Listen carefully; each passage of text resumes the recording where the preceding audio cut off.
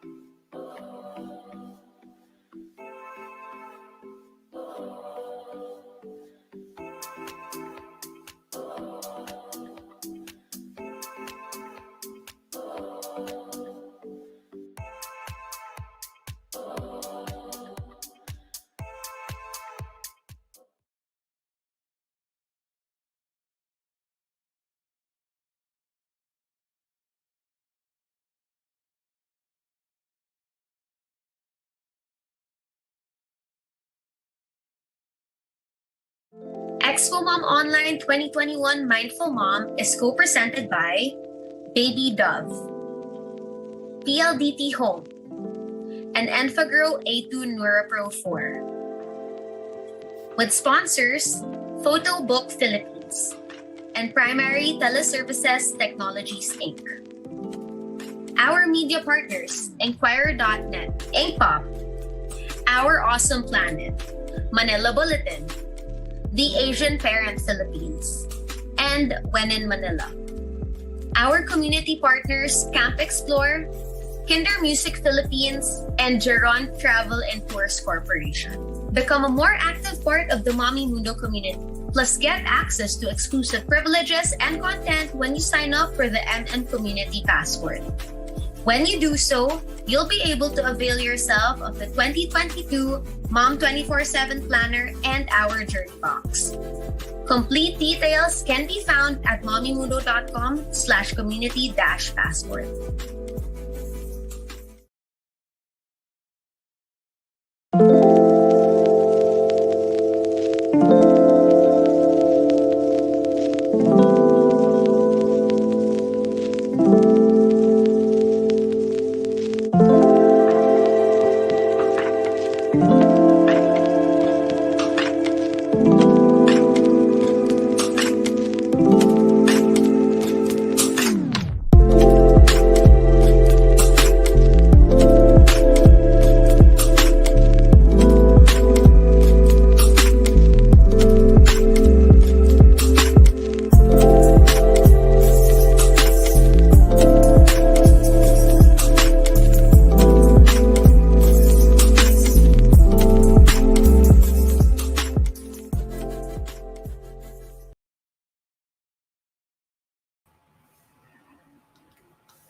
Hello, Kit. Hello, Janice. Good morning. Good morning. Hello from Canada, and you're in From Manila, obviously. Manila. Okay, so we are now on day 2 of Expo Mom 2021. It's our last expo for the year. The year has flown by. Yes. I was actually here yesterday, Kit. I know that you were listening in. Yes. That was a nice opening. And it's again, we're here with our mommies who are commenting. Good morning, everyone. Good morning, everyone. Okay, so our theme for this expo is Mindful Mom. And in case you don't know us yet, I am Janice Villanueva, founder and CEO of Mommy Mundo. And this is Kit Malvar-Llamas. She is our community program director and founder of Conscious Parenting Philippines. Yes, good morning, Janice. Good morning, everyone. Wonderful to be here for another Expo Mom. We have an exciting day planned for you today with lots of educational and insightful talks, shopping deals, raffle prizes to be given away, and so much more. It is all thanks to Mommy Mundo. So if you are joining us for the first time, yes, you're joining us for the first time, Mommy Mundo is the country's leading resource for healthy pregnancy, for breastfeeding, active parenting, mom wellness, and mompreneurship. It has grown to be a community of communities, fostering a sisterhood of motherhood who nurture each other through passing of information, care, and support. As a community, we have supported and inspired moms to be entrepreneurs and dads by providing insightful articles, learning events, and fun activities that help and enhance the parenting journey. That's right, Kit. Actually, we would not be here if not for our community. So thank you for always supporting our endeavors and our ideas. As you know, we support all of you, all moms everywhere, not just with our events, but with our conversation starting activities and by holding space for you moms so that we, all of us together, can tackle the ups and downs, the joys, triumphs, and challenges of motherhood. We know there's a lot that we go through as moms. And that really is one of the main reasons why we hold Expo Mom. So, Kit, yesterday I said that this was actually the 13th year of Expo Mom. And I think it's the 52nd run that we're doing in the last 13 years. So it's been an amazing ride. It's actually the 5th virtual expo since we all went online. So this event has been all about supporting moms in your journey, no matter which stage you're in, if you're just starting out or you're raising teens and adults already, it's really all about supporting moms seeking financial independence through entrepreneurship, or moms seeking advice on parenting infants, toddlers, kids, preteens, and all the way. And also moms seeking understanding of our journey, whether it be how our bodies change as women or how our mindsets and selves change and how we evolve as parents. I think every stage is something to celebrate. Yeah. There's also so much to discuss and explore, and that's why our conversations here are always unique and eye-opening for everyone. Okay, so for our convenience and your convenience, we are streaming live here on Facebook and on YouTube, obviously free of charge. That's why we also thank our sponsors for always supporting us. So do check us out in our streaming platforms, and know that our talks will be up on both platforms until December 31. So you can always share it with your friends as well. We'll also be checking comments on all our platforms. So in each talk, you can comment, ask questions, and we will make sure to check them out and answer them along the way. So, Kit, we have actually a very interesting discussion this morning. It's going to be really succinct and jam-packed in 15 minutes. Accelerated, ano? Accelerated. It's like a fast track mindful mom session. Know that this program actually is something that we developed in 2015 when we first talked about mindfulness. It won an award. So Wow. Reg, our director, can actually show what we called it back then. It's Mom Manifesto. Some of you may be familiar with this, but we believe that it's a time to revive the program.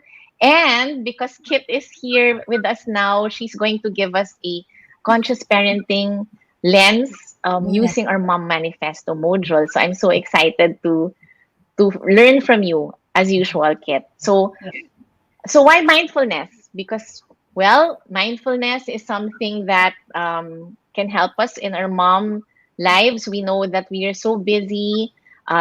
It's a 24/7 job, which is why our mom planner is called Mom 24/7. We have Mhm. no pay and we have no leaves as well, right, mommies? That is why it's really important to take care of ourselves and take the time to learn about ourselves and grow. Okay, so we are also like octomommies. We have so many roles we're juggling, like this woman over here, and we try our best with every role. We give our heart to everything. Running our businesses, raising our children, raising our households, taking care of our husbands as well. So it's really important to sometimes take a pause, take a step back, and go inwards. Like we said yesterday, take a breath, breathe properly, breathe deeply, and then anchor down to whatever, and be in the present. Okay, Yes. so we have a 5-step program with a sixth integration, and we're going to go through that quickly right now. So, Kit, do you want to start with step one? Okay, step one. Always ask yourself, how am I spending my time? Right? Because it's interesting. Just when Janice was describing our role as moms, di ba parang nawawalan ka na ng hininga. Parang there's so much pressure. And then how many of you have already said also, I have so many things to do and so little time. Okay, bakit? Anong nangyayari sa buhay ko? Parang pagod na ako, pero parang I feel stuck. So the first question, ask yourself, mommies, daddies, how am I spending my time? It's interesting because we use the same verb of how we use money and how we use time, di ba? We call it, we spend it. So how much time are you spending and where are you spending your time will determine also how much money you are also making. Ano yung balik sa'yo? If you are feeling overwhelmed and exhausted and that nothing is happening with your life, then it just means you're just stuck.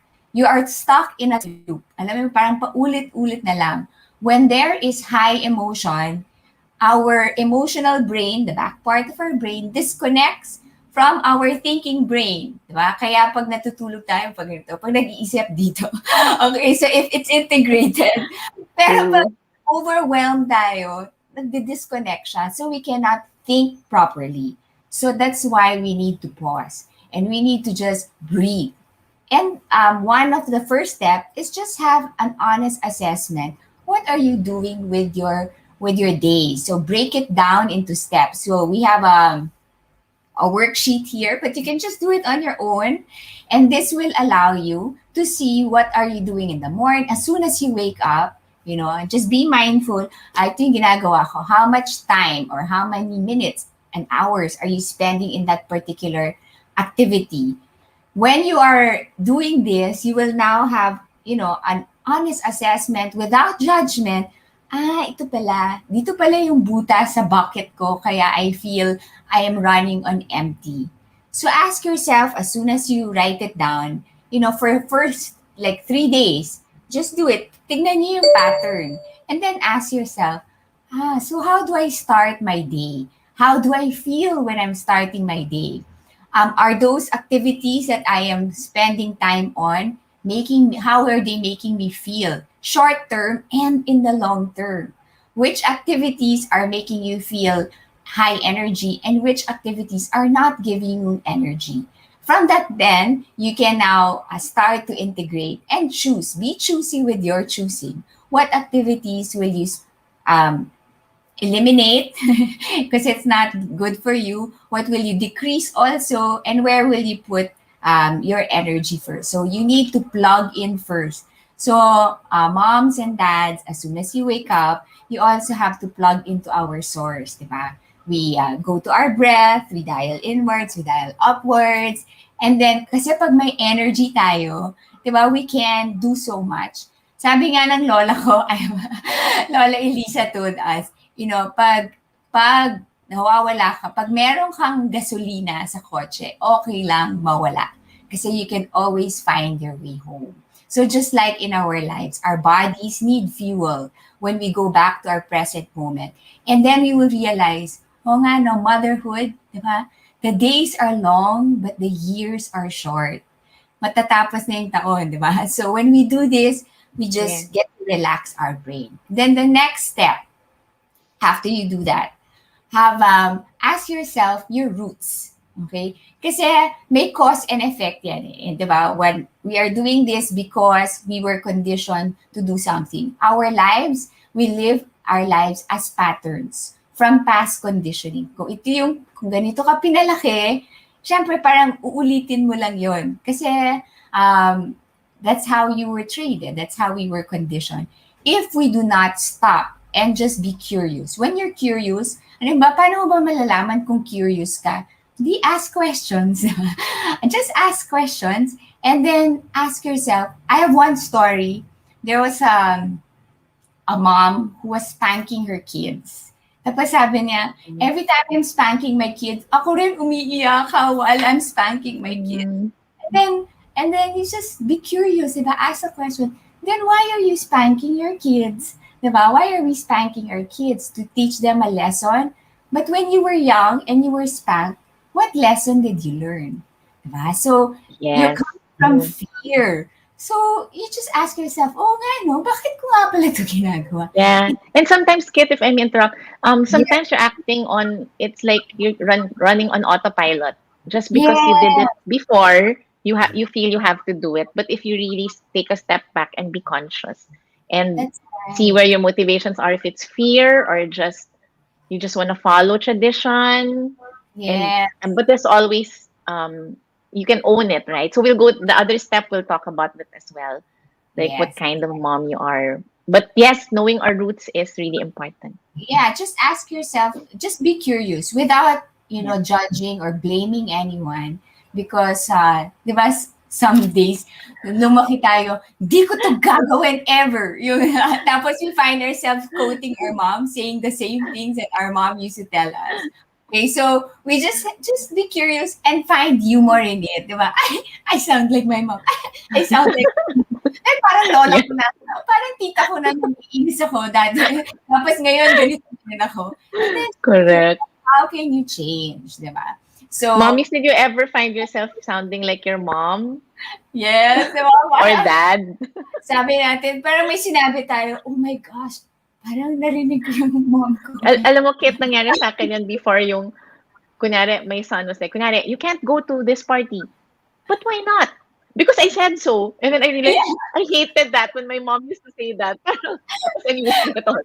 Diba? Diba we use it? Or hanggang Yeah. nakatira ka dito sa bahay ko, ako ang masusunod. Diba? Parang, parang, di ba bahay natin to? You never, like, you wanted to have a voice also. Okay, so, Yes. growing up, what is the effect with you also now? So just be gentle with yourself and ask yourself, are these things gonna bring my child to a high confidence level? Or will they grow anxious? Kasi pag laging takot yung anak natin, di ba, syempre, we would also get anxious. So, are your actions right now with your children providing you connection or just correction? So, with conscious parenting, it's always connection before correction. So, with love and compassion, you can look at just be curious, look at your family of origin. What are the dialogues that you used to say to yourself that really worked for you, that you felt love, and you did not just feel fear. You're not just obeying by fear, but it's really out of love and care. So with love and compassion for our past, we will release them and shift to the present moment and co-create a new love story with your children.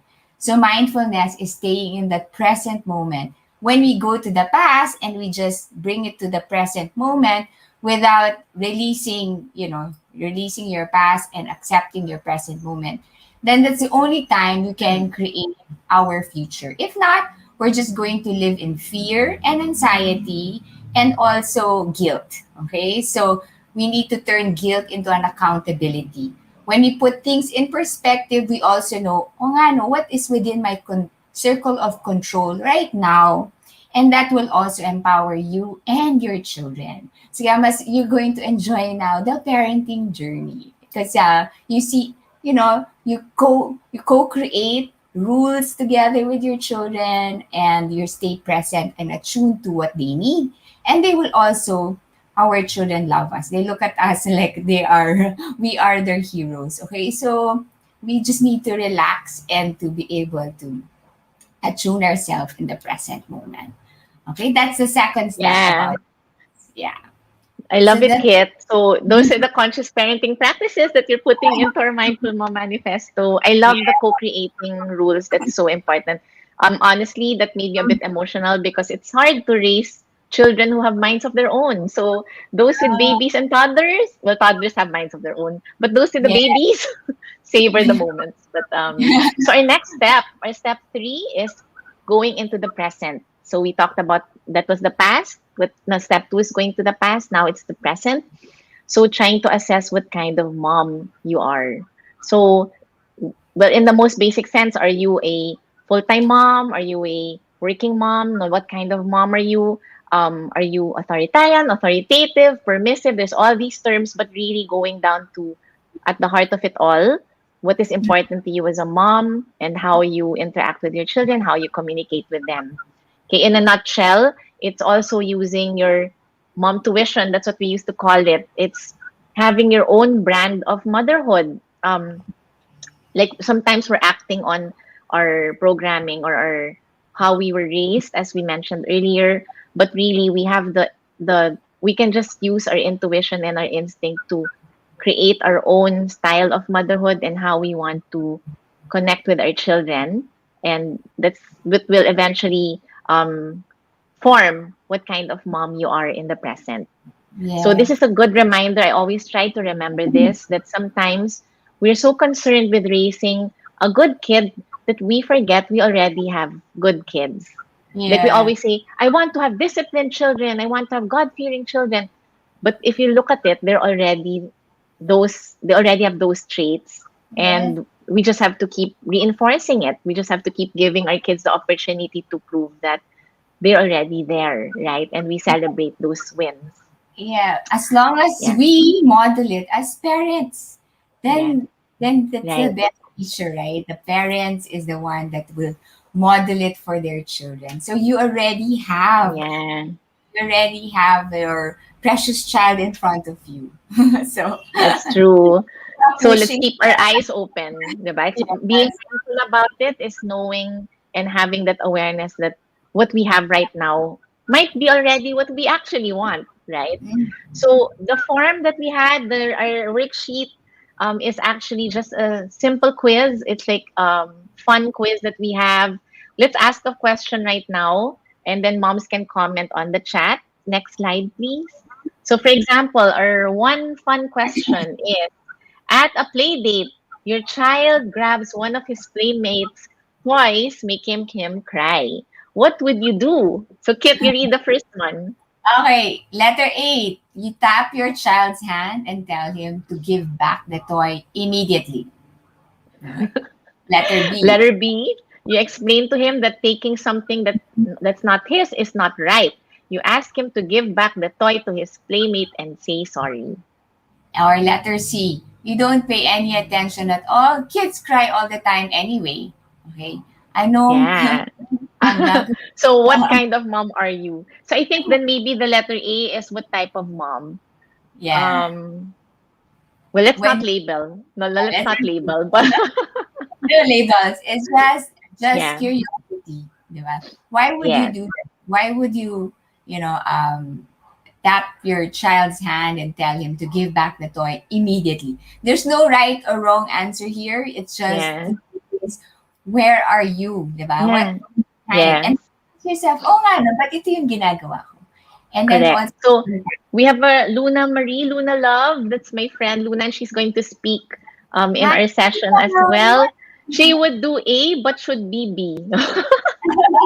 On some days A, on a bad day B.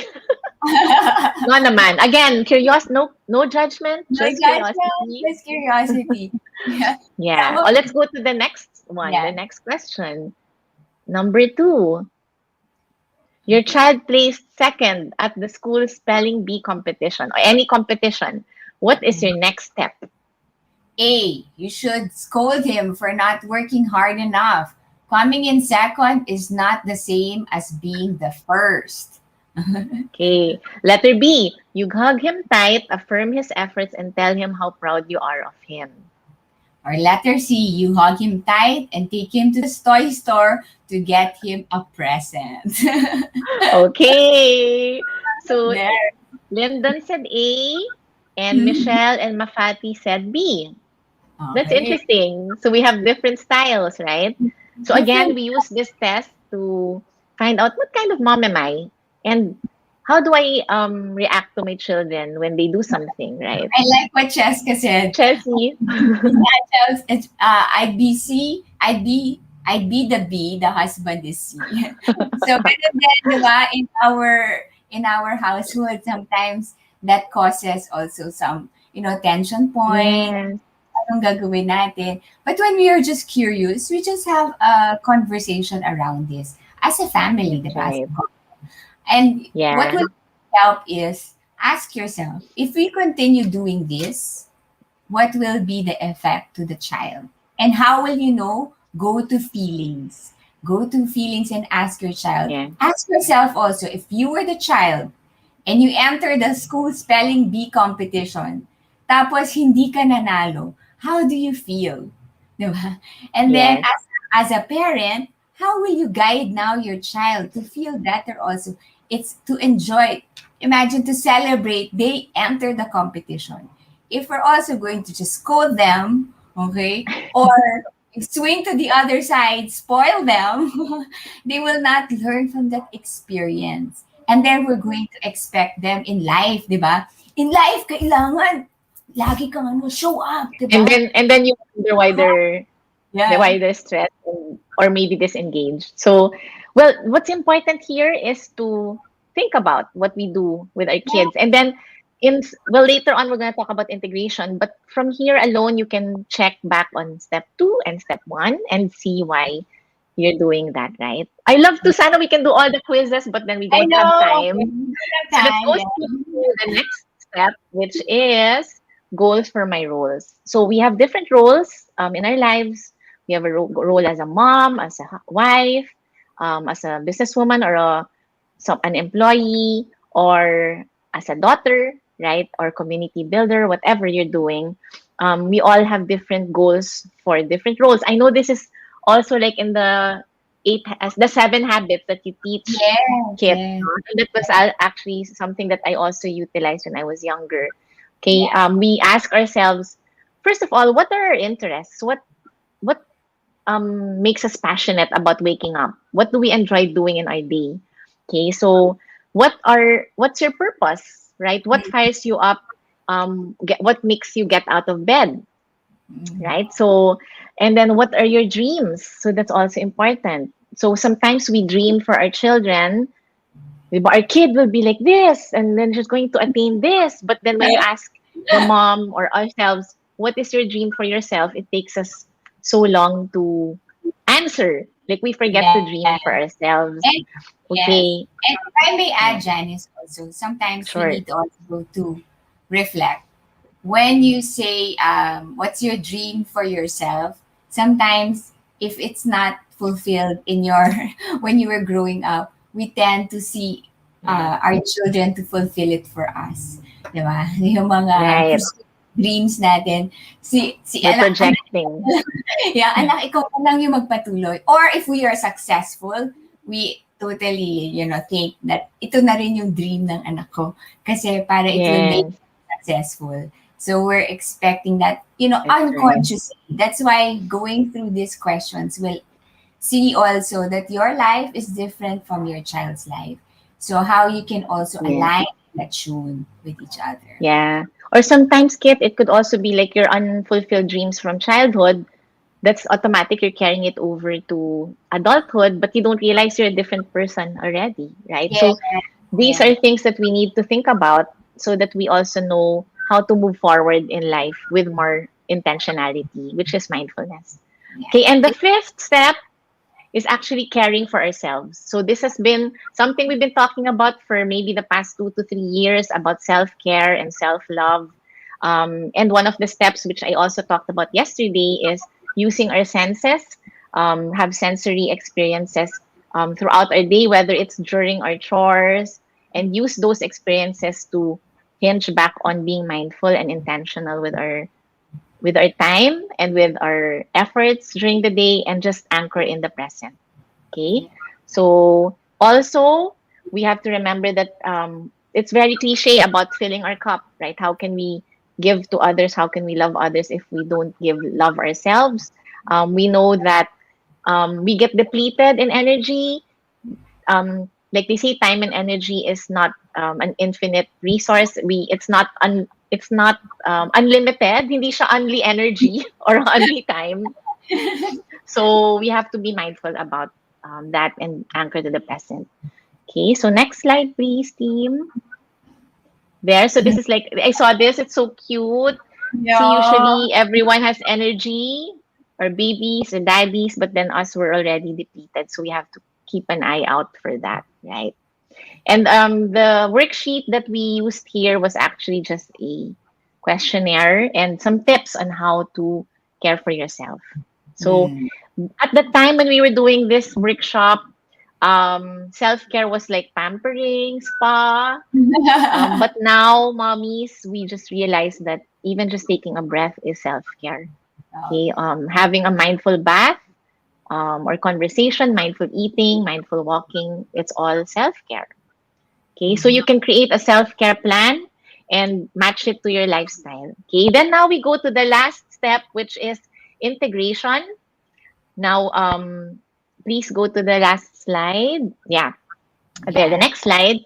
We go through each step, Kit, and then we Yeah. integrate. So So you want to be just, a yeah, mindful mom or parent. Just take these 5 steps. Ask yourself first, how am I spending my days? Just all these steps with curiosity and no judgment. Okay.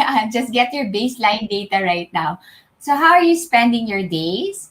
And check also, look at your past conditionings, your past patterns, and be curious, oh nga no, bakit ko to ginagawa? At anong impact nito sa anak ko ngayon or sa mga anak ko ngayon? And then what kind of mom are you? What are the things? What kind of relationship are you having with your children? Because parenting is a relationship. So, parang nurture mo rin siya, di ba? So, just ask yourself, if we ask your child, what kind of a mom are you? What will they answer? Okay, and just be curious. And when you don't go to guilt and then be stuck there. Take accountability, and I want to be able to change. I want to be able to be a better mom. Then you can just right there at that moment you can do that. And then ask also, what are your goals in your different aspects, in your different roles in your life, and also attune that with, are you self-imposing also your goals to your children's goals, or is there alignment, is there integration also? So check on your about the different goals. And mom, dads, still, you need to fill up your own bucket. Go for your own purpose. Just like the the onesie picture na pinakita ni Janice, if the mom, check, when the moms or and dads are full tank, the children are also full tank.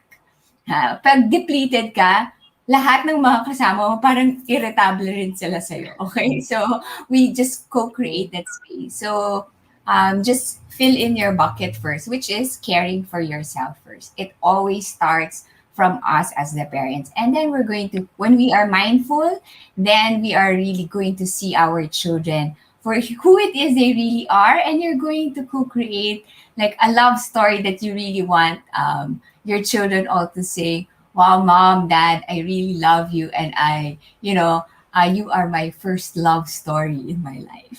So that's the kind of life that we want to live as mindful parents. So the challenge is not to be perfect, because there's really no perfect experience, right? We need to love ourselves as whole, both for our success and our failures, our mistakes, and also our consciousness, and every moment. That's what being mindful is. Every moment you just shift. Okay, you do that. As long as you stay also on your breath, it is a practice for you that you are strengthening. You're building the muscle of your brain. So hindi ka na magiging reactive. And in time, you're also going to feel that in your life. It's gonna be your intuition and your instinct are going to be aligned. So your intentions are going to manifest also. So that's Yes, the there you go. So we did it, kids, and mommies, hope you were able to catch on. It's really an interesting journey that we can do through those 5 steps and then later on anchor in. So hope that you're able to learn from that, and hope you can do it on your own. You can always go back to the video and then have a notebook or sheets of paper and do it. Okay, yeah. so take the time and then build your self-awareness and then anchor in the practice. All the things that you learned today from our speakers, take note of it and try to imbibe and integrate in your day. So, Yeah. Kit, before I let you go, I also want to take this opportunity to announce your launch next week. Yes, we have Conscious Parenting Philippines launch. That's already next Saturday, November 20. It's also free, but you just need to register. Please go to tinyurl.com/cpph launch. It's a free event. It's a retreat. So the whole day we will have panels of conscious parenting global coaches who are asking Filipino families and parents, asking them questions that are so aligned to our culture. So it's a question and answer portion, and you're going to really reflect on how you can start your conscious parenting journey and build awakened families for us. So all you need to do is go to the register, so you can get the exclusive link to the event. And then you can, if you register before the day itself, you can even have access to the replay, so you can continue your journey. So I hope to see you there. It's going to be a fun day also of much learning. It's also for Janice will be there. We have Yes. also leadership for mompreneurs. You're going to for leaders in the workplaces. If you are not yet a parent, or you don't if you're not a parent but you want to live conscious living also, there's so many sections for you how you can build conscious relationships. So conscious parenting is not just for parents, it's also for non-parents, and also for business leaders and mompreneurs in the workspaces. This will be very helpful for you. Okay, so I Yeah, hope so excited for that, Kit. So, mommies, you just register and you're going to be brought into a private Facebook group. So I encourage you all to sign up already. So there's the URL below. Like this tayo. ganyan. I love the mommies here. They are actually typing in, I am a mindful mom. Mindful That's mom, yes. Aya, hello. So Hi, good let's own morning. that. I am a mindful mom. We all are. You know, it's just by your being here is already indication that you want to strive for mindfulness and consciousness as well. So thank you very much. Okay, so thank you, Kit, for starting off Thank Expo you, Mom Day 2. Janice. Thank you. And Thank you, tomorrow everyone. you're going to be here as well to start the Yes, day 3. yes. I'll open tomorrow also. I'll give specific conscious habits that you can do every day as parents also. So you can continue to live a mindful moments with your children, with your families. Yeah. All right. So everyone have a good day today. Enjoy Expo Mom Day 2 and everything that the Mommy Mundo team, who's super great behind the scenes. Shout out to you guys. Everything that they've and we've prepared for you and all our speakers. So thank you and have a good day and welcome again to Expo Mom Day 2.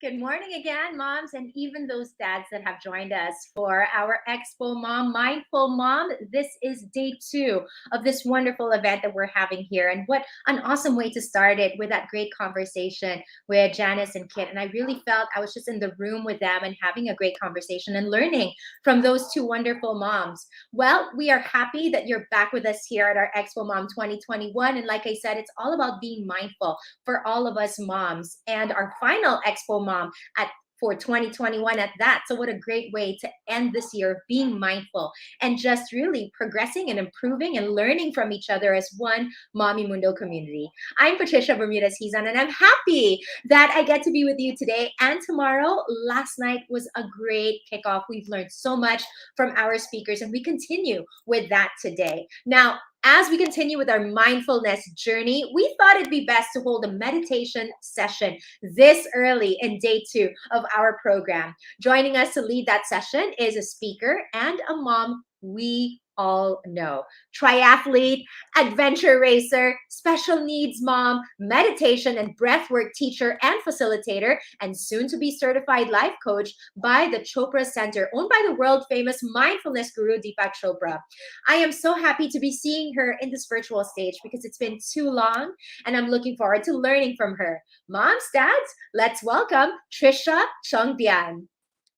Hi, how are you? I'm good. I'm good. Many, many kids later. Here we are, Tricia.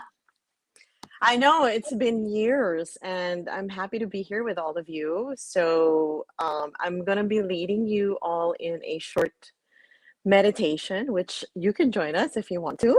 I will, and I'll be following along. So go ahead, Tricia. Okay, so for those of you that are at home, whether you're seated in a chair or preferably if you could be in, I can't see you guys, but if you could preferably be in a disturbance-free environment, it would be good. You can situate, let me just check your comments. You can situate yourselves in sitting in a chair, or if you're comfortable to sit on the floor, that would be really good too. I wish I could see you all, but thank you for being here. So let's begin, okay? You just sit down Find a comfortable seated position. If you're seated in a chair, make sure your feet are planted firmly on the ground. And if you're seated on the floor, that's fine too. Wherever you are most comfortable, because we're going to be sitting down for about 10 to 15 minutes. And I want you guys to just, as you find your comfortable seated position, just close your eyes and take longer and deeper than normal breaths.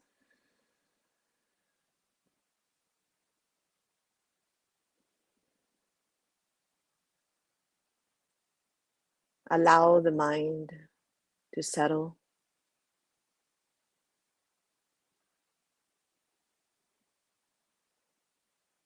Allow the body to settle.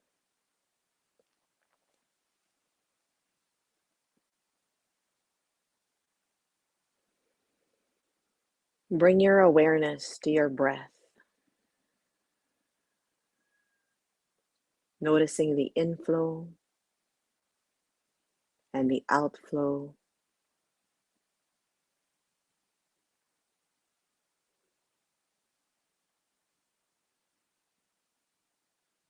And just allow yourself to be present and welcome that silence and that quieting down of the mind, the body, of the energies. Taking this moment for you.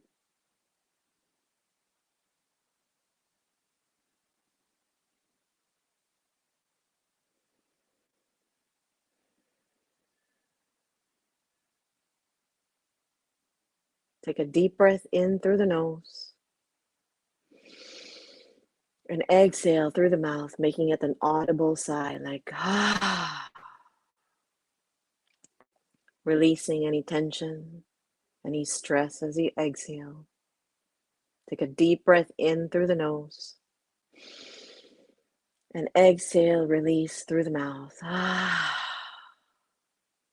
Just let it all go. Anything that doesn't concern you. Inhale deeply through the nose. Exhale, let go through the mouth. Inhale deeply through the nose. Hold the breath at the top of your inhalation.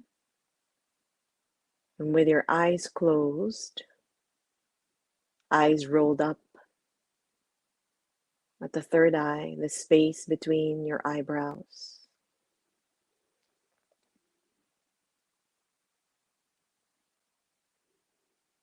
Exhale and release. Deep breath in through the nose. Hold the breath up top. Eyes rolled up. Stay.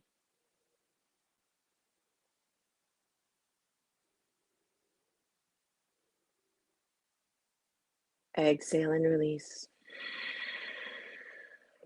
One more. Deep breath in through the nose.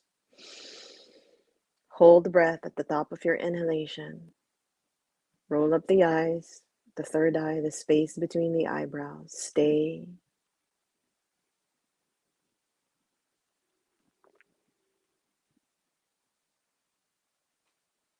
Exhale and release. Normalize the breath, breathing in and out through the nose.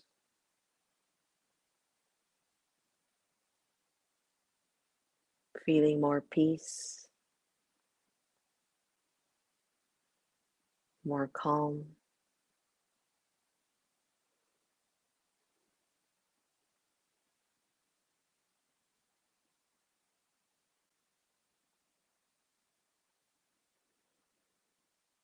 We're going to ask ourselves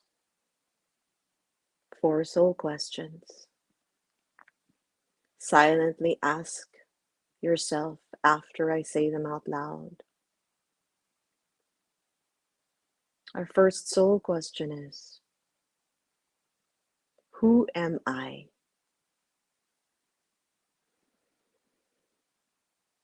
Who am I? Allow any answers to arise. They can be in the form of thoughts, sensations, feelings.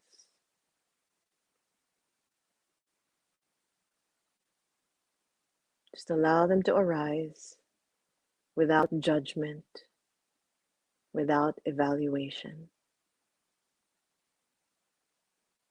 Who am I?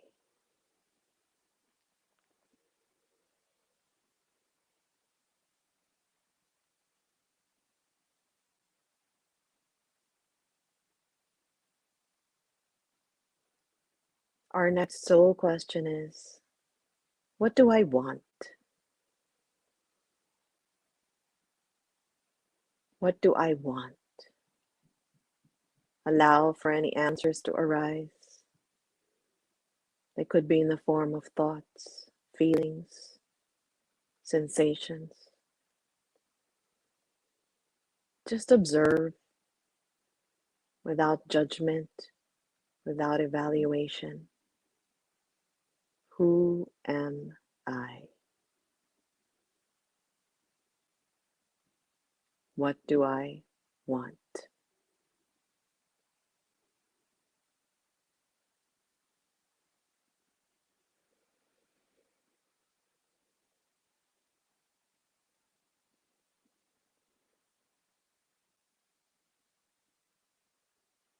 Our third soul question is, what is my purpose? What is my purpose? Allow for the answers to arise. Just be open.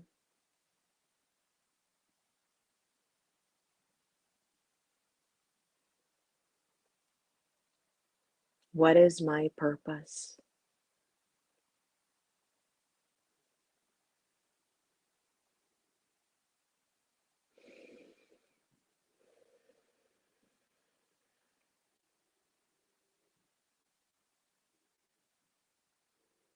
And our last soul question is, what am I grateful for? What am I grateful for?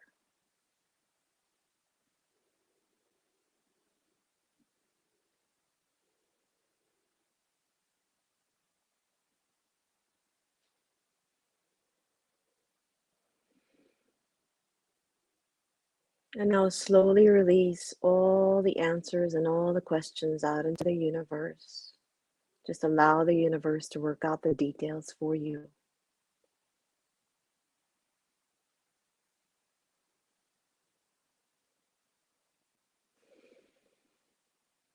And as we sit here with our eyes closed,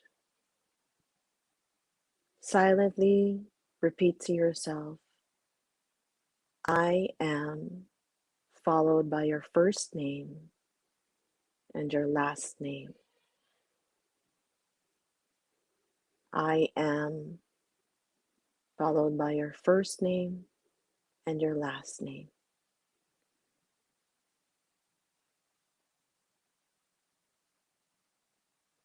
Now we drop the last name. Just say, I am, followed by your name.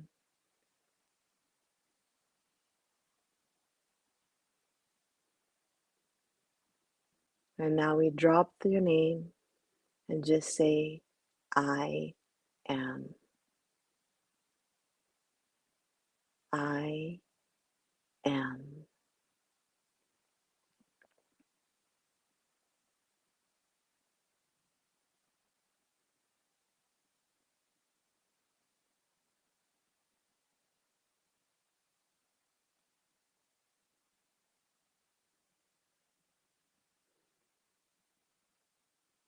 Take a deep breath in and exhale. We bring in the mantra, So Hum. sitting with our eyes closed. As you inhale, silently repeat the mantra so, and on your exhalation, repeat the mantra hum. So as you inhale, hum as you exhale.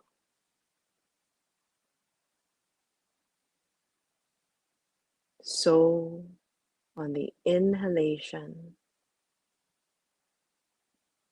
and hum on the exhalation. So hum.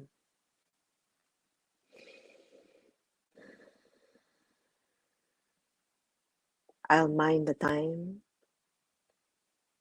and let you know when it's time to stop.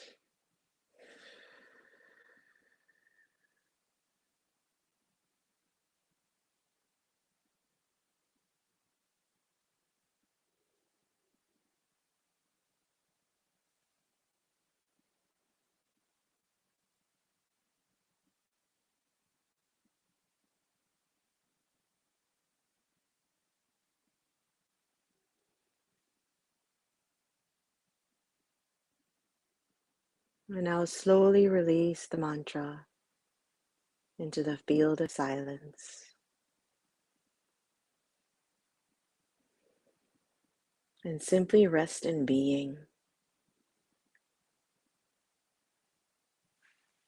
Rest in awareness.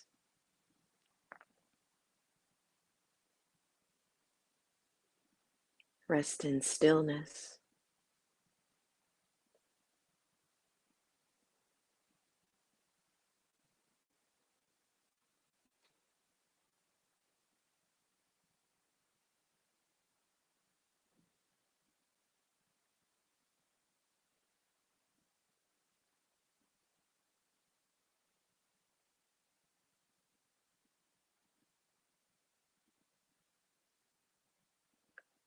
Closing our meditation today with 4 intentions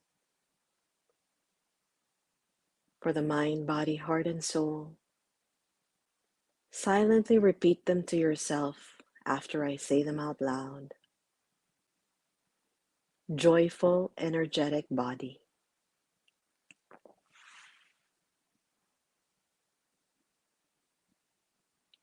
Loving, compassionate, open heart.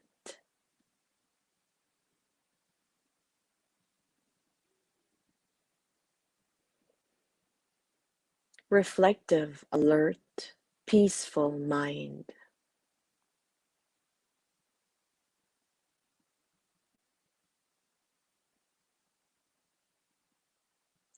Lightness of being.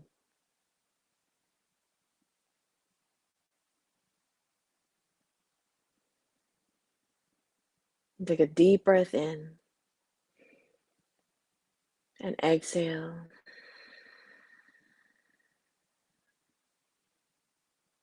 And slowly put a smile on your face and feeling love and gratitude in your heart.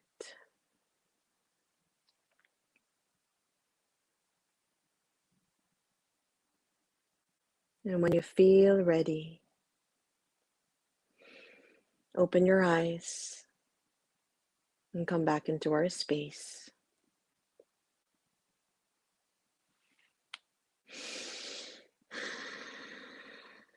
Namaste. Thank you, everybody.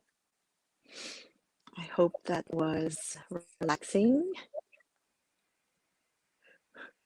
Absolutely, it was, Tricia. I don't even know how to get all excited by seeing you on screen again, but that was, and I think a lot of us moms really need that. And thank you for helping us with our morning journey through that. It's something that we all need to practice. How much of it should we be doing on a weekly basis? You know, I meditate every day. It's very good to cultivate meditation in your lives. I mean, it's helped me a lot. It's recommended to do this type of meditation that I did is Yog Vedantic meditation. So there's so many different forms of meditation out there. There's guided meditations, there's movement meditations, but this type of meditation where it's quiet and it's meant to for you to go within you and to quiet your mind. We're always out there, we're so busy.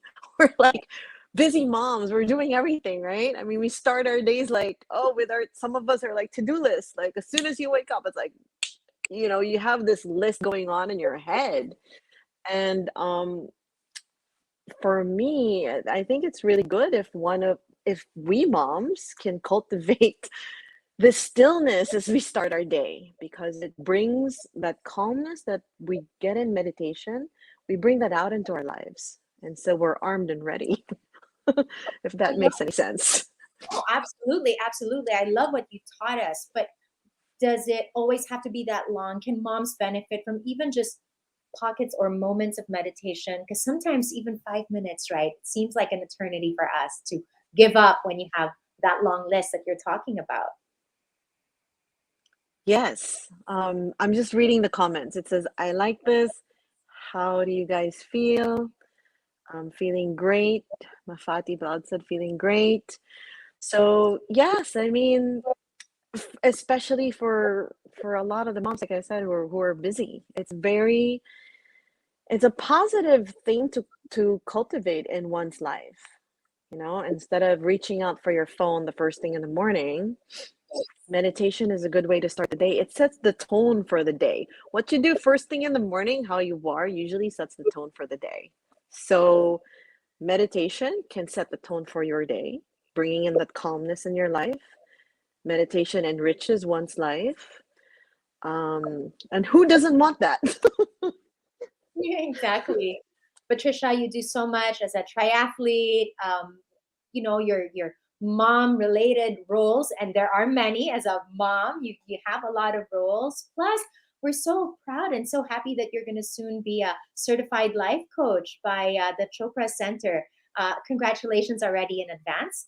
And we are all looking forward to learning with you and from you again.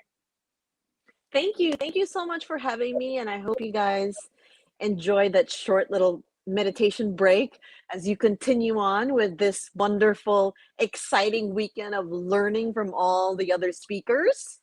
So thank you for the opportunity, and I hope to connect with you guys, with all of you again very soon. Thank you so much, Tricia, and hope to see you soon again. Moms, dads, that was Tricia Chiongbian teaching us and helping us having a better journey throughout this day with that wonderful meditation. That was really great. I know that you all feel refreshed. Please let us know how you felt. Apart from Mafati, she's so grateful. She felt great. Of course, we all feel relaxed also, and we need to be that because we're going to have a lot more speakers who will teach us about mindfulness and give us such great information. So I hope all of you who are watching also feel the same. Meditation can really just make a big difference, as what Tricia said, in our lives. I also, for one, believe that we moms really benefit by making this a daily habit, and maybe we can follow Tricia on Instagram and in her social media and reach out to her if we do, and I'm sure we will, should we need more guidance on this. And her being a life coach, right, that will also help us too. So thanks again, Tricia, for sharing with us and leading us today. It's such a great way to start day 2. But moms and dads, for your convenience, Expo Mom is also streaming live on YouTube. So do check us out on all of the streaming platforms. We'll be checking out the comments across all the platforms. Don't worry about that as we do each talk, but feel free to comment across these platforms.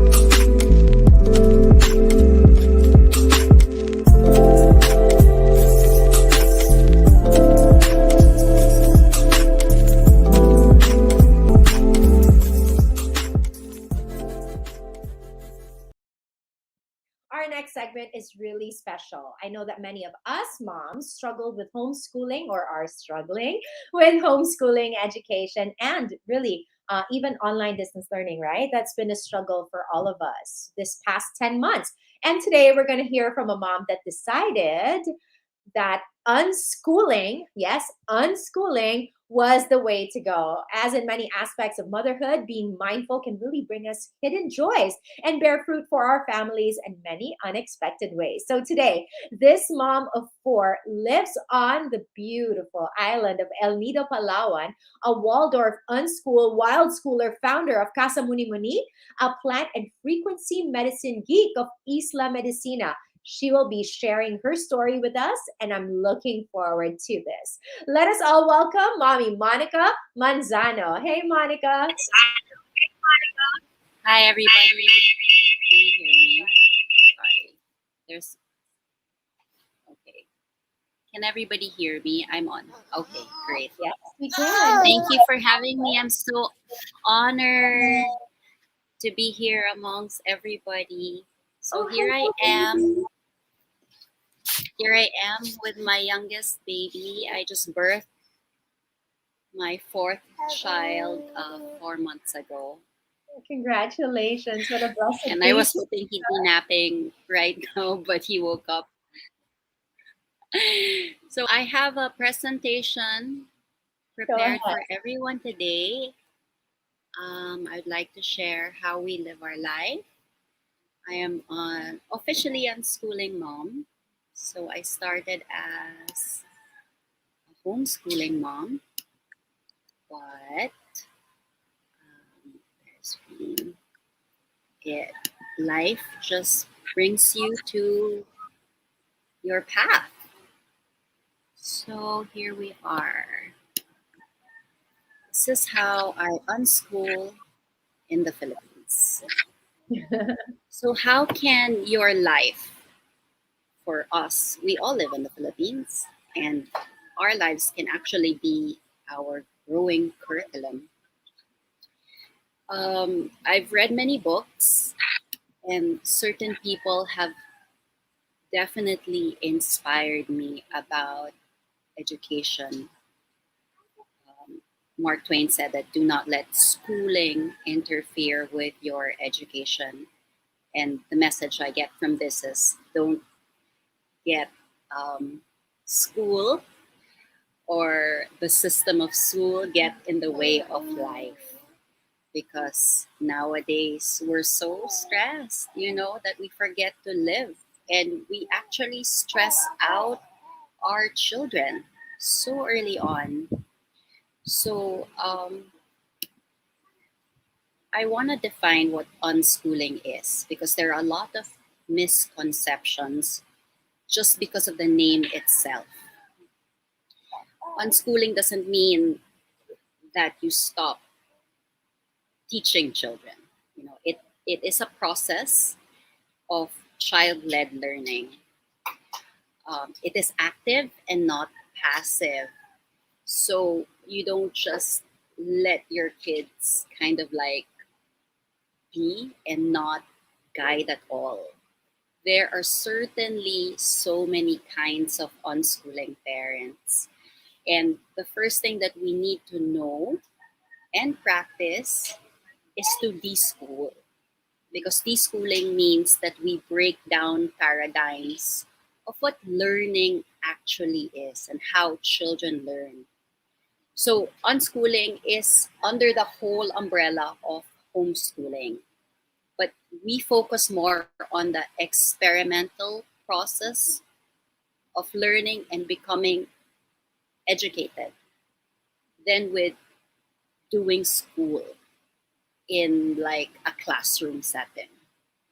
So the main focus of unschooling is that you honor the child, the individual child, dictated by their unique interests, their own learning styles, and personality type. So Rudolf Steiner said, the child is the curriculum. And I believe that in the Montessori system, they also follow this principle. So sharing with you that this is how my classroom looked pre-pandemic. It doesn't look like this anymore. We started with a seed, a dream to tread a different path for my children and those who resonate, because there's so much more to how we can experience life on earth.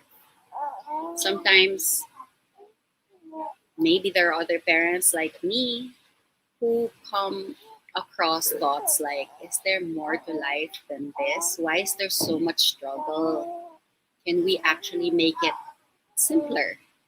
The reason why I moved to Palawan is to make my life simple. And my son is also talking. So cute. So what I did was I envisioned something different. And that's how you start. Change is always happening, and we're distilling the process continuously. So maybe at first, some parents have children enrolled in school, and then during 2020, they realized, oh, we could homeschool. And then you figured out, hey, my child isn't interested in this curriculum. So you kind of like go with the changes, right? So you find the spark. So let me backtrack for a bit. I'm going to share that before moving the second time around to Palawan, I took my early childhood education in Waldorf, education under Jake and Belia Tan, because I envisioned a place where children could be close to or amidst nature, learning with like-minded parents and teachers who believed in nourishing the children's senses and assisting the transitions of their divine sparks or souls into our world. This is why I love Waldorf Ed. And I really call myself a Waldorf-inspired parent teacher, because I do still live by its principles, which is really rooted in nature and spirit. So in this presentation, I'll be showing you a lot of pictures of how my little tribe and my community live and learn. These are two interchangeable words and concepts for me. You can never separate them. Living is learning. So why Waldorf education?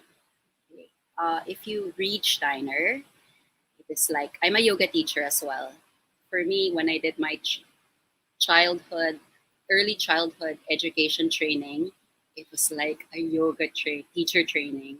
It really spoke to my soul because Waldorf education is reaching out and honoring and having reverence for the child and life itself. So here's a quote by Rudolf Steiner. The heart of Waldorf method is that education is an art. It must speak to the child's experience. To educate the whole child, his heart and his will must be reached as well as the mind. So a lot of modern education trends these days are so cerebral. They really focus on jamming as much information to a child's head with the belief that the child is an empty canvas. But this is not the case. We believe that the child comes in with wisdom, and we just need to rekindle and help them remember who they really are. So they come in as souls, and this is what I love about Waldorf education is that it's really an education for not only the mind but the hands and the heart. So it's a whole child. So here are some things that I wrote. Some of the principles and beliefs that I feel is so important. It's really having reverence for life. It's leaving room for imagination and a deep emphasis on creativity. And most importantly for me, because I have very young children, is that we have age appropriate learning for the children. Again, you can teach a child anything. As early as 3, they can learn how to read. But at what cost? You don't know how it will affect the child later on because there's such a thing as age appropriate learning. This is why we should also, even as an unschooling parent right now, I am discussing with other unschoolers about how they are with technology and children. And they say, because there are unschoolers that really like give gadgets like unlimited, you can do whatever. But that's not the case because when you really look at how a child develops and how their brain is, for a developing child, they don't have any filters. The child is considered a whole sensory organ. So we must protect this because they absorb through their senses everything around them. And this is why, you have soft tone, different colors, and no faces. You see, you can see the Waldorf dolls have no faces because you leave room for the imagination. So I really believe in the philosophy of letting nature lead because nature has all the answers. And when you look at, let's say, the colors of nature, I live here in Palawan right now, and I'm looking out at my garden, and I see that the green is different from the green colors that are usually painted in modern classrooms these days, where they have yellow, bright red, bright green. there's a different hue. So it's really about observing nature and giving children this standard of appreciating different colors. So I'm surrounded by my 4 children at all times. So here we go. I'll just sharing some resources for some parents that are interested in Waldorf education, because I'm very much a Waldorf inspired unschooler. I loosely follow the Earth Schooling curriculum, which is found online. You can buy a lifetime curriculum, which is very, very cheap, considering that you can use it forever. If you have multiple age children, then you can use it all throughout their years. But I say I follow this. I don't even follow it, but I use it as a guidepost for me, because I like to look at seasons and festivals and how people in other countries celebrate accordingly. So me, I always like to localize what how can I make it Filipino? So this is why I don't follow it so much purely. We have Waldorfish. Waldorfish is run by a couple, and they do have a science and art program.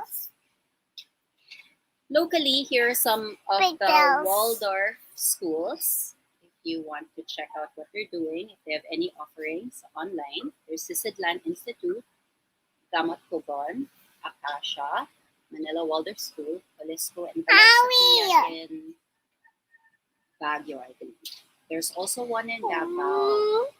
We have here a community called Casa Muni Muni, where we really do Wild School Wednesdays. I'll talk about that in a bit. So waldorfmom.net, and of course Jake and Beliatan's yearly teacher trainings. You can find her on Instagram, Belia Sitan. And one of my mentors, this is actually Malu Medrano's hand here. She visited me one summer. Uyai Dolls at Ipapa on Instagram. So if you can see the screen, this is my daughter playing with a silk cloth. And this is such a simple thing. It is considered a Waldorf toy, but really cloths is a free, like, they consider it as a really creative toy, because you can make a doll out of it. She uses it for clothes, for costumes. They're so open. It's called an open-ended toy, and we're big on that. So it's really tapping into a child's creativity, because if you can tap into their imagination and encourage creativity, then that is genius, because what you can imagine can be real.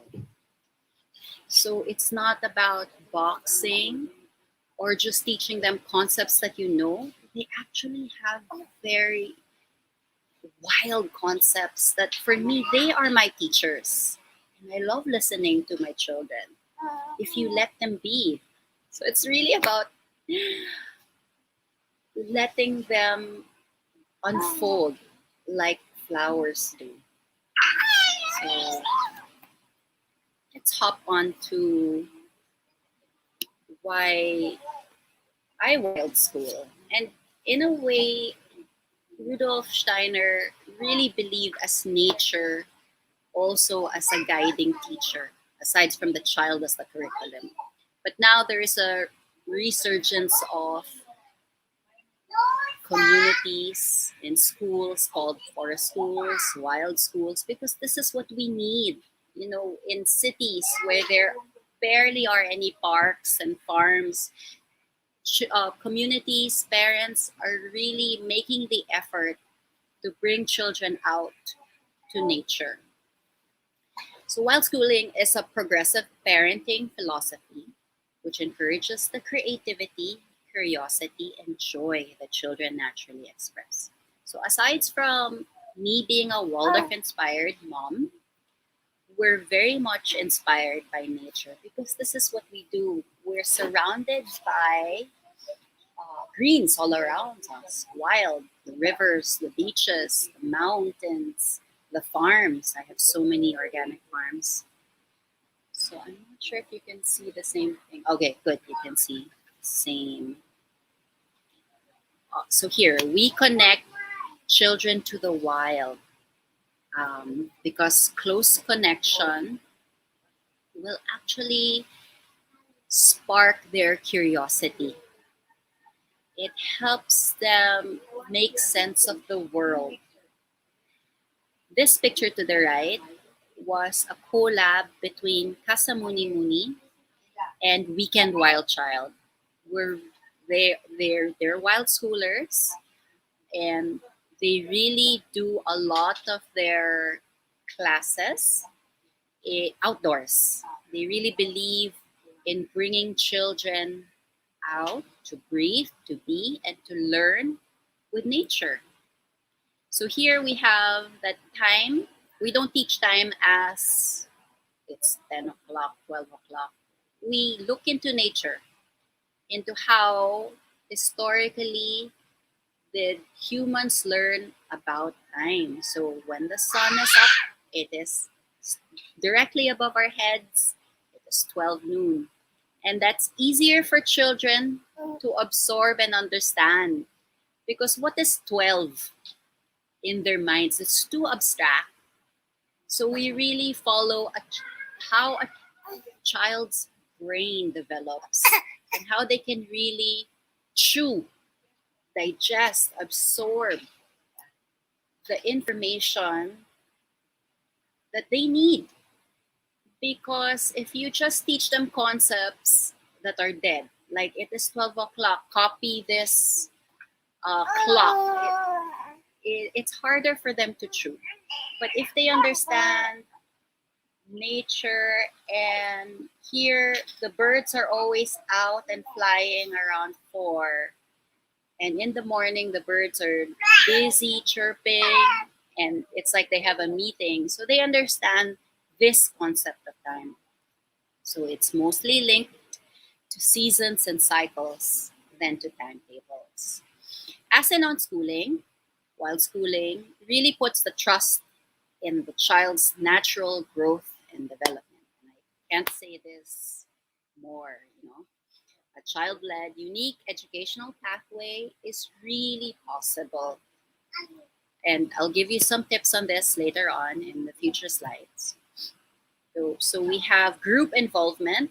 This is why I always say, find a community, create your own tribe, because it really helps if you have multi-age children and with different lifestyles even or beliefs, and really getting together because we learn from each other. So learning is encouraged in a group or collective setting. So the old ways and rituals are passed on from elders to children. I want to share that yesterday we had a river song blessing just here, a 2-minute walk from home. My neighbors initiated a sound healing collective, which included my community, my small community with children. So we sang, and there was some drumming, there were some interesting voices, a collective chamber of voices. So we sang and blessed the river. And then we took a dip in the river and had an impromptu picnic. So this is how children learn, by observation, by being with people. It's so important. I cannot stress the importance of face-to-face learning and being amongst family and friends. Yung kapwa. This is how relationships are built. So wild schooling is inclusive. Okay? Everyone can be part of it. So I'm just sharing with you some more pictures of how we do Wild School Wednesdays. It's open to all ages, parents, children, and we just get together out in the wild. This is a Casa Muni Muni initiative, which we've been doing for 3 years now. So the children have totally grown, and I'm on my fourth child. So from farming to rivers, we have gardening as well. And it's just nice to breathe and get together with song. We always have food to share. A lot of people just find us online and we take them all around the island. So to the left is a hidden beach spot, one of my favorite places. Well, right now there's really no one on the beach as well except the locals. Tourism is picking up, so there are some tourists that come, but that one is so huge. Even in El Nido, there are so many beaches to choose from, and we usually find that it's just my family on the beach cove and a few friends. So here the children are just free to move, to learn about the botanicals, the medicinal plants. You know, I have a 4-year-old. At last year, my husband told me, wow, she knows so much plants and their benefits because of our daily nature walks. This is what we do. Here we have birds just come to our porch and they learn about science this way, up close and personal, not needing books even, because we will just see the bird and then I'm going to research online what's the name of this bird because it just happened to visit us, you know. We really enjoy being outdoors and breathing all this fresh oxygen. So it's not only good for the mind, it's good for the body because there's so many health benefits just being out in nature and grounding. So I'm really setting a standard for my children on how to live their lives. Because when you get it right for the first 3 years, 7 years, those are most developmental milestones, no? Then it'll be easier to parent later on when they're teenagers, maybe. But it's not to say that I have my challenges as well. Everyone does, you know. If you have any questions, I'll get back to that after the presentation. I'll read your comments as well. So there is a local forest school that is formed by my friend Cha. She's also my classmate in the teacher training in Waldorf Education. So she formed the forest school PH on Instagram. This is the definition. It's an approach to learning that takes place out in nature. So very much wild schooling as well, where kids take charge of their learning through play and risk-taking. So as a result, because you leave children to trust in their own bodies, they become more resilient, independent, confident, and creative. You know, a child who is given the freedom to move, to exercise his or her body, and developing brain in so many ways to maximize their capacities and abilities. I grew up in the city, so I know a lot of my peers and also co-parents from the city are used to telling their children, "Nako, mahuhulog ka," you know, just climbing up the stairs. And it's like I had to totally have a paradigm shift because we grow up with so many fears. Yes, children fall, but we should actually encourage them to believe in their bodies, their ability to take risks and know their boundaries. If we keep them too sheltered and not believing in themselves, then they will fall. You know, I'm a believer also in manifestation. So the words that we say are spells. They're so important. If we keep saying mahuhulog ka, talagang mahuhulog sila. And this is what I teach helpers, that come and work with us. So here are 2 recommended pages to follow. If you want some tips and ideas on how to wild school, locally we have Forest School PH on Instagram and A Wilder Child, who is actually the creator of wild schooling, the term itself. I'm sure wild schooling existed even before it was created as this new resurgence. But nature has always been there, right? This is how we learn historically, and we learn through stories.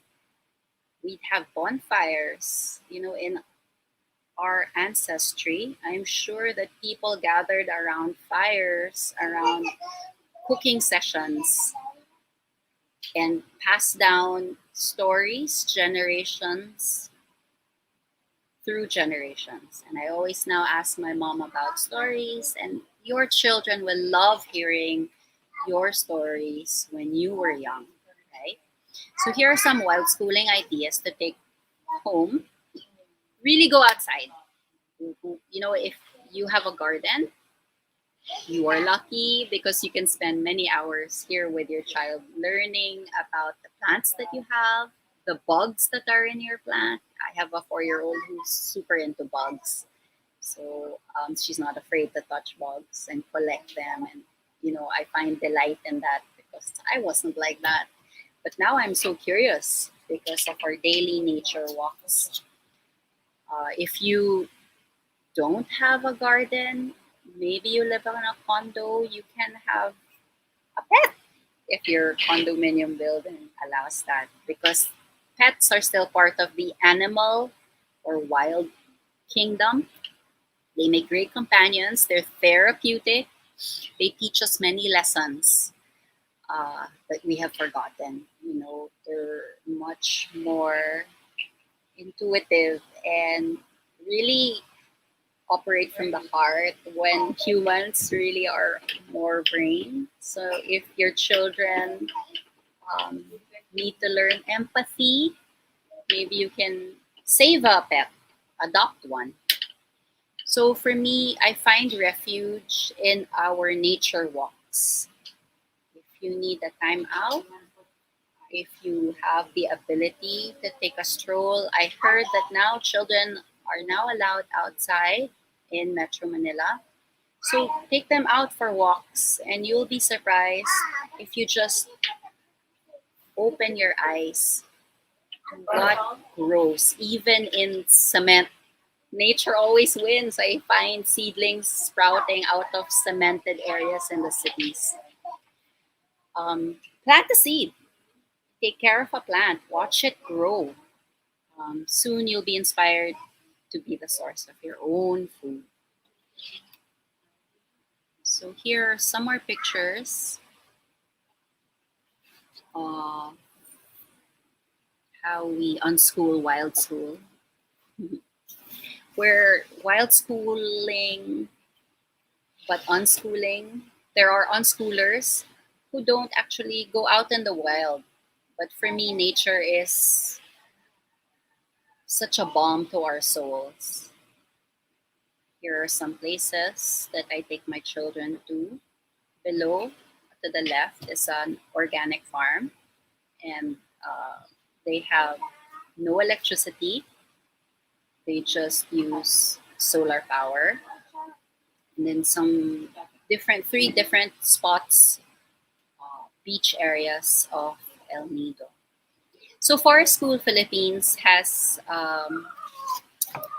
Brave the Outdoors. It's an offering that she has for parents who need to deprogram those who are scared to take their children out. So she calls it Brave the Outdoors. And we have Weekend Wild Child. Laila and Gio are amazing.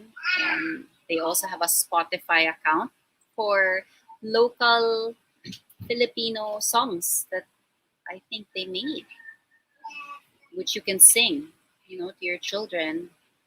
There's also Wild Schooling on Facebook, a lot of communities that you can try to connect to. So if you're curious about how we live our lives, so a day in our lives always include nature.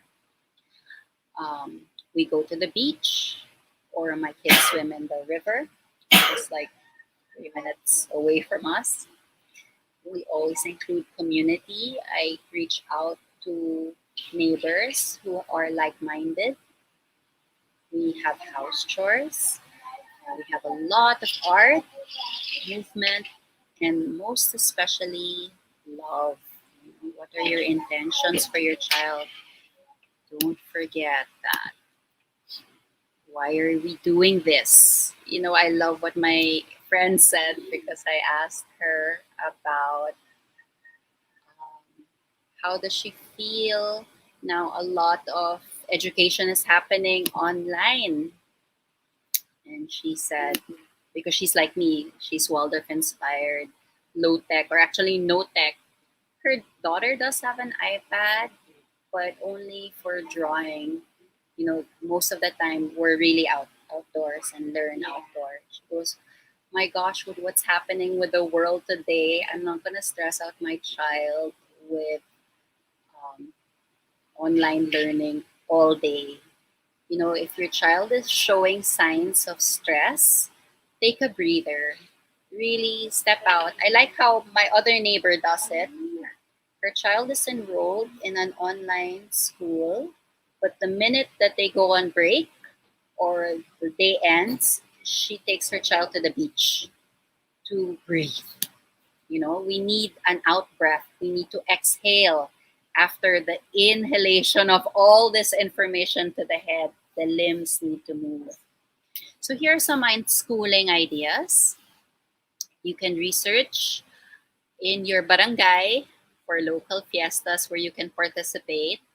You can set up a kids market with friends or your local community. Here below on the right side, we had the kids fair where the kids actually helped made the products and we sold to each other. Here on the island, my kids love helping me in the kitchen. You can also join online groups and contests where you can find like-minded parents, of course. This is really important for your children as well. And the parents, they need other moms. Moms need moms. So please don't forget to include your children in your work, your home duties. If you have helpers, let them help the helpers because they want to. While they want to, you should encourage this because one day they won't want to and they haven't made these habits anymore.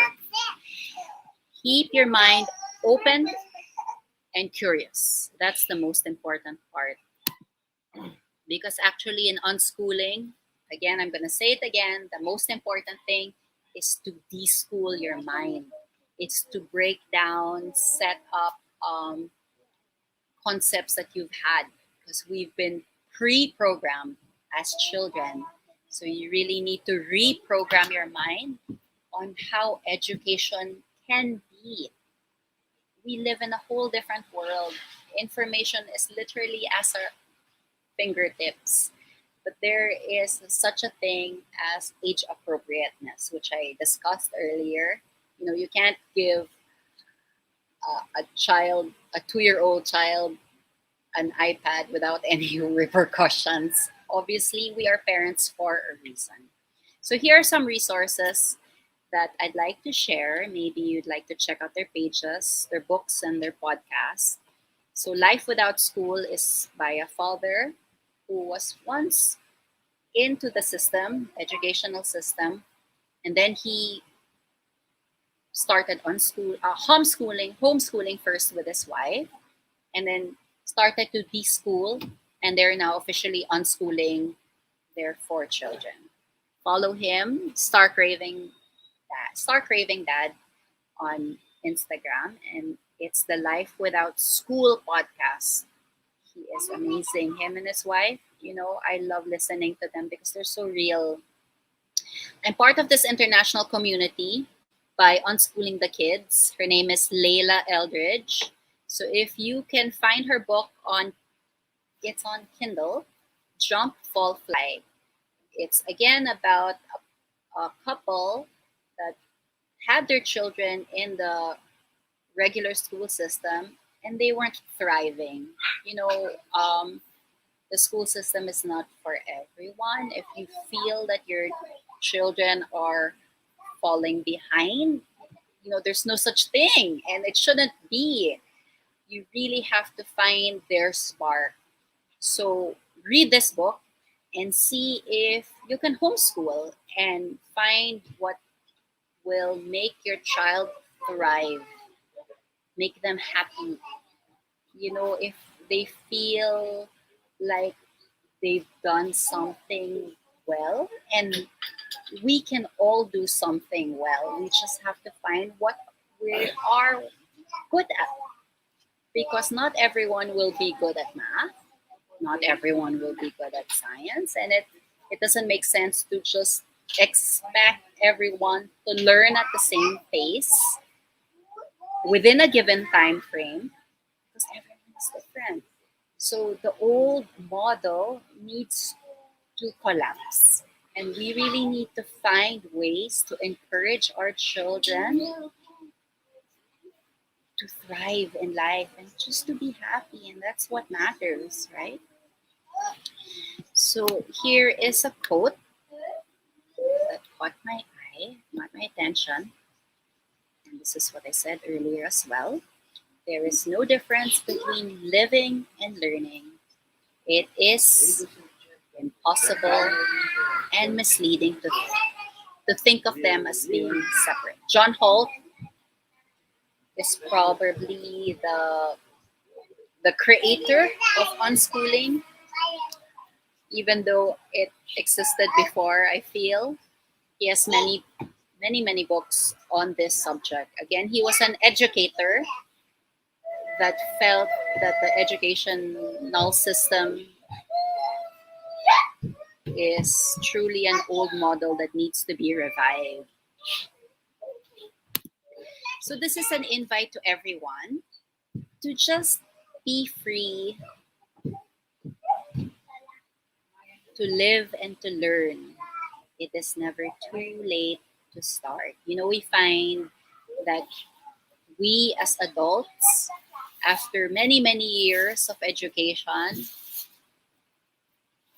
find that our passions is actually very different from what we were trained to learn. And unschooling is reviving this for the children in such a way that they find their passions, they find their path much earlier. So we don't waste any time because there's no forcing children. If you find yourself in a situation wherein you're forcing your child to learn something that they simply do not want to learn, then you have to question why. What are your motives? Now I have some time to check. Wow, comments here. Yes, there are so many ways to learn. This is another inspiring way. If you have any questions for me. Yes, Monica. Yes, change is always Jackie, happening. I agree. Jackie's asking. You can hear my kids in the background. I thought I am on. Okay, I guess you can hear it even with this. How young can you start unschooling? Does it depend on where you live? How about if you live in the city? Is unschooling only for the upper class? No. I visit people who live in the huts. Like, we live in the province, right? And so in the inner barangay, farther away from the city center, I find that the children there are more creative. They're more in their bodies because they weren't exposed to gadgets. So they know how to move. They know how to observe. They know how to play. And play is the most important thing, because then you're tapping their unlimited imagination. And when a child can can know how to play, then they will be better at absorbing information later on when they are ready for it. They'll when fine they may be later in reading. So reading and writing will happen for the child when he or she is ready. This is like the unschooling belief. Also very much Waldorf, where we introduce reading and writing when when the falling of teeth happens. So this is like 7 or 8 years old, as opposed to modern educational system where I think they teach them how to read in kinder, I believe. So in the kindergarten years, we just let them play. And the ability to comprehend is so much deeper when you allow them to just play. And when they learn how to read, because they want to. So the motivation is there. They want to learn on their own, not because mommy said so, not because teacher told me to, but because they're interested. So my daughter is starting to read. She is 7 and she's reading signposts. She's slowly reading things around her, and there's so much delight in her eyes because it's from her own wanting. It's not because someone's pushing her to. You know, there's so many children these days, they're so exhausted mentally because people are constantly telling them what to do, what they need to learn, when they will learn when they want to and when they need to. You're so inspiring, Any Monica. more questions? Yeah, Let me there are see. a couple. Let I'm me sure you'll be scan. reading through the questions, so go ahead and try that. Okay, sorry. There's There you go. Hey, Monica. yeah, Yeah, there. Can you hear me now? I can hear you now. Yeah, so great questions that you addressed there. It's really important that, you know, all these questions, came up because of everything that you learned. I love the concept of homeschooling. To some extent, as a homeschool mom, I do a little bit of it, but the way that you really immerse your life, and I love that you said that let nature lead and that the child is the curriculum and living is learning. Those are some of the things that you've shared that really spoke strongly to me. So thanks so much for sharing that. I guess we do have a lot of great comments. A lot of moms are really encouraged, but I'll ask you for your final take on this. For a lot of moms, many of us feel that yes, we are stuck where we live. We don't always have the convenience or the luxury of having a big space, perhaps. So how can we uh, uh, take on some of the methods of unschooling from the spaces that we have, and and our limitations? And I love, by the way, what you were talking about, limitations and boundaries, how you take away all these things and they learn on their own. I also believe in that. But for a lot of us moms who want to actually take on that homeschooling method and allowing the child to learn from their environment, how can we do that when we're here in the metro? So first, I know that everybody has a kitchen. Everybody needs to eat. My daughter is so interested in how we make food. She's a baker, budding baker, so she always helps me when we create something sweet. So find what sparks your child. If your child is into pets, animals, right? Then you can research together on different kinds of animals. If they're into bugs, like my 4-year-old, bugs are everywhere, even in the city. You don't need to be actually out in nature to learn. Learning, there's no putting into a box where learning can only happen. Learning happens everywhere. even relationships, just being around Lolo and Lola and listening to their stories. These are things that they will absorb in their bones and they will remember the lessons. There's just so much into life that you can find inspiration from. We have art, and art, there's no mistakes in art. And I always say, even in life, there are no mistakes, only lessons.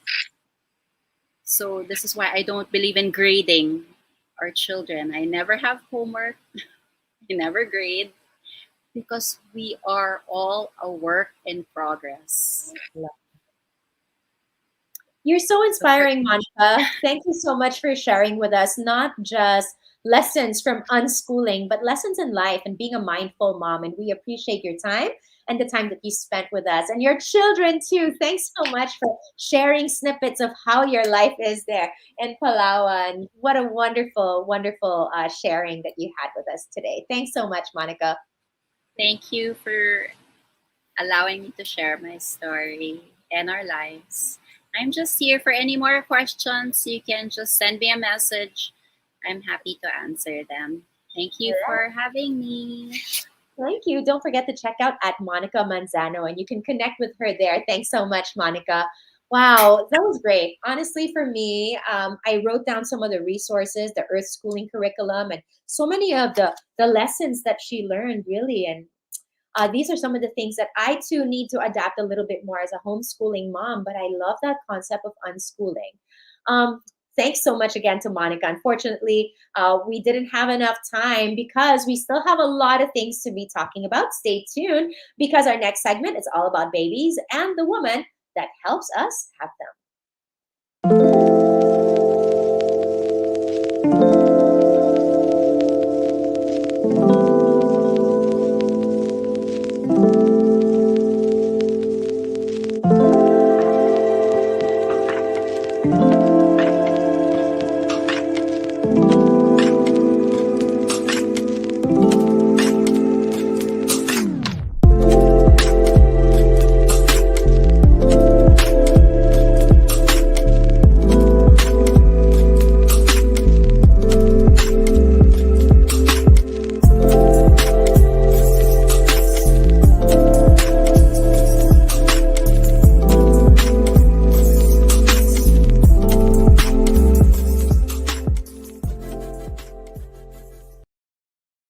Welcome now to the third segment of Expo Mom, Mindful Mom. To start our segment, I want to thank our co-presenter, longtime beloved Mommy Mundo partner, Baby Dove. Please don't forget to follow Baby Dove on Facebook.com/BabyDovePH for updates and join the Baby Dove Real Moms Village. Yes, that's the hashtag Real Moms Village to be part of this wonderful community. By joining, you get exclusive discounts, product recommendations, invites to parenting events, and you have here the QR code and so much more.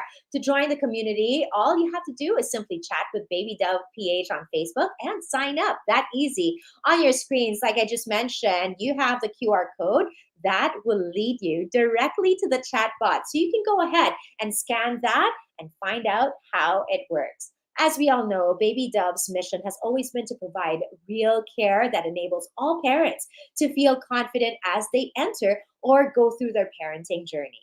Because there's no such thing as perfect parents. We know that already, and we've embraced that, and we continue to. And for those who don't know it, let me share it again. There is no such thing as perfect parents, only real ones. As Baby Dove continues this mission, a friend is coming to play. And I love this segment. Introducing the newest and the cutest friendship in town, Baby Dove and Baby Shark, here to make bath time more fun and give babies the real care they deserve through good times and bath times. Okay, I have a bit of a trivia to share with you.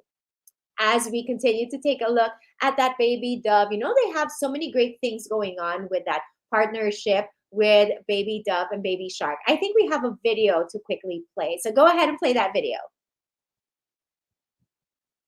Bath time.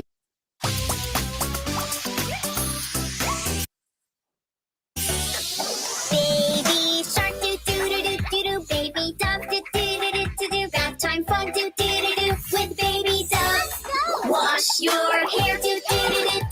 wash your arms, wash your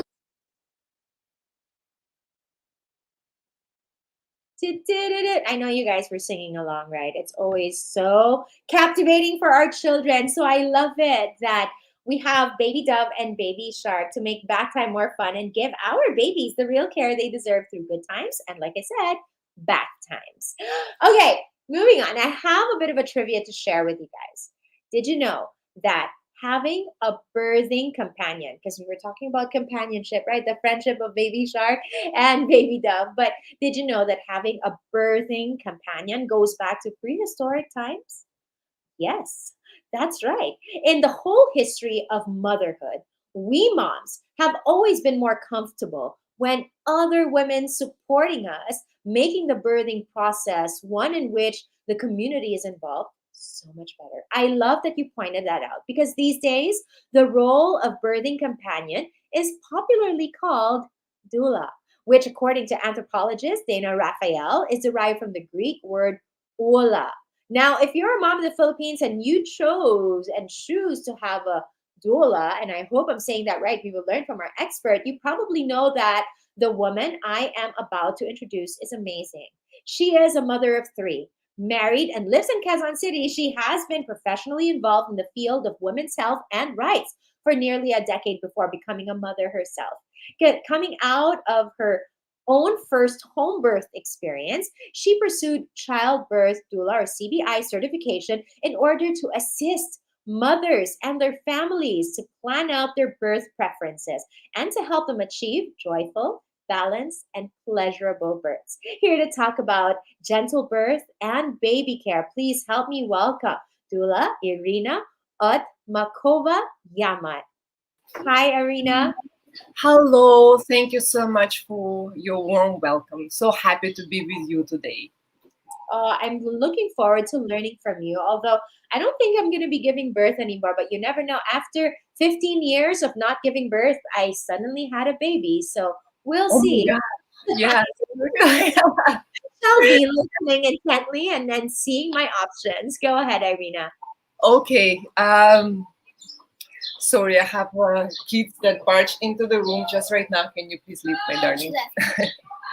Okay, thank you so much for the introduction, and I love how you defined what a doula is. It is indeed a birth companion, and women from the olden ages, from the beginning of time, have always been giving birth to babies surrounded by other women, the aunts in the family, friends, sisters, mothers. Hold on, give me a second. Irina, can you please?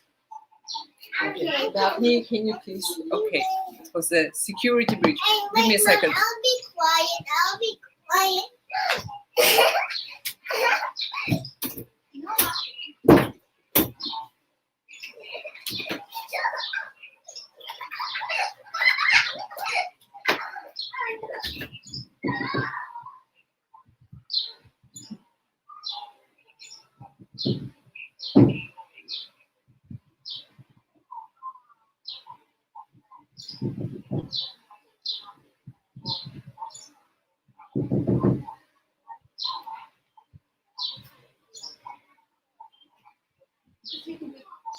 Expo Mom Online 2021 Mindful Mom is co-presented by Baby Dove, PLDT Home, and Enfagrow A2 NeuroPro 4. With sponsors, Photo Book Philippines and Primary Teleservices Technologies Inc. Our media partners, Enquirer.net, Inkpop, Our Awesome Planet, Manila Bulletin, The Asian Parent Philippines, and When in Manila. Our community partners, Camp Explore, Kinder Music Philippines, and Geron Travel and Tours Corporation. Become a more active part of the Mommy Mundo community.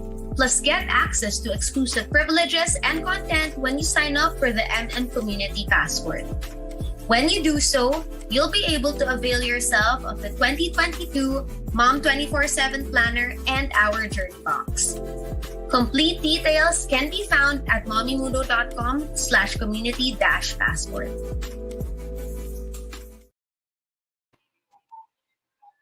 All right, okay.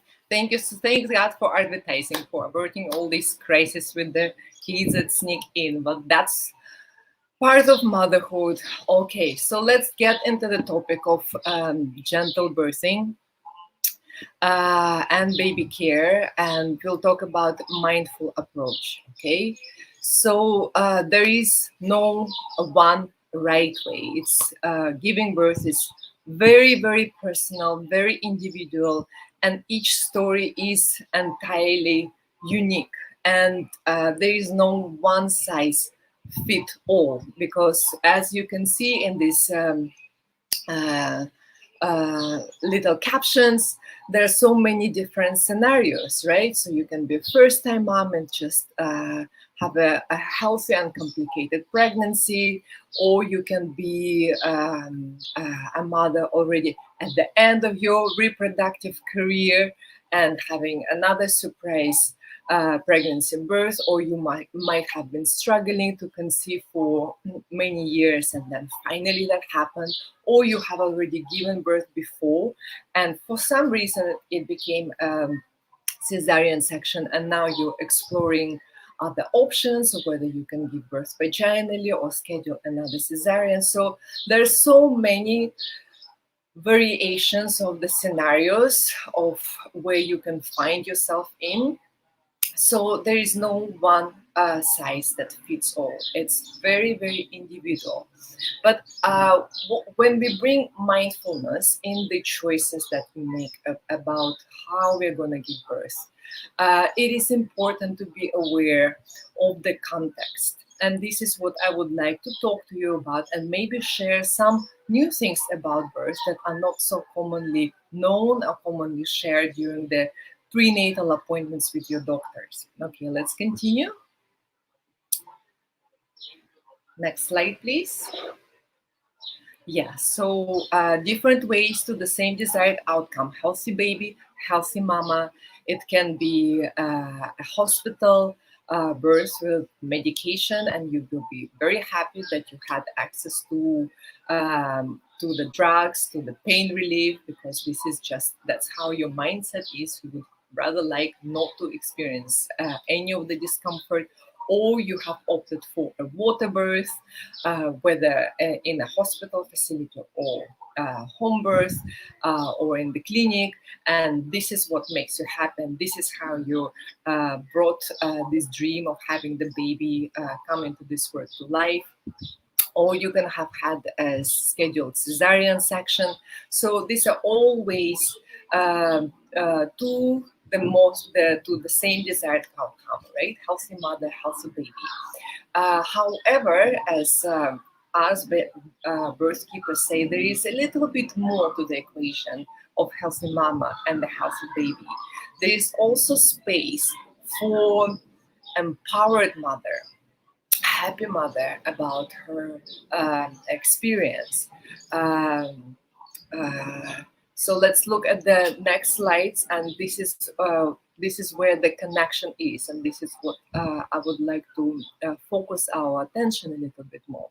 So these are the slides that I captured from my Instagram account, Birthing Gently. Sometimes I have interactives with the followers where I ask them to share some of their birth experiences, and a lot of times I receive accounts like this, and actually it's in the majority of those people who react.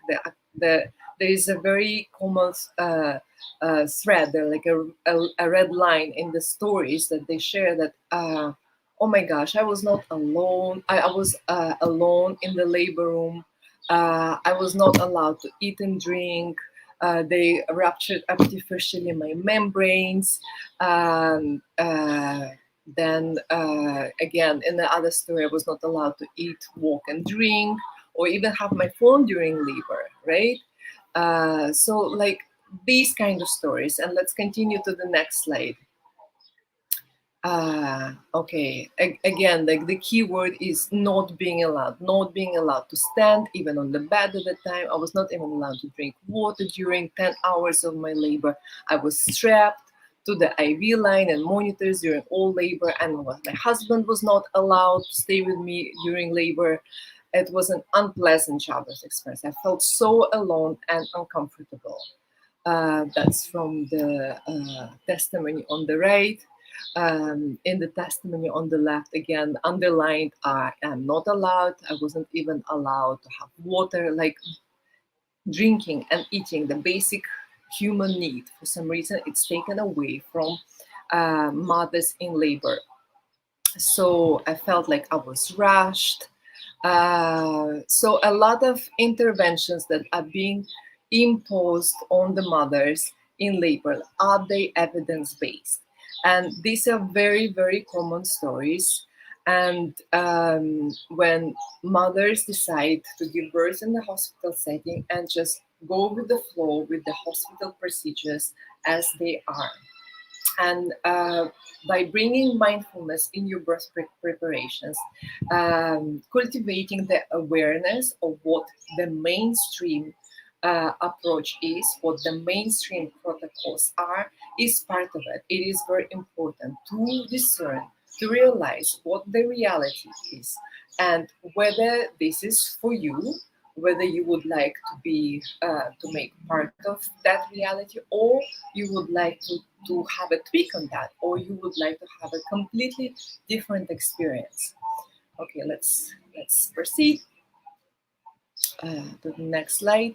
So to highlight how birth actually is supposed to be, I would like to talk for the next couple of slides about the birth physiology, and then reflect back on what the current modern practices are, for you to understand and for you to decide. So whether this is something that you like, or whether you would like to find a different context, or whether you have to be maybe more particular and more choosy in terms of who you would like to pick for your birth team, your main care provider.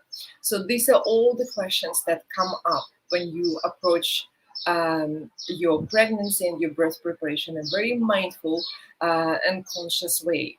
So let's talk about the birth physiology. How is it meant to be? How is it?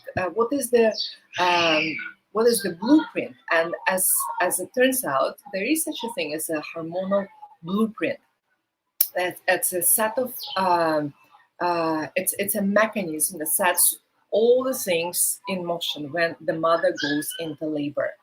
In fact, birth is on the same continuum as your sexuality, as the lovemaking, right? So as you can see here in the picture, the couple, the mother in labor, being embraced and kissed by her partner, by the father of the child. So it's the same continuum. So the way you make the baby, the way you put the baby in, it's the same way that you put the baby out. As I mentioned, there is a hormonal blueprint. And the central in this hormonal blueprint is the hormone oxytocin. Please remember that name. Oxytocin is the hormone very pronouncedly present during your lovemaking session, right? When you conceive the child. And it is also the main hormone present when the mother is in labor. It's a hormone of love and bonding, and it instigates contractions, it brings euphoria, it ejects the baby placenta and the milk. So it's one central hormone, and it is a very shy hormone. What do you need to have in your surroundings when you are making the baby, right? You want to have the sense of trust and privacy. It's a place where you can fully surrender to the experience and be one with the person you love. And as it happened, this is exactly the kind of mindset and exactly the kind of setup that you need as a mother in labor, where your oxytocin can be fully released without being inhibited. And oxytocin goes hand in hand with another hormone, it's melatonin. Melatonin is the hormone of relaxation. It's an amazing oxytocin booster. It's released in dark and quiet settings, but it is inhibited by observation. So when somebody is just standing over you and watching you, so melatonin also becomes shy. So melatonin and oxytocin are both very shy hormones. They require that sense of privacy and trust. And then another very important hormone is are the endorphins. Beta endorphins is your natural so-called epidural. It's your natural pain-relieving hormone that is promoted by the oxytocin. It's stimulated by gentle touch, and it really loves love and laughter. Okay. So as you can see, it's a very kind of relaxing and wholesome picture of what is happening inside our body.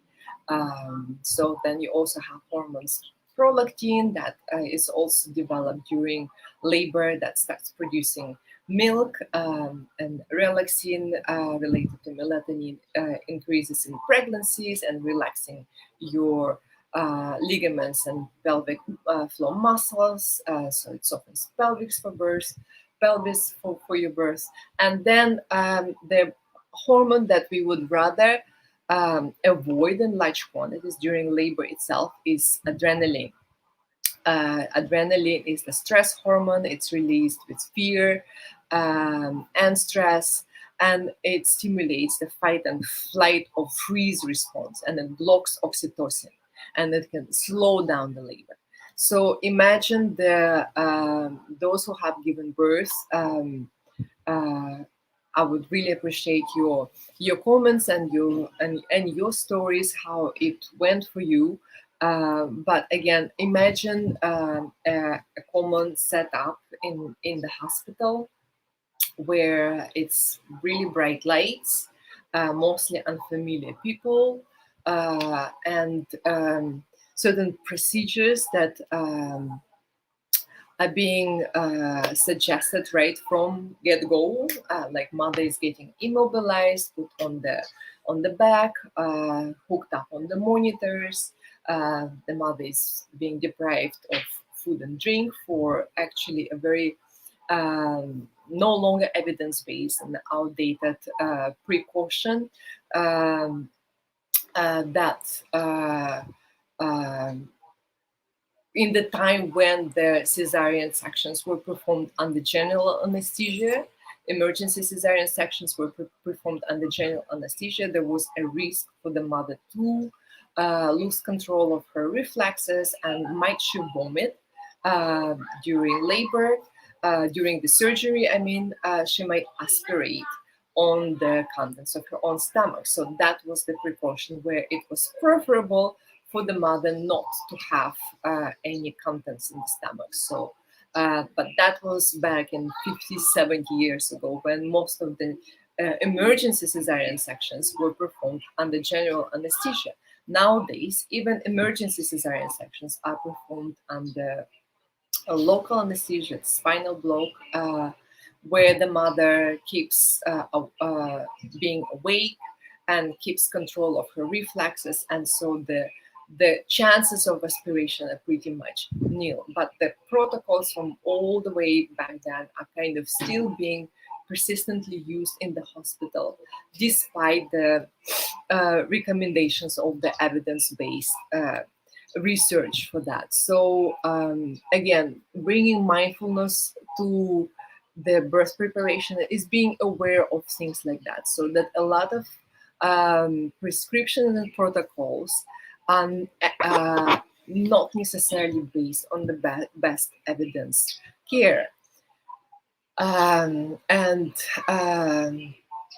the surroundings in the mainstream setup are not necessarily supportive of the birth physiology, of the hormonal blueprint, where it is important that the mother is being kept in in a surrounding that is private, that promotes trust and surrender, instead of being surrounded by very bright lights and mostly unknown people that happen to be on the shift.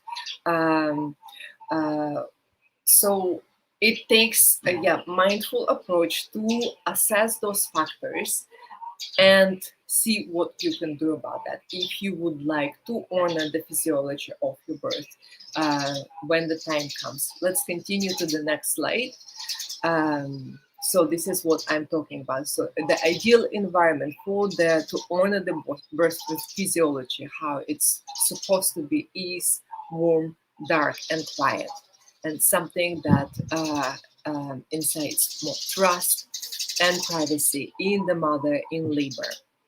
And this is not to say that it's not achievable in the hospital setting.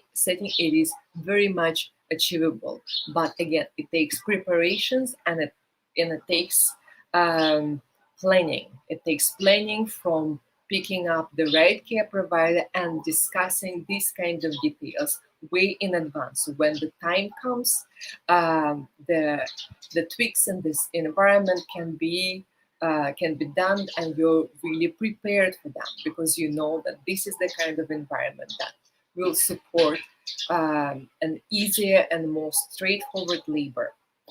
Let's continue. All right, so then again, birth physiology, the freedom of movement. In the testimonials and the awareness chapter that I shared earlier on, a lot of mothers shared that they were not allowed to move. They were put on the bed, they were stripped to the monitoring machine, and not allowed to move for the whole duration of labor. So to put it simply, this is inhumane. This is not how birth works. This is not how it's supposed to be. This is not to disregard a group of mothers who do have certain conditions in pregnancy, who do have certain complications. Historically speaking, there's always been 10 to 15% of mothers who do develop certain conditions and certain complications during pregnancy itself or labor. And it is for them, for that group, that the devices such as external fetal monitoring machine has been put in place, is to give the high-risk mothers due attention and extra monitoring.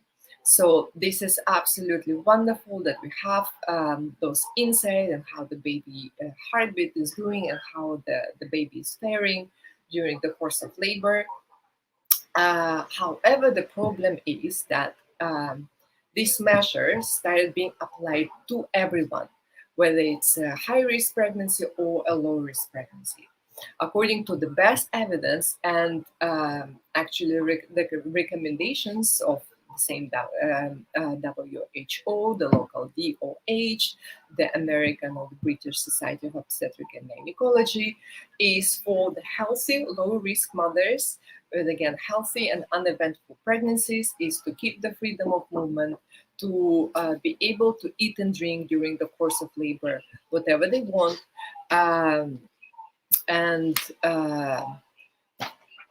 so basically just live their life as normal, just being in labor. Okay, so freedom of movement is very important during labor, and as you can see, there are so many ways of for the mother to change positions and assume what works for her at that particular moment. There is no one position for labor. There is no one position for pushing. There is a variety of positions, and it's the mother's right to choose the position out of her own instinct and out of her own feeling of her body at that particular moment, at that particular stage of labor, of what works for her the best. Okay, let's continue to the next slide. Okay, another thing that comes with the birth physiology and how the blueprint works is that the mother enters an altered state of consciousness. This happens when the labor has progressed quite a lot, when she's already achieving her full dilation, when she's already starting feeling the pushy sensations. So she enters into a state of consciousness where nothing else in the world really matters. The only thing is matters is her own sensations and how she feels, and obviously the baby inside. So to support that altered state of consciousness, that can lead to very deep relaxation, and again giving yourself over to the process, and can also potentially lead to a phenomenon that is called fetal ejection reflex, is where the mother doesn't even really need to push. It's just the body that that has its own surges and expels the baby. And I've witnessed that time and time and time again, even in the first time mothers, where there was no pushing effort needed. It's just the body that is doing the job, as compared to maybe a very common picture that we see in the mainstream media, in the sitcoms, where the mother is being put on the back, and the legs and the stirrups, and a group of cheerleaders surrounds her and push, push, push. Well, sometimes it happens, and maybe this is the thing that works for the mother. But again, coming out of its own natural birth physiology and the blueprint, the mother will find her own position for labor, and the blueprint will kick in and will be working to such an extent that it will bring her to the other state of consciousness, and the body will simply eject and expel the baby from the body with the pretty much minimum effort on her, like minimum conscious effort on her own side. So this is in us. This is programmed in us as women. And it is achievable even in the hospital setting. Okay, let's continue. Okay, another another routine, or another thing that you can do to support the birth physiology, is actually to eat and drink during the course of labor, as long as the labor is unmedicated, as long as you're not taking the drugs for expedite labor or with the epidural to relieve the pain. Because if we come back to the slide where I was explaining the natural blueprint for labor, with the oxytocin, with the melatonin, with the beta endorphins, this is the natural blueprint that is simply happening.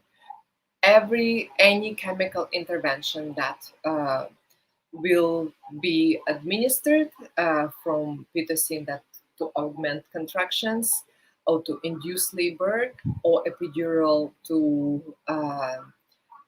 stop the sensations, to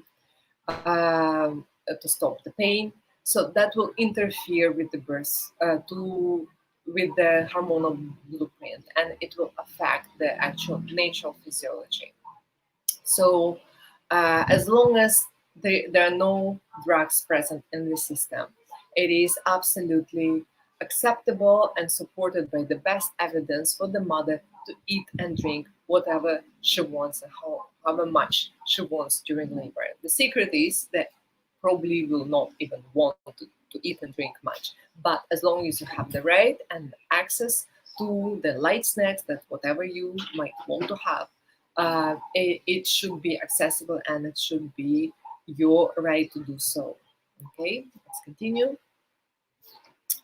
All right, so right now I just want to share some of the impressions from most of the recent births that I've attended, also in the hospital setting. Believe me, even in the times of the pandemic, with so many restrictions, there are still options, there are still pockets of alternative approaches, and alternative meaning alternative from the mainstream. The approach and the care providers who do respect and honor the physiology and reserve any interventions truly to the cases when it's needed and not applying them as a routine. So we will talk more about the routine medical interventions.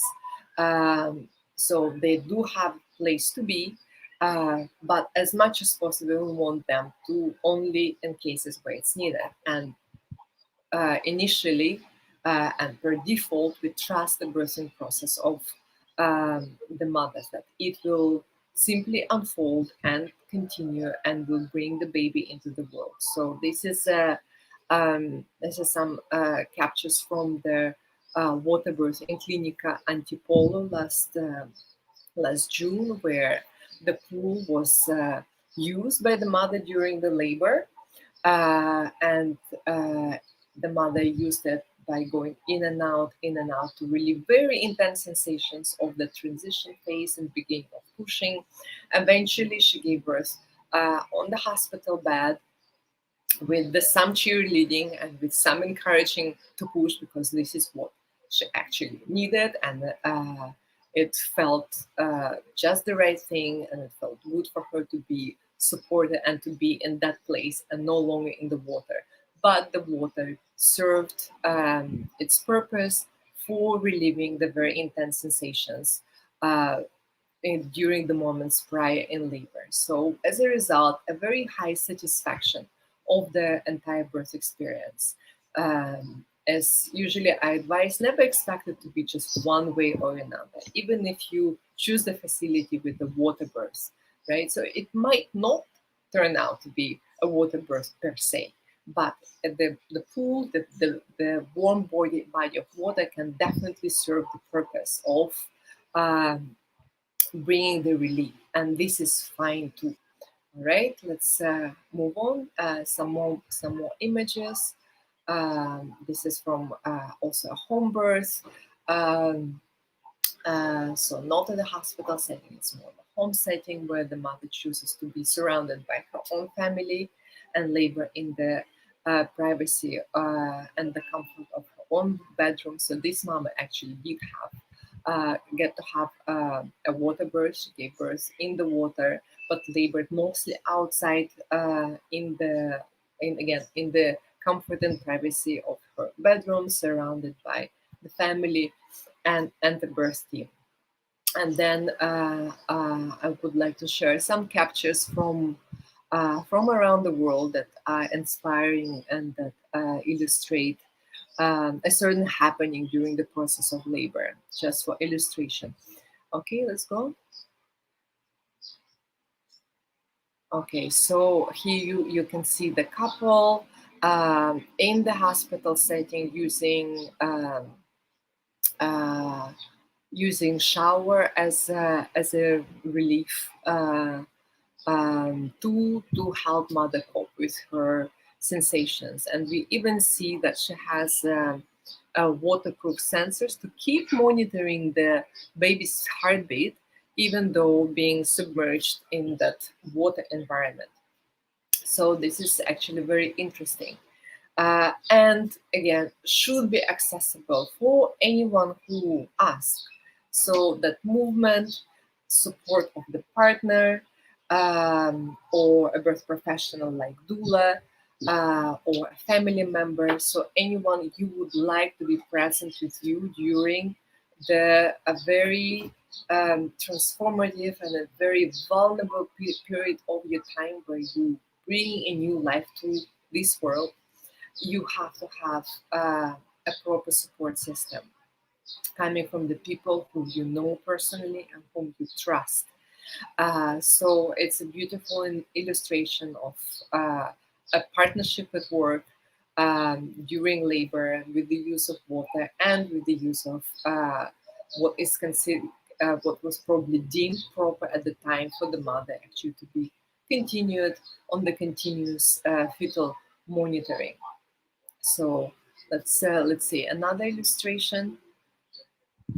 All right, so here again, a mother giving birth in the either clinic or hospital setting, so surrounded by birth professionals, be it midwives or doctors and nurses. And here's where her body led her on the toilet bowl. And believe me, the amount of times in my own practice, particularly in home births, that mamas would end for some point of time during their labor process on the toilet bowl. I already lost count of that. So apparently it is, and I think in my own birth, the third one, I spent some time on the toilet bowl, just thoroughly enjoying the process, because it's just physiologically very conducive for the hip opening, for the pelvic muscles relaxation. So this is a great position to actually start pushing or really complete the pushing of the baby out. So again, it should be the mother's right, and she has to have the liberty and freedom to choose to be exactly where she wants to be, even if it's over the toilet bowl. All right, let's continue.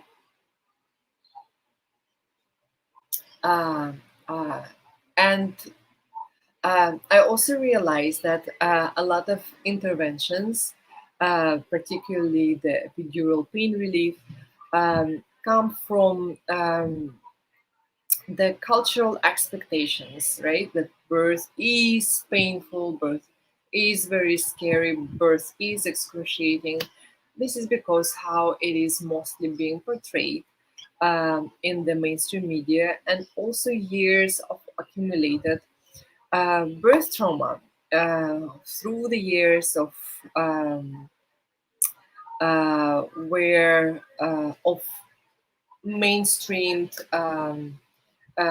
mostly clinical birth experiences where there is already very little confidence that is left in the collective consciousness, in the mothers who approach that event in their life. There is very little inspiration to see and find in their own like pockets, in their own communities, from passing on from their own relatives, their mothers, titas, aunties, friends, even grandmothers. So the experience that the stories that are being shared, that mostly described in the scope of the medical practice. Some are happy, some are not so happy. Some are after incomplete birth trauma. So it is understandable that in the collective psyche, in the collective consciousness, this urge to escape the pain, to do something about pain, and there's the drugs that are being offered, and of course they become very welcome.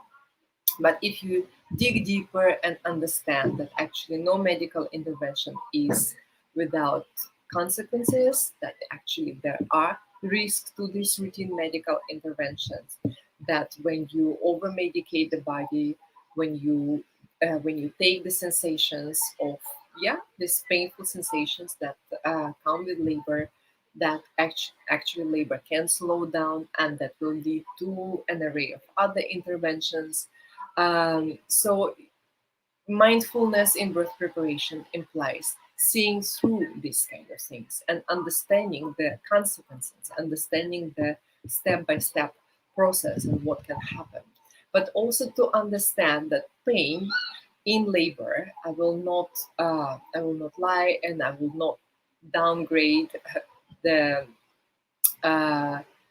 the intensity of the experience, because it is intense. Somehow it is meant to be intense by nature, but pain in labor does have purpose. It is anticipated. It is not a constant, right? And it is normal. So maybe you can keep that in mind. And remember, in labor, the sensations, the discomfort is not something like a pathological pain. If you ever had a toothache, right? So it's just there, and unless you really do something about it, it will not disappear. It's just always going to be there. But with labor, it has a purpose. It is there to bring your wonderful, beautiful baby into this world, who's going to be the center of your life. And it's something that you anticipate and you mentally prepare for. And it is intermittent. And this is something that you really have to understand and realize it's not a constant. It comes as a wave, it peaks, you breathe through that, and then it disappears and it goes away. So it's intermittent, and it's something that is programmed in us by nature. But the experience of pain can be very much minimized by approaching it with an open mind and with again with mindfulness. So pain and labor does not have to equal suffering. Um, it becomes suffering when the mother is not given a full range of tools and freedoms to find her way around the discomfort. When the mother is immobilized and restricted in her freedoms, then it is more likely that pain becomes suffering. Otherwise, pain is just pain, and it's purposeful and anticipated and it's intermittent in its nature. And the mother will know how to navigate it and will find her tools and will find her position and find the right breathing rhythm to make it more tolerable, to cope with that. And it will quickly be forgotten once you have the baby in your arms, obviously. Okay, let's move on. Okay, so there, that's the moment of triumph, the moment where you forget all the pain that came with this intense process of labor, and it is wonderful. It is a great feeling that I wish more mothers experience and more mothers embrace. Okay, so let's move on. There is a few more slides from this series. When it comes to again mindful conscious choices, consider lotus or semi-lotus birth, and this is where this is in some way connected to delayed cord clumping procedure, or I would say optimal cord clumping. Currently in the protocols, it's about 1 to 3 minutes. In more gentle approach, and believe me, there are gentle birth practitioners, even in the hospitals, who will be totally okay to wait for the placenta of the baby to be born first before the baby and placenta are separated and the cord is separated. Why? Because at the moment of birth, 20 to 30% of baby's blood supply are still in the placenta itself. So even though the common approach is wait for 3 minutes till the cord stops pulsating, in practice I can tell that if the cord sometimes keeps pulsating even 15 minutes after birth, sometimes even 13 minutes after birth, there is still faint pulsation. So that means that it's life force and blood that is still being pumped from the placenta to the baby. And so the more waiting time before separation of the cord from the placenta, the better, or at least wait for white. So, and that usually takes about 10, 15, 20 minutes since the moment of birth of the baby. Sometimes the placenta is already out, sometimes its placenta is not yet being born, it's still in the mother. But wait for the cord to turn entirely white before separating. This way, we ensure that the entire blood supplies is back to the baby, along with the T cells and stem cells and and everything that is meant by nature for the baby to have. Okay, so let's continue. There is also such a phenomenon as limbic imprinting, and this is what's really important for the baby, that actually the first memories do matter. When we come into this world, we come with our cortex is still underdeveloped, and it continues the development for the first 3 years of life until we really have conscious memories of dates, of events, of happenings.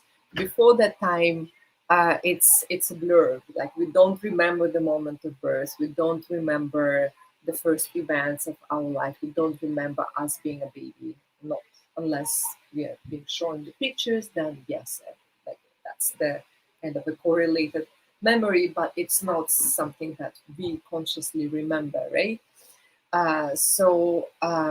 But there is another memory system, and that's in the limbic part of the brain that is already developed in the womb and is already fully developed at the moment of birth and the first year of life. And that's the part of the brain that stores the memories of feelings and emotions.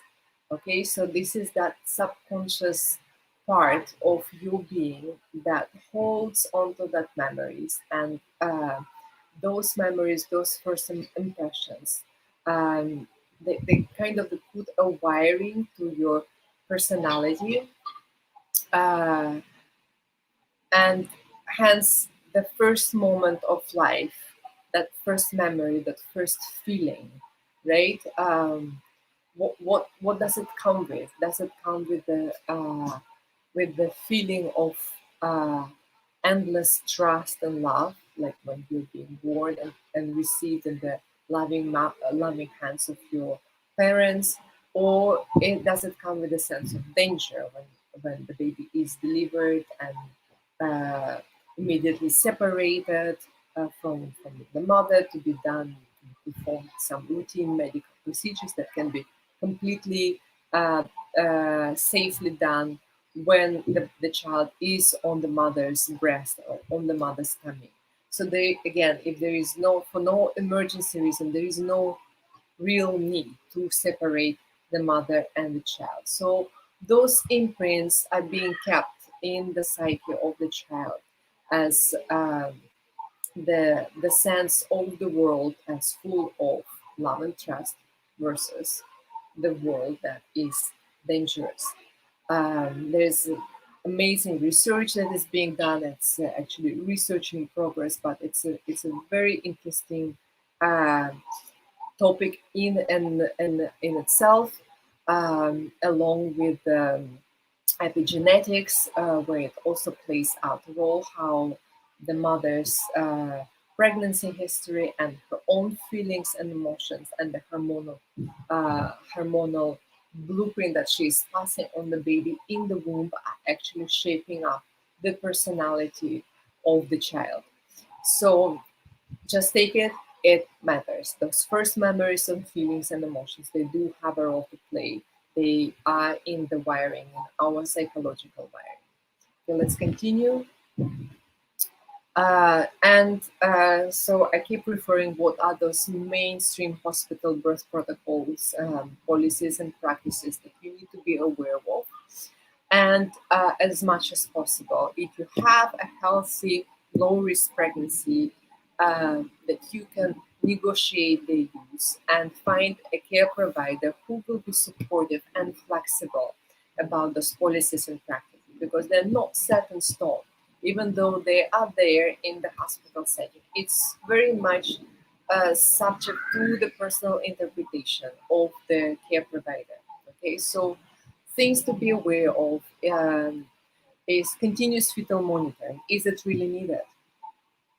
Intermittent monitoring is also can be a wonderful alternative. Again, if you have a healthy pregnancy, if you ended the labor spontaneously, you do not need to be confined on your back and hooked up on the fetal monitoring machine for the entire duration of the labor. It's okay to get the baseline for the first 20, 30 minutes. If everything is fine, the mother should be able to move to find positions of her choice and be offered intermittent fetal monitoring just every now and then, be it every 30 minutes, be it every hour, be it every 2 hours, whatever you and your care provider are comfortable and agreed upon, that should be honored. Okay, so supine position during the entire course of labor is unphysiological. It's completely unnatural. This is not how women give birth. When women is given freedom of choice, she will find a position, usually something forward-leaning, leaning onto someone, onto something, birthing ball, a chair, a bed, either on her side or in a squat or on her force. So anything but supine position or on the back, unless this comes out of her own choice and this is something that she feels comfortable, then it's totally fine, but it shouldn't be imposed on the mother. Okay, then another policy in practice is nothing by mouth, no food and drink. So I already elaborated that it stems from the outdated practice where the medical staff, the medical establishment was trying to prevent the complications of food aspiration during an emergency cesarean section under general anesthesia. Nowadays, this is mostly non-existent. Even emergency cesareans are being performed with the local anesthesia where the mother keeps control of her reflexes. Okay, so it's a not evidence-based restriction. And this is like one of the first things to negotiate on your birth plan, that you have the freedom to snack and drink whatever you want during labor. Okay, restriction on companions. Again, this is not how mothers have been giving birth since the time of the inception of humanity. There's always been other women to support the mother, mostly women from the family, from the extended family, to give that support. It is not, birth is a community event. It's a private, intimate, but still a community event. So you need to have people with whom you trust, whom you don't care how you look like, and don't care what impressions of you they have, because you know they love you for who you are. So there shouldn't be any restriction on companions. And I understand that with the COVID situation, the situation is indeed different, but at least one person should be there for you, okay, who is not a medical professional. And then restrictions on the pushing positions, again, violation of women's rights to bodily integrity. Women should be able to choose her own position, how she wants to push, at what rhythm she wants to push, who she wants to have by her side during the moment of pushing. So again, it should be the mother. The main decision-making person is the mother herself. Let's continue. And I also mentioned about cascade of interventions. So oftentimes it starts with labor induction. Sometimes it is absolutely warranted and needed if there are valid medical factors for that. But a lot of times it just happens for, okay, it's 39 weeks, about time. It can happen for convenience, or it can happen just because it's the care provider's practice, because this is how the care provider has been doing it since the time, So it's a delicate question to be reflected on and talk with your care provider in detail. So what will be the scenarios for labor induction? Because preferably you want to enter labor entirely naturally, and to have your hormonal blueprint kick out and by itself. Because any kind of intervention and drug form will affect the hormonal blueprint and the flow of those hormones that are intricately connected and intervene should not be interrupted as much as possible. So continuous fetal monitoring. Once it's either it's a labor induction, or if it's the epidural, when the mother is admitted to the hospital, she's being put on her back, and obviously she's getting very uncomfortable, and she's not allowed to move, eat and drink. the sense of discomfort only increases. So it's only logical that at some point she will ask for pain relief or epidural. So the next thing that would usually follow would be the continuous fetal monitoring, right? And epidural has the tendency of slowing down the labor. So if labor slows down, then more drugs will be given to increase the intensity and the frequency of contractions. So that's labor augmentation. So when pitocin is administered, the, the frequency and the intensity of contractions are indeed affected. But it can also likely bring the overwhelming contractions and get the baby into distress. And this is where cesarean section is called for. Okay, so that's the cascade of intervention that preferably, again, in low risk and healthy pregnancies with the spontaneous onset of labor, we would like to avoid and prevent. Okay, the next. So this is some of the recommendations from WHO from the guidelines and recommendations interpartum and positive childbirth experience. So it really stated again, black on white, for low risk, healthy mothers, food intake at their own liberty, mobility, upright position, choosing position for pushing for labor of their choice. Is highly recommended. Companions of choice are highly recommended. So, like on paper, recommendations are all right and sound. In practice, however, it is still a far cry from what it is supposed to be in the clinical setup. Okay, let's continue. Okay, so it does matter.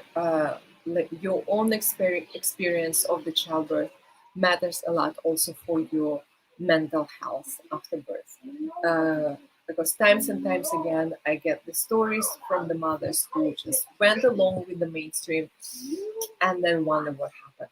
Why were they not allowed to do X, Y, Z? And why it became a traumatizing childbirth experience, why it became an unplanned cesarean section that was very hard to recover from. So all these questions post the birth experience can affect the mental health of the mother and actually her capacity to care for the baby. So it's best to prepare, to take that mindful approach and prepare for your birth in advance. Okay, let's go to the next slide. So what are the practical steps, right, towards the positive birth? So assess what your needs are and what your ideal vision of birth is, right? Research, inquire, ask lots of questions. So not everything is on the surface. Sometimes it's already after the experience itself that the mother starts questioning. So why did that happen? How can it be different? And that's when they start reaching out to birth doulas, to childbirth educators, to midwives. Like, how can it be done different? So if you're first time expecting mama, it's a great time to start to actually be prepared for your first birth with a solid plan and with a great team that will respect your preferences. So crystallize your vision. What is that you want? You want to have a medicated birth, so then you're aware of the risk of medications, right? So would you like to have a natural birth in the hospital setting? So what do you need to do that to achieve that, knowing how the physiology of birth works? What do you need to organize aside of what is given by the hospital setting to make the likelihood of you succeeding in the natural birth inside the hospital setting, right? Would you like to have a birth in the clinic? So who will be your support team there? Or there's an also option for completely out of system, out of hospital clinic birth at home. So how can that be arranged? How to ensure safety and your plan B and C might the transfer to the hospital be needed after all. So with all of that, you need to have a care provider, be it an OBGYN or a midwife, who is the right match to your birth vision. And in the majority, the medical professionals are trained to see birth um, as a risky procedure, and sometimes it takes experience and then exposure to the birth professional who embrace the approach that no, birth is a normal physiological process. So we trust it primarily, and we keep the medical interventions when it will show itself otherwise, but not right from the start, applying medical procedures and routine interventions just because they became routine over the years of practice. So mental, physical, spiritual preparation for your birth. So you have the 9 months of pregnancy to research and choose the mentors, or choose the methods to prepare for your birth, and also location, and also your main care provider. So, and then yeah, birth plan makes a big difference. Makes a big difference, and it's something that has to be discussed in detail in advance, not on the birthday itself, not a week before, but during the duration of your birth preparations with your care provider. And if you feel that your care provider brushes off or dismisses your concerns, or that you kind of have a feeling that you're asking too many questions without being validated, look further. There are care providers who will support you in your quest for a natural physiological birth, while providing the safety net of the medical expertise to address if there are any red flags that will come up. Okay. Next slide, please. Okay, so this is one of the ways to draft a birth plan with nice visuals. There are a lot of templates that are available online, but primarily before you draft the birth plan, I suggest do immerse in the topic of the birth preparations and really get aware of what the physiology of birth is, what are the coping methods to help you navigate the intensity of that experience, and be very well aware of the current medical setup and the routine interventions, so that you are skilled to negotiate each and every one of them, whether you need it and at what point they might be deemed necessary, and at what point to accept them. Okay, next slide, please. So for that is, I would just like to announce that my course, Birthing Gently, it's a 5 weeks online course. It's on Instagram platform. It's starting on November 15th, just this coming Monday.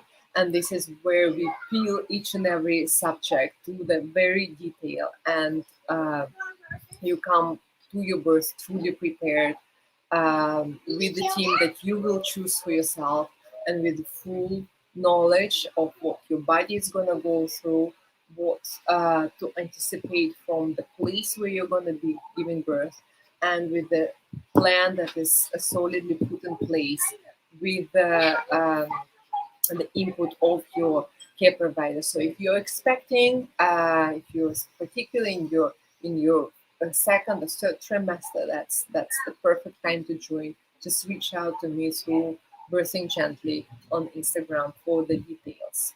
Okay, and let's. I think I have a couple of slides left, so let's continue. Right. So yeah, I would like to end with a quote. Whenever and however you intend to give birth, your experience will impact your mind, your body, and your spirit for the rest of the life. by Ina May Gaskin, um, their midwife.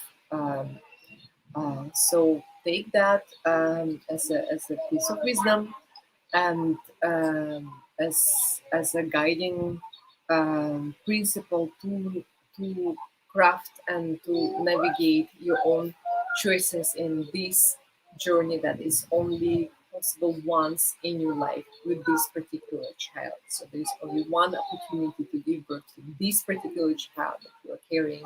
So be very mindful and very conscious and also very proactive about how you want it to happen. Remember, the power is with you. Okay? Thank you. And yes, wishing you all safe and smooth births soon. Thank you so much, beautiful mamas, and thank you, Mommy Mundo, for having me over here. Thank you, Patricia. Oh, thank you so much. And look at your wonderful child. So beautiful, like mama. Oh, thank you. Okay, they were not supposed to enter this room, but okay, It's that okay. happens. Yeah. But thank you nonetheless. Look at the connection that you have with her. And that's really all of us what mamas want. And giving birth to them naturally in such a beautiful way has to really be given a lot more emphasis. So thank you for educating us and taking us through that journey. And I hope that more mamas and mamas to be expectant moms will make mindful choices when they choose their birthing method. And do follow Irina. It's at birthing_gently on her social media pages. Thanks so much for all the learning, for all that you've shared. We appreciate you. Thank you, Patricia. Now, ladies and gentlemen, moms and dads, I hope you guys really enjoyed that segment. That was wonderful. Remember, for your convenience, Expo Mom is also streaming live. So I just want to say hello to all those who are watching on YouTube. I hope you're enjoying. Do check us out on all the streaming platforms. It is available. Now, we'll be checking out the comments across all the platforms as we do with each talk, but please feel free to comment also across all of them. We'd love to know what you think so far. I know that Jessica also agreed that there's so much learning there. Jessie saying, thank you so much for all the info that Irina actually shared. And I also saw a comment there earlier. Isla was saying that the pandemic really hits us hard. Mindfulness really helped her focus. And that's exactly why we're doing what we're doing here at Expo Mom, to help you moms get through not just the difficulties, but also the beautiful chapters of our lives. And that's being mindful. Well, right now, we're going to be taking a quick break so we can all have lunch. But you know what? To keep us on the background as we show you some amazing deals we have for you on the Mommy Mundo shop. So keep in and keep locked in right here on Mommy Mundo.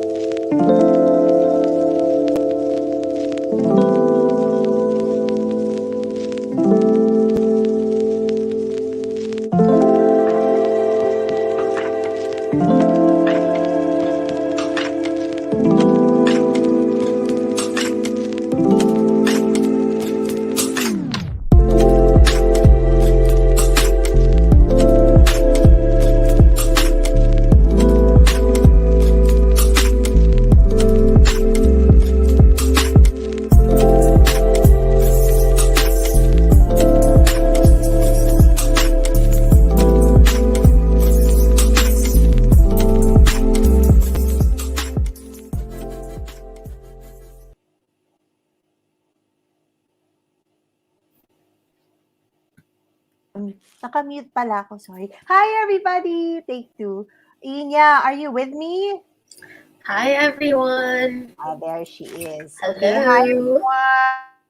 Thanks for being with us again here, day 2 of Expo Mom. We've had a full morning so far. We've meditated. We've heard about that last talk kind of got me emotional and brought me back to my birth story. So thank you, Irina, for sharing so many insights and knowledge about birth. Ikaw ba, Inya? Are you looking Okay. forward to it? Sorry, I can't hear you, Eli. I'm not sure if Yeah? everyone can hear you also. Can you hear me? I I can't think hear you you can hear right me. now. I wonder. Hold on. Let me check on my audio. Okay, everyone can hear you. I think I'm the only one It's who you. can't hear you.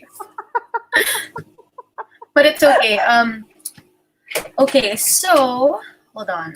Let me just check the Okay. I can hear comments you, here. Okay, Inya. you can hear me? Yes, Okay. I can. Oh, do you can hear me Okay, now? great. Okay, Mafati says she can hear. So, hold on. While you guys are having lunch right now, we actually have some great deals for you. But Eli, please tell everyone what we have in store for them for this segment.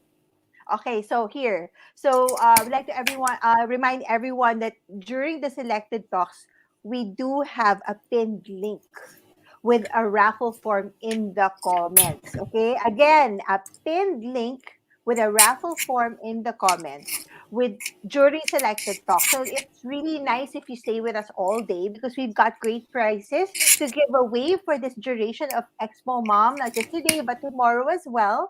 So there are different links per segment. Okay, so the same link that will be posted in another talk would not work for another raffle in another talk. So you really have to be present in the comments and you have to watch out for Mommy Mundo's account to post a raffle link in the comments for you to join our wonderful giveaways today. So not stay with us all day, not just for the super interesting talks, but also for those amazing treats that Mommy Mundo and its partners have prepared for us. And please do join each segment's raffle. The winners will be drawn within the week of November 15 to 19. And if you are lucky enough to be drawn, we will be contacting you directly about how to claim your prize. There you go. I can't hear you, Inya. Ikaw naman. Guys, can we get a little feedback from the comments? Can you hear me or Inya? We don't want you guys to miss out on the information. Who can hear me? Okay, so Okay, Ian, sorry, I'm back. oh, there you go. Okay, so sorry, I was saying, speaking of the giveaway, we are actually going to do one right now. And we will be pinning a link again in the comments section. And we are going to be giving away 5 pieces of the Keen's stroller fan. So I think we'll show the graphic right here so you can see what Yes, you please. can win. Other side. Okay, let's see first because we're giving away 2 prizes. So 5 winners will win this Keen stroller fan, and there will also be one winner who will be winning 1 piece Mustela Very Sensitive Skin gift set. So let's also show that here. So Parang, please parang click on the pwede pinned yung link ano. right now and just fill it up, and that will gain you a raffle entry, and you may be one of the lucky 6 who will win these prizes. Parang pwede ring tita fan yung stroller fan, no? Parang I parang know. pwedeng ikabit So exciting. somewhere. So right now, actually, we still have a couple of things that we want to share with you before we go on to the deal. So I'm going to leave Eli first right now to share us more about the Mommy Mundo Community Passport. Go ahead, Yes. Eli. So yesterday we already went through the community passport and we're very excited to launch this for you guys because here at Mommy Mundo we're always thinking about ways to serve you and to make your parenting journey more exciting, more fun and more fruitful. And so now we are launching the Mommy Mundo Community Passport. So if you guys have been a member of the Mommy Mundo Passport before, it's that same passport that you know and love, but we made it even better. Okay, so right now, so there are 3 ways that you can join our community with a Mommy Mundo Community Passport. So the first level would be a Mommy Mundo mom or an MM mom. So the MM mom is actually everybody. If you've been with us, if you've been participating with us, or even if you're new here, you are already an MM mom. But the difference is for signing up if you sign up for an MM Mom Community Passport, then it's easier for us to be in touch with you so that we can tell you all about what's going on, our events, our special deals. You get that monthly newsletter, and also, okay, there we go. We'll show you the graphics so it's clearer. So here we go. So you get the Mommy Mundo monthly e-newsletter where you get all the news about our events, what's happening, and you also get free learning events, okay? And then you have access to the free modules that are available on our learning platform, Learns. And aside from that, you also get invites to your monthly Mommy Mundo Hangouts meetup. So if you've never been to a Mommy Mundo Hangouts, you're missing a lot, guys. So that's where we talk about anything and everything under the sun, not just parenting. We also talk about current events or other concerns, other personal concerns, and all of that. And we would love to have you hang out with us every month. So that is an Mom. And this level is for free. So anybody can sign up to be an Mom and get all these benefits for free. But then, wait, there's more. There's the Ambassador. Okay, so this is a great deal for only 999 a year, or if you compute it, it's just 83.25 a month. You get so many benefits, most especially the two iconic items that our mommies here in Mommy Mundo always look forward to. Number one is the 2022 version of the Mom 24/7 Planner. Can I get a woot woot? Yeah, everyone's so excited to get this. All right, so it comes in three designs, and Ina will walk us through those three designs later. And aside from that is, of course, the journey box. And this journey box is jam-packed with all sorts of goodies from Mommy Mundo's partner brands. And these come with your Mommy Mundo Ambassador Community Passport. So aside from these two pieces, these two iconic items, you will also get, can you do the graphic, please? Move it. There. Okay, so they can see visual and audio, di ba?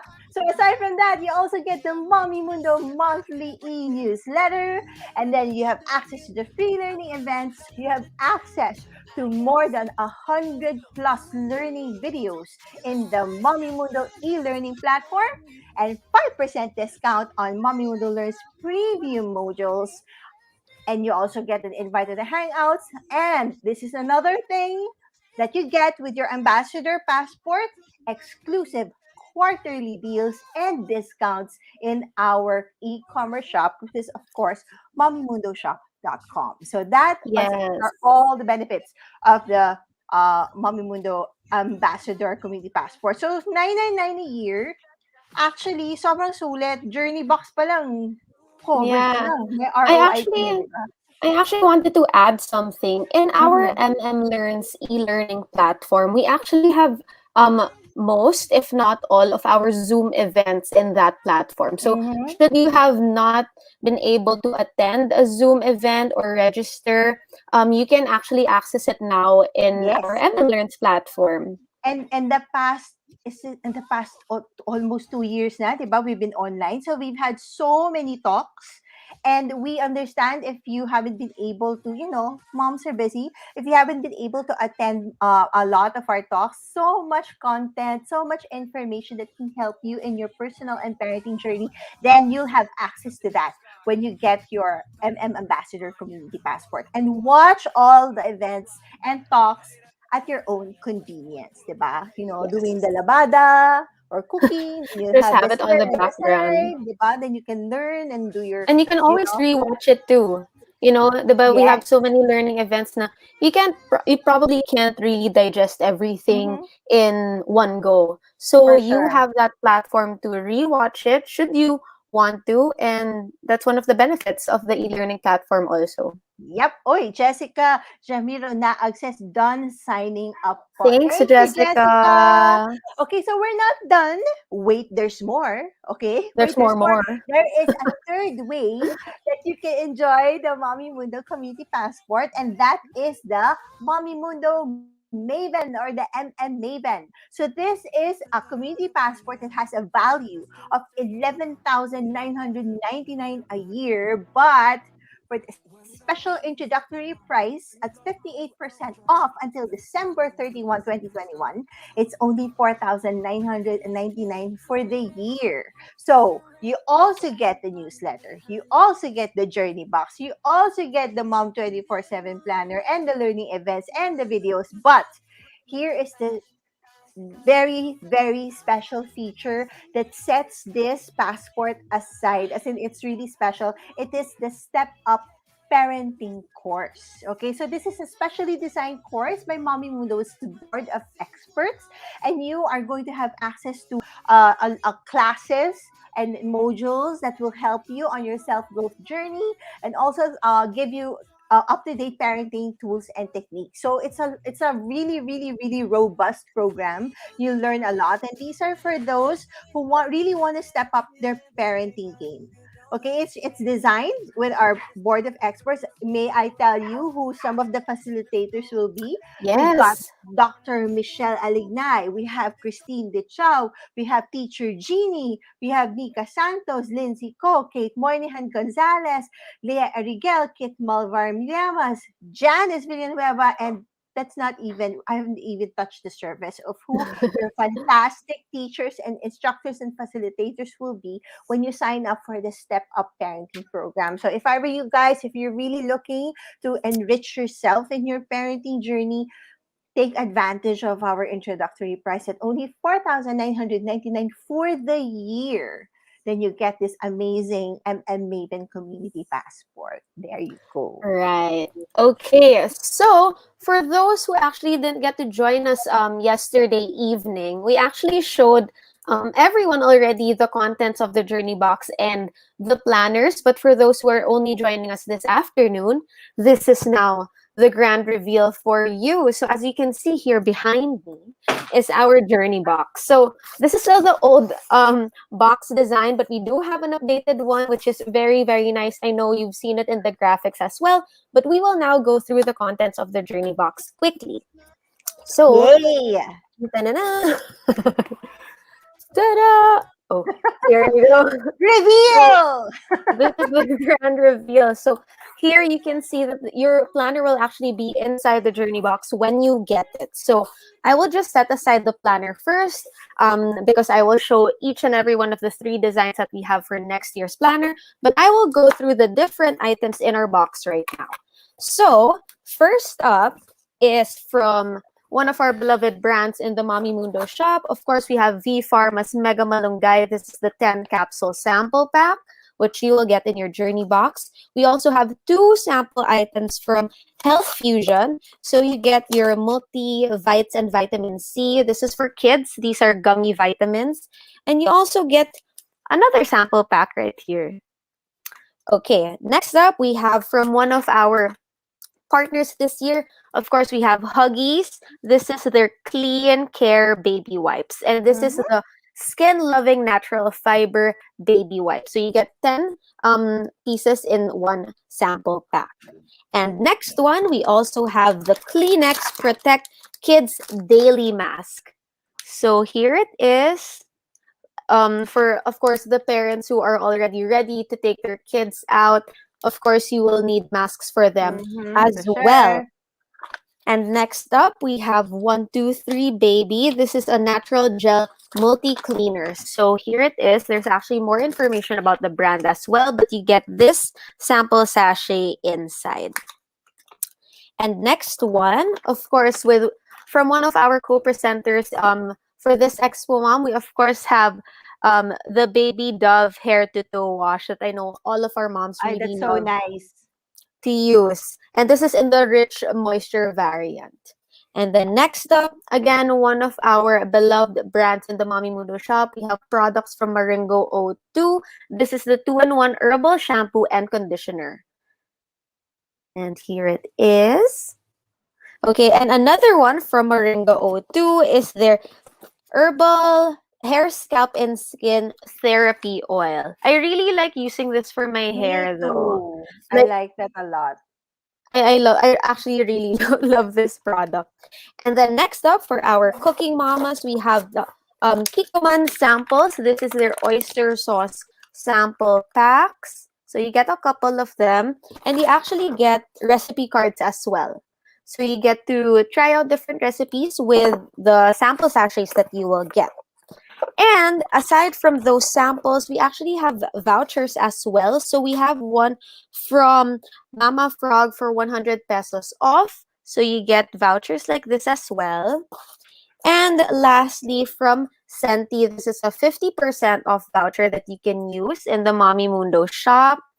So you get things like this, which is super duper exciting. I know some of the moms were actually looking for the journey box last year. We actually didn't have one, and that's why it's so exciting for us also to launch this together with our community passport, because it's the comeback of the journey box, and I know a lot of our moms have been waiting for this as well, because some of the moms really look forward to trying out different products for themselves or for their kids. So these sample packs in the journey box is really a great way to try out different items or different brands for you guys. So now the most one of the most exciting things, yes, or the most anticipated thing every year actually would be our Mom 24/7 planner. So here's everyone's excited for this, Irina. We have such a wonderful response on our social media. Ayan, no?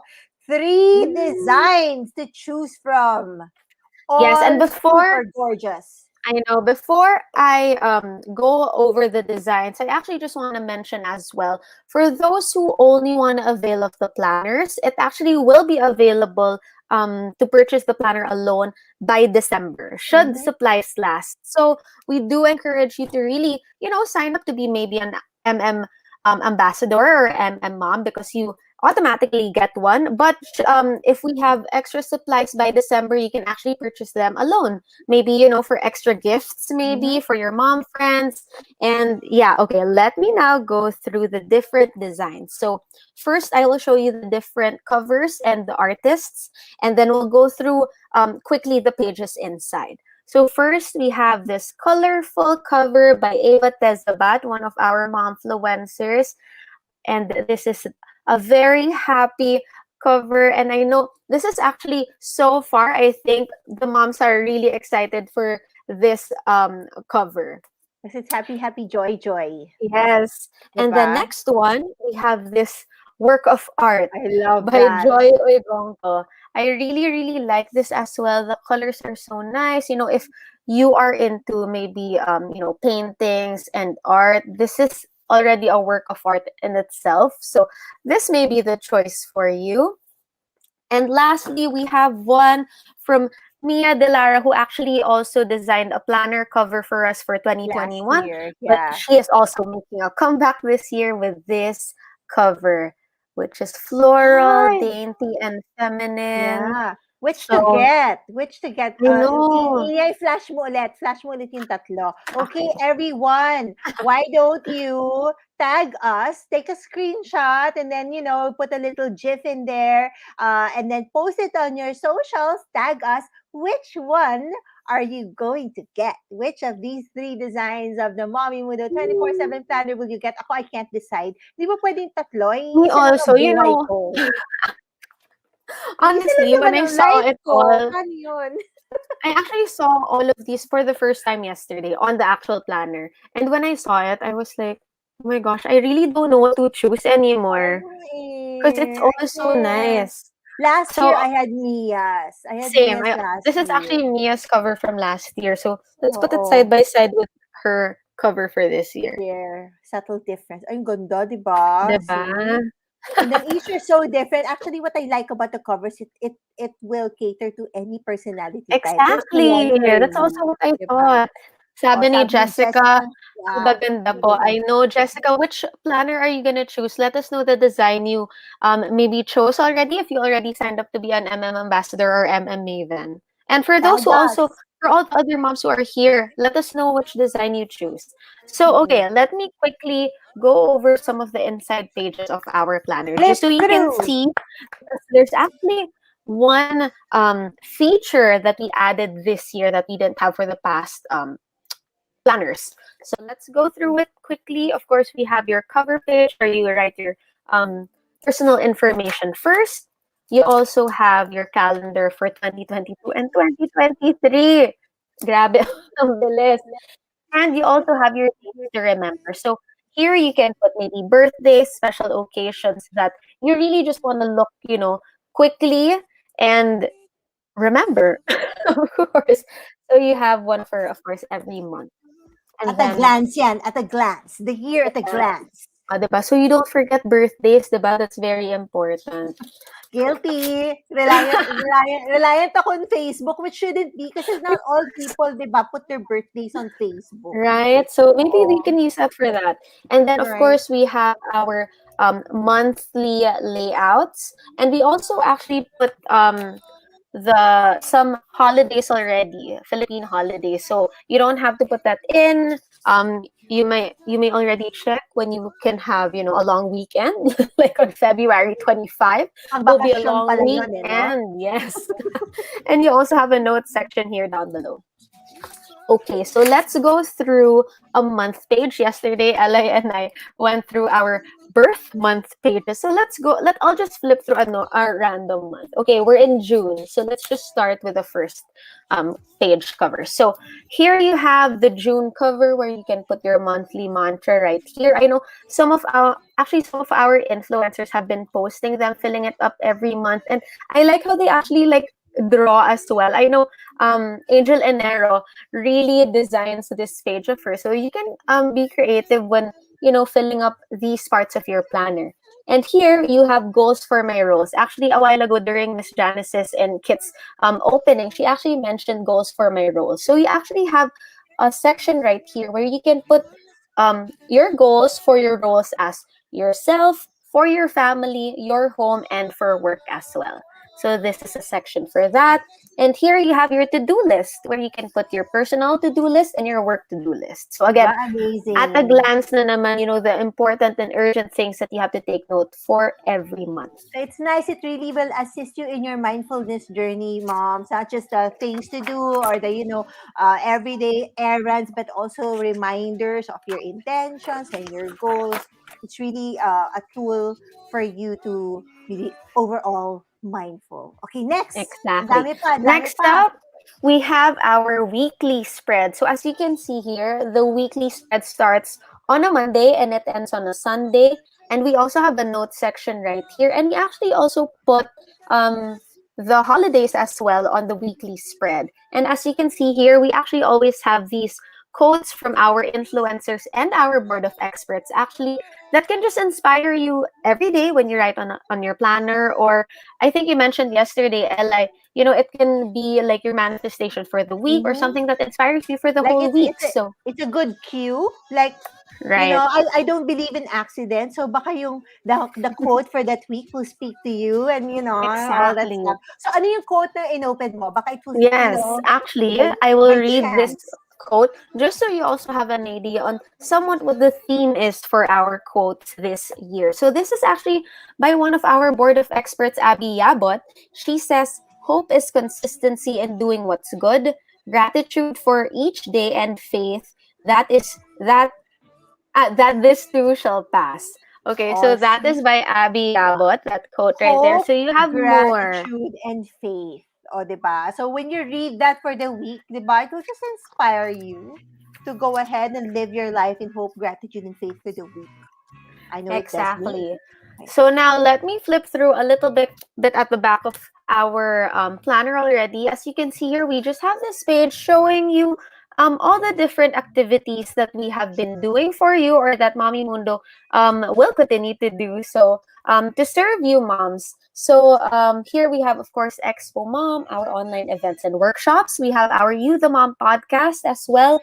Of course, we have our social media accounts on Facebook and Instagram, our Mommy Mundo Learns, our e-learning platform, our Momfluence network, our Mom Share, which is our outreach arm, the Mommy Mundo shop, which everyone has been going to right now, I'm assuming. And then we have our planner and our journey box right here.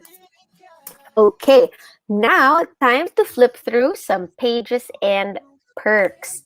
Okay, so these are really useful templates that we already have been providing for you, and they're really very helpful. So just to go through the different sheets quickly, first you have your child's info sheet right here, and then here you have your child's health record. Okay, next up, you have your child's immunization record. Very important, of course, right now that everyone's getting vaccinated, including the kids as well. And then you have another set of repeating pages also. So, of course, if you have more than one child, we also have pages for them. So you actually get 3 sets of those pages. And of course, again, we just want to give a shout out to one of our co-presenters and year-long partner, Baby Dove. So here they are. And then next up, of course, you cannot forget yourself and your partner or your husband. You also have dad's health record and mom's health record right here. Mafati says, too cute. Thanks, Mafati. Okay, next up, we have the menstrual cycle page. So we have here a chart that you can fill up with legends that you can already use. You just have to copy them, and you have monthly notes here as well. So I mentioned yesterday that you can actually use this for, those who are planning to have a baby as well, and you are tracking your monthly period and your cycle for family planning. Okay, and next up, you have your household staff file right here. You actually have 3 sections for 3 household staff members that you can fill up right here.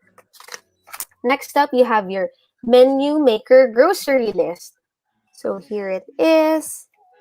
And then next up, we have car appliance and maintenance here, and family travel planner, which I hope you will be able to fill up this year. And then next up, this one also, we have our party planner and we have our budget plan. And So yan, now, party planner. Malapit na, party planner. okay, and now to reveal the new feature of this planner, we have our habit tracker. So this is new, not this is the first time we're doing this habit tracker. So let me just show you how it looks like. So you'll have 1 page for every month, but let's go through the January one so you can see how it looks like. So you basically have a chart again with all the dates, and then here you have a section where to put write down the habits that you want to do every day, a reminder of what to do every day. We actually have sample ones right here that you can maybe copy in the succeeding pages, or you can make your own right here. So just to name a few, we put here self-care activity, workout, the number of glasses of water you drink in a day, the number of hours you sleep at night, and prayer time. So all you have to do is shade the number or the date if you did that activity for the day. So it helps you track things like that. I think this is something that I've always wanted to do, actually. Yes. But And yung simple things like yung how much water you drink a day, you think it's so trivial. exactly. But it's so important, and it's nice that to be reminded of your water intake. Kasi I'm guilty of this. I don't drink Me enough. also. So, talagang water also. is life. Water is important, not just for your health, but for your skin, for everything. Diba? So, it's good that Exactly. you have that habit tracker. And it's good. Parang, diba, accomplishment after the month, then you see, uy, na-maintain ko, or shucks, I have to improve. So, it's really part of our journey on to self-growth. Diba? Exactly. And last but not least, we have our last page, which is a kids doodle page. So we always have this in our planners as the last page. So, have your kids doodle on it. Every time you look back at all of your planners, you'll get to see all the doodles that they made through the years that you have had your Mom 24/7 planner. A lot of our moms like that. Diba? I know. Moms have been posting also the doodle pages of their kids. So please do it. Tag us when they get to fill up this page already. And last but not the least, we have a little pocket right here at the back of the planner where you have your Mommy Mundo notepad. And you also have a sticker pack here that you can use inside the planner, or maybe, you just want to use it for something else. Wala lang. Yeah, I like sticking stickers in like random things. Ako rin. And then we have a matching bookmark. So I'm just putting it alongside the back of the planner so you can see it also. And here we have the back of the bookmark. Okay. So that's it. Let me just show you again the different covers so you can take a Yes. look at it again. Again, this is the one by Ava. This is the one by Joe. And this is the one by Mia. There you go. Okay, guys, again, you can get the Mom 24/7 Planner and the Journey Box when you sign up for either an Ambassador or Maven Community Passport. So, as Yes. Ina mentioned, the planner will be available for sale individually in December, but only if supplies last. So if I were you guys, sign up for an Ambassador MMA, then sobrang sulit our package, and you have so much learning, so much stuff.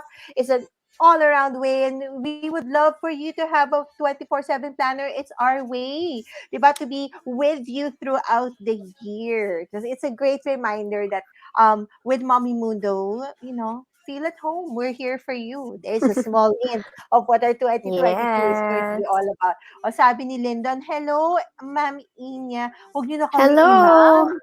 Walang ma'am dito. Okay. Ano Ayan, na so lang? just want to share with you, this is how the journey box will look like when you get it. So Yep. please There you do go. sign up for the Ambassador or Maven, because you're just gonna get this as part of your package and your passport. Yes. So Okay, so the go and link get to it. sign up, the link to sign up is www.mommymundo.com/community-passport. And if you forget, don't worry. Just head over to our Instagram or head over to our blog, mommymundo.com. It will be readily available to you. The links are very easy to find. Okay, so we look forward to seeing your name pop up on our database, and when you sign up for your community passport. Okay, di pa kami tapos. Ang dami pa I natin know. i-feature, We right? only have Oh a my couple of gosh. minutes before the next segment, but Uh-huh. let's just show everyone some of the deals that we have in the Mommy Mundo shop. So, Reg, if you can help us show the different deals that we have so that the moms sort of know what they can the different deals that they can get in the shop. So again, of course, with one of our co-presenters, Baby Dove, you will get their items for 5% off. So I think, bath products right now, this is also a good gift idea. I think some of the moms are already Christmas shopping actually. So, right now, not a lot of children are, maybe you're not comfortable with bringing them out yet, so maybe clothes is I not know. really one of the priorities that you can buy, but bath essentials could be one of the things you can gift maybe your family, friends, kids as well. So okay, let's Ako look gusto at ko nga yun eh, practical gifts. I love yes, ako practical rin. gifts. I like getting bath products for Ako rin, gifts. sobra. Diba? O ano Okay, pa? so What actually, else? yeah, we're actually going through the baby category right now. So let's see the different or the other items that we can get in the baby category. Baby Dove. Okay. And then these are 10% off on these products. Okay, From we've got Moby. Moby and I super love their cotton. oo nga. Their cotton rounds are the best talaga. Ako, I really Ayan, like that. 10% off, okay? 3 new And then you designs also have for the milk for the milk baggies. bags, yes. And next, ang Okay, what dami. else do we Ay, have? I oo. know, actually, we have Ayan, so no? many. Imagine we have 100 plus Yes. vendors for So this expo when mom, we so check say them out. these are just some of the deals, we are not kidding. It's just some. Sobrang dami. Exactly. Yeah, Sobrang because dami. I know Baby Studio, these aren't just the only deals that they have actually, but as you can see here, they have their non-skid shoes and their ceramic scissors as Gusto well ko yung on sale. scissors. Ito na Gusto naman, ko pumipili yan. tayo for ourselves. I know for ourselves. It's supposed to be for, but it's happiness. Okay, next. Ang cute ng non-skid shoes. Oh, here we go. So we have 30% off on the Echo 100% hypoallergenic wipes. Wipes. Ang saya-saya. Diba? And, 10% off. Here. Wow, this is Wow, so so cute. cute. Look at that. I don't know how to, ang mahina ako sa pronunciation. Brio Bear. Is it Brio Bear. This Brio is o Brio Bear. Brio? Diba? Brio Bear. Yes. I love this TP. Di ba yan yung TP or something?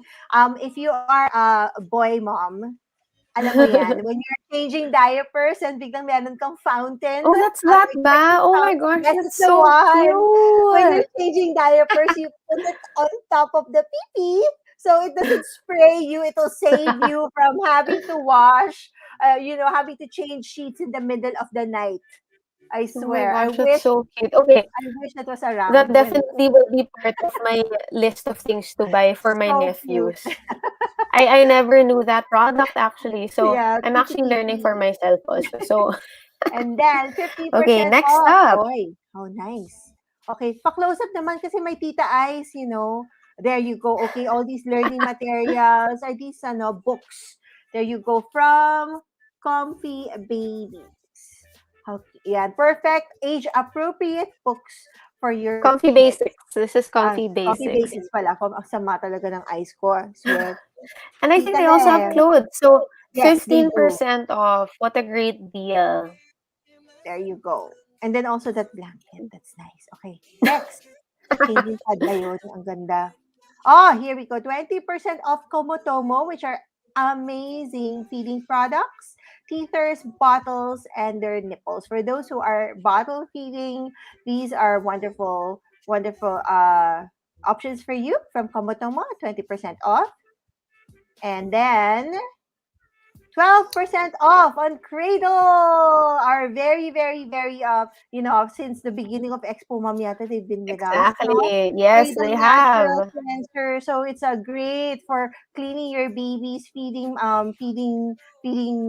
accessories. But they're also great. I mean, pag malaki na sila, wala na silang feeding. They eat off their Yes. own cutlery already. It's awesome for cleaning your fruits and vegetables naturally.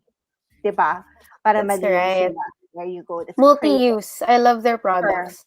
I mean, I Super. get to use it as well. So, Right? okay, And next then, up. and of course, with Cradles, there's also Cycles, Yes. a crowd favorite. Okay, safe for baby sensitive skin. Cycles, laundry detergent, which are perfect for your baby's clothes. 10% off on Cycles. 5% off on Halo. Oh, how cute. Look at those sets. I love the designs too. Yeah, So you it get 5% off for this. almost makes me want to have another baby. No. Hala. I will leave you. I will leave that to all of you. Yung mga gusto dagdag. Ako, wala na. Sarado na tindahan. Okay. Iflin Baby, also look at that very, very dainty or super yummy design. The pastel, which is so in right now. 10% off. 10% off. These. Wow. Ganda ng color. Wala pang malaki yan. And then,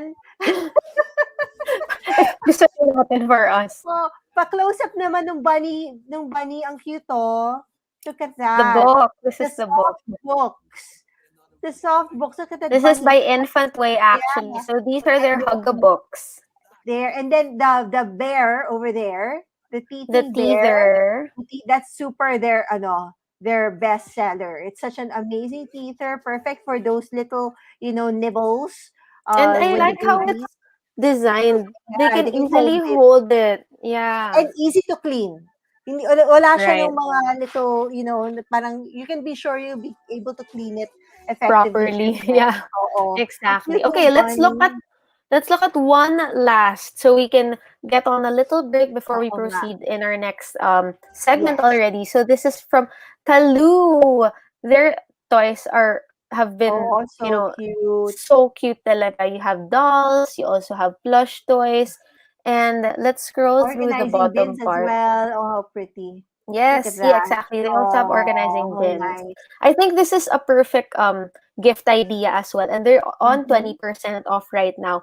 And again, just to remind everyone before we end this shopping segment, you can shop until November 20. All of these deals will be on our Mommy Mundo shop until November 20. So you can take your time, but some things might be out of stock if you wait Yes. too long as well. So make sure that you check out and keep coming back as well. Maybe you might be finding something else that you might need, and you have enough time to do so because it will be available again until November 20. Yep. Okay, so that marks the end of our shopping and community passport segment. I'll be back later for our Mompreneur segment at 2 o'clock. But in the meantime, we have one more talk for you guys, and we are going to say goodbye for We have now. 2 more talks. We have 2 more No, talks. one more, and then Mompreneur, and then another Yes, talk. yes, correct. Diba? So, we're not done. Expo Mom Day 2 There's still is, more. yeah, there's more. So please stay with us. Again, raffle links available for selected segments. So please be sure to attend so you can get a chance to win such awesome prizes. Okay. So Inya, back off muna tayo. Let's make way for our Yes. next talk. And Shaan, thanks again for joining us on your Thanks, lunch everyone. hour. See you later. Expo Mom Online 2021 Mindful Mom is co-presented by Baby Dove, PLDT Home, and Enfagrow A2 NeuroPro 4. With sponsors, Photo Book Philippines and Primary Teleservices Technologies Inc. Our media partners, Enquirer.net, Inkpop, Our Awesome Planet, Manila Bulletin, The Asian Parent Philippines, and When in Manila. Our community partners, Camp Explore, Kinder Music Philippines, and Geron Travel and Tours Corporation. Become a more active part of the Mommy Mundo community. Plus, get access to exclusive privileges and content when you sign up for the MN Community Passport. When you do so, you'll be able to avail yourself of the 2022 Mom 24/7 Planner and our Journey Box. Complete details can be found at mommymundo.com/community-passport.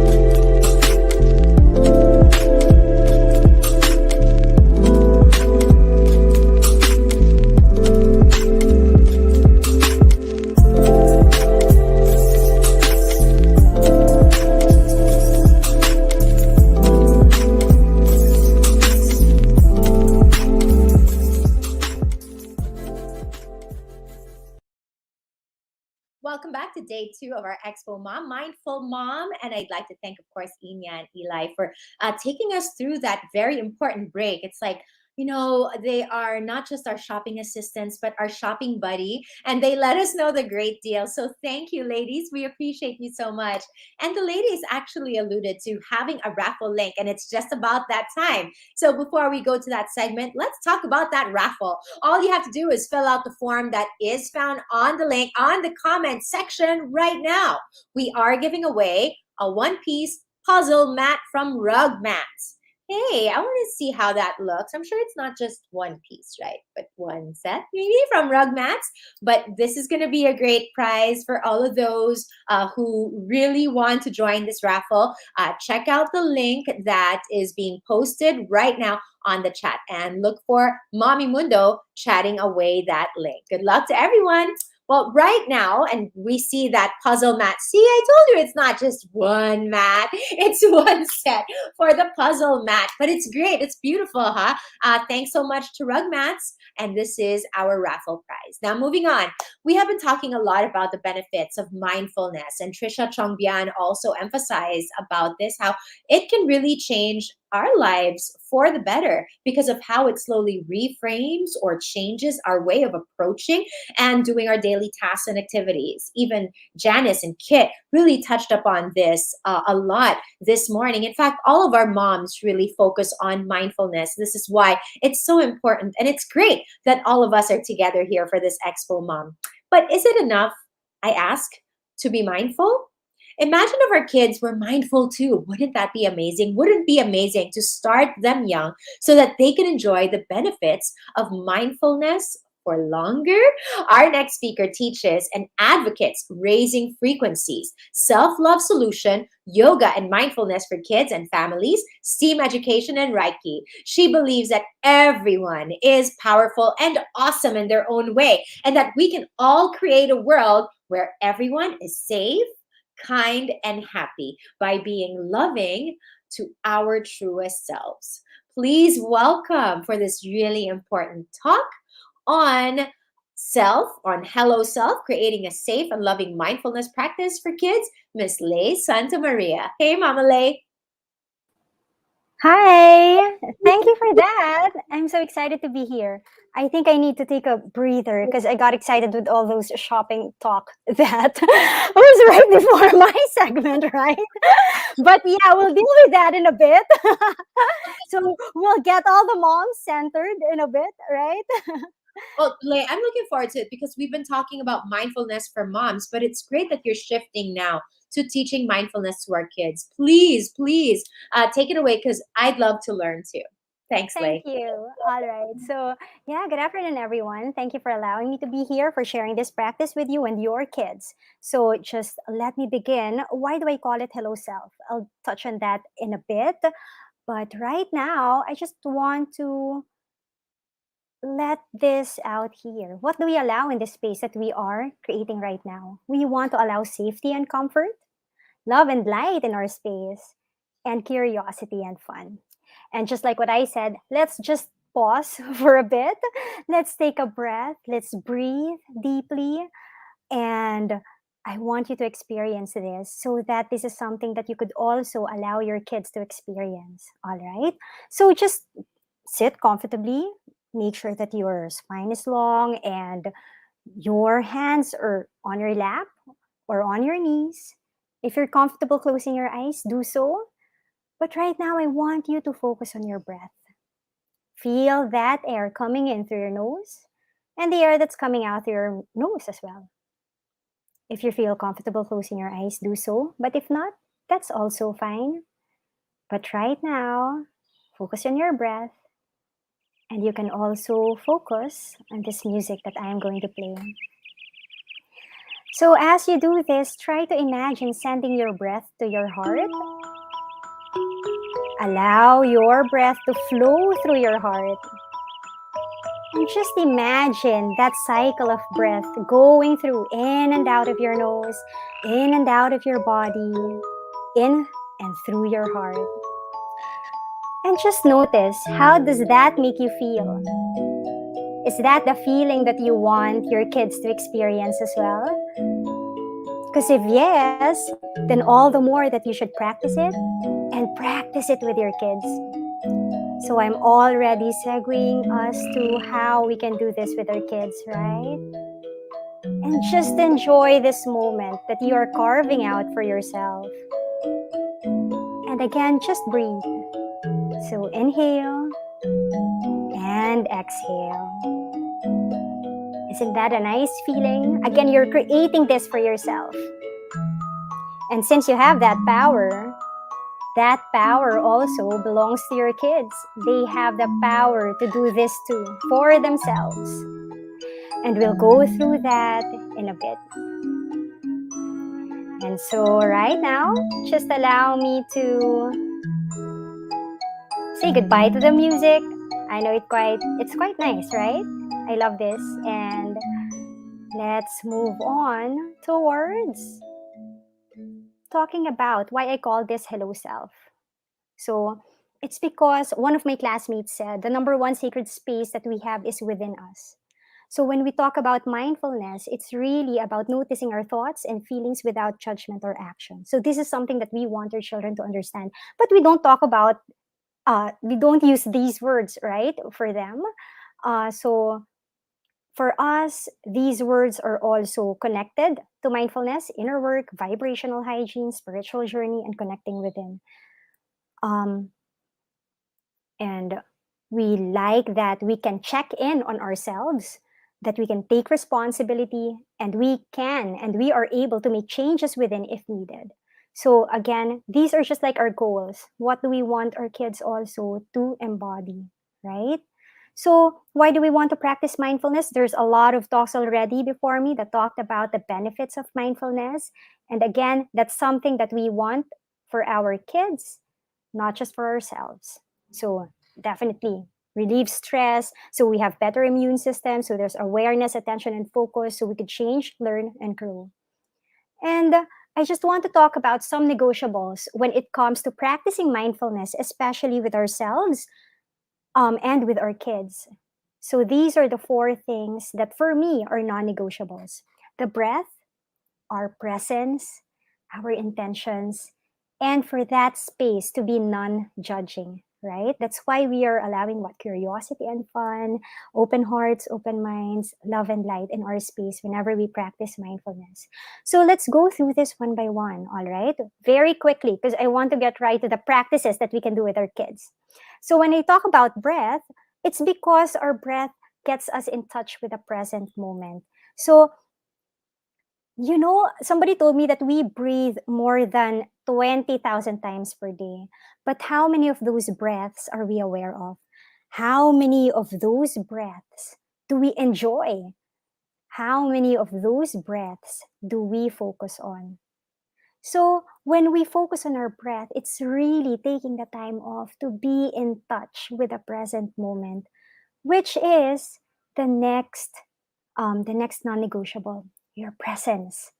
The place and time to practice is always here and now. When we touch in on our present moment, we trust that we are where we are supposed to be. We trust that whatever is happening around us is happening for us, and that's always for our growth. All right? So we enjoy the present moment, and that's why it's a non negotiable. And another thing is intentions. So, what is needed right now? That's what we want to focus on. Setting intentions allows us to direct ourselves. When we move intentionally, when we talk intentionally, when we do something with intentions, it puts us in that space wherein we can align what we are thinking, what we are saying with what we are doing. And so everything else is aligned towards that intention. What is it that we want? What is it that we need? What is it that we want to happen? Right? And whatever intentions we have, whatever thoughts we have, whatever actions, it's a non judging space. Why? Because don't we want to cultivate loving kindness in our lives? That's what we want our kids also to have, right? And not just loving kindness, any kind of other values that we want in our lives. So it might be different for each one of us, but that's totally fine. That's why it's a non judging practice. So remember, whatever it is that we fill ourselves with, that's what will overflow from us. That's what will emanate from us. And that's what we are sharing with our kids.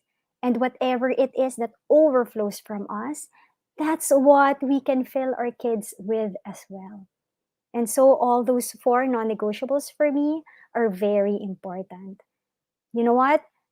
Anything that we do, as long as we are present at that moment, as long as we are mindful of our breath, as long as we are non-judging, as long as we are intentional, that's already practicing mindfulness. Yeah. But how do we tell our kids that, hey, it's time for a mindfulness practice or it's time to be mindful? So we use mindful a lot, right? But for me, these are some words that we can use to let them know that, hey, there's time for slowing down, for going within, listening to your heart, for breathing, for being present, focusing on the here and now. When we talk about mindfulness, it's not really just about asking our kids to just sit still and close their eyes and just breathe, right? So we know that there are so many things going on around us these days, and it's very hard to dive into whatever it is that each one of us is thinking. But we give that signal to our kids when we say, hey, it's time to slow down. Hey, can we breathe together? Oh, can you touch your heart? Can you listen to your heart right now? Let's try to be present right at this moment. Yeah. So these are just some suggestions. You can make up your own. Be as creative as you want. And maybe allow your kids to experience, okay, what do you feel when you are breathing? And when they describe it, use the words that they are using. Use it to your advantage so that you can connect better with them, right? Be more aware of how they react, how they respond. Be aware of the words that they use whenever you are practicing or whenever you are practicing with them, so that you can use more of those words, so that you can connect better. Because at the end of the day, we want to empower them. We want them to believe that they have the power to create their own happiness and peace. And this can be achieved through mindfulness, right? So, in my classes, how do we practice mindfulness? There's a lot of breath work, music and movement, games, affirmations, stories, and visualization, journal prompts, and even art. I'm not an art teacher, but we can use it as a tool so that we can practice mindfulness. And allow me to go through them one by one. So again, these are all just suggestions. You can turn any activity into a mindfulness activity when you go back to the 4 non-negotiables. That's my belief. But trust the power of curiosity, the power of fun, of peace, and of joy. All right. So let's see. For the breath work, I listed down some. So here's the 4-7-8 breath. We can go through this. This is very helpful for, I saw a comment here for meltdowns. Yeah, for tantrums, for anxiety, for panic, for anger, for sadness. So this is really a calming breathing exercise, and it even helps for those who are having a hard time sleeping. So 4-7-8, the numbers stand for, the first one, 4 stands for your inhale through your nose. That's 4 counts. 7 stands for the holding of your breath. So hold your breath for 7 counts. And then 8 stands for your exhale through your mouth this time. So 8 counts. So do you want to practice it? So let's do it. So inhale, 1, 2, 3, 4. Hold your breath. 2, 3, 4, 5, 6, 7. Exhale, 2, 3, 4, 5, 6, 7, 8. Inhale, 2, 3, 4. Hold, 2, 3, 4, 5, 6, 7. Exhale, 2, 3, 4, 5, 6, 7, 8. Inhale, 2, 3, 4. Hold, 2, 3, 4, 5, 6, 7. Exhale, 2, 3, 4, 5, 6, 7, 8.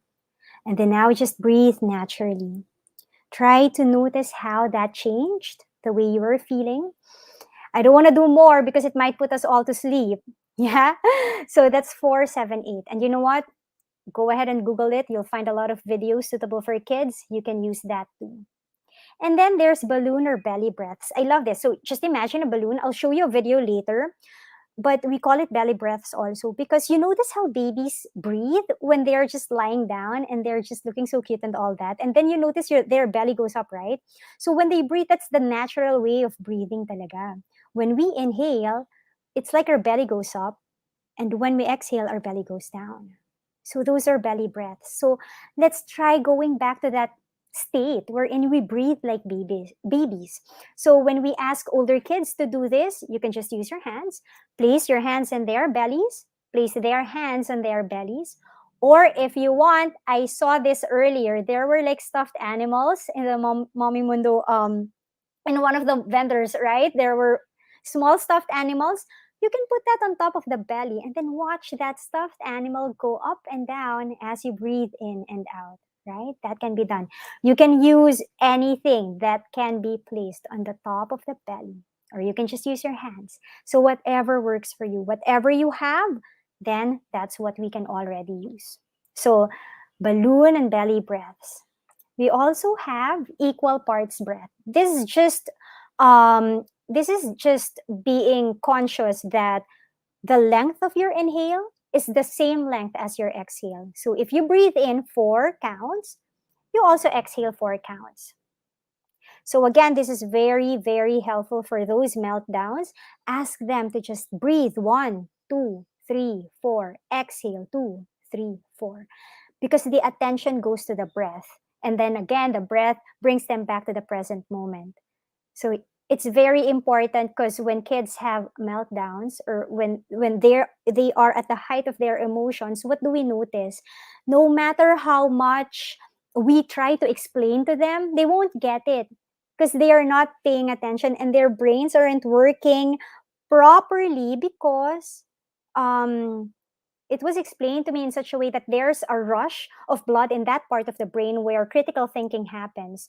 So when we breathe, we go back to the natural activity in the brain. And that allows them to be able to think clearly once that is already cleared out. And that's what happens when we do breath work, when we practice mindfulness. So when our kids have meltdowns, comfort first, safety first, love first, go back to your breath, and then ask what is needed right now. So all these are very, very helpful breathwork activities or techniques. Next is we have Ujjayi breath, or the Darth Vader breath. So you know how Darth Vader sounds, right? So it's like, and then when you exhale, you just create that sound. It's also called ocean breath. So we can practice that, just create that sound. And I know an artist who would recommend this to his friends who are having hard time sleeping, instead of taking something else. And then finally, another one of my favorite is the square breathing, which I will show you later on with a video. So let me show you just the balloon breathing. It's a visualization. If we are very visual, then can just have this and then look at it and then follow it, right? But I told you about the square breathing. So this is something that I really Square breathing. love showing my kids. With your back straight and body relaxed, let your arms hang by your side if you're standing. Or if you're sitting, rest your hands on your knees. Now we're going to silently count to 4 as we breathe. Follow the picture on your screen and breathe in as the arrow moves up one side of the square. Hold your breath at the top.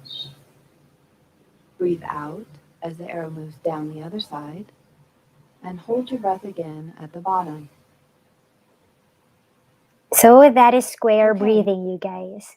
So just follow. You know what works here as well? Have a picture of anything that's square or even rectangle. Then ask your kids to just trace and then follow the shape and then move with the breath. So inhale, hold, exhale, and then hold. So again, that puts their attention to their breaths, right? And then, of course, we have music and movement. So first, the lullaby versions. For those who were able to practice earlier, the one with the breathe part, if you noticed, I used a lullaby version. If somebody was able to listen in, if you feel like typing in what your guess is, what that song is. So there are so many lullaby versions. I invite you to just like type whatever, what you think that song was, the one that I played earlier. And when you try to Google or search for lullaby versions, there's a lot. Look for the one that resonates with you. Look for the one that your kids will enjoy. And then use it. Allow that version, allow music, allow that kind of music to settle you down, to bring you back to the present moment. All right. And then we have action songs. There are so many action songs that we can turn into mindful activity. There are musical instruments that we can use. Use music that makes you happy, or that makes your children makes your children happy. That will really allow them to be connected to the practice. But I talked about action songs, right? So here, this is one of my favorites and one of my students' favorites also.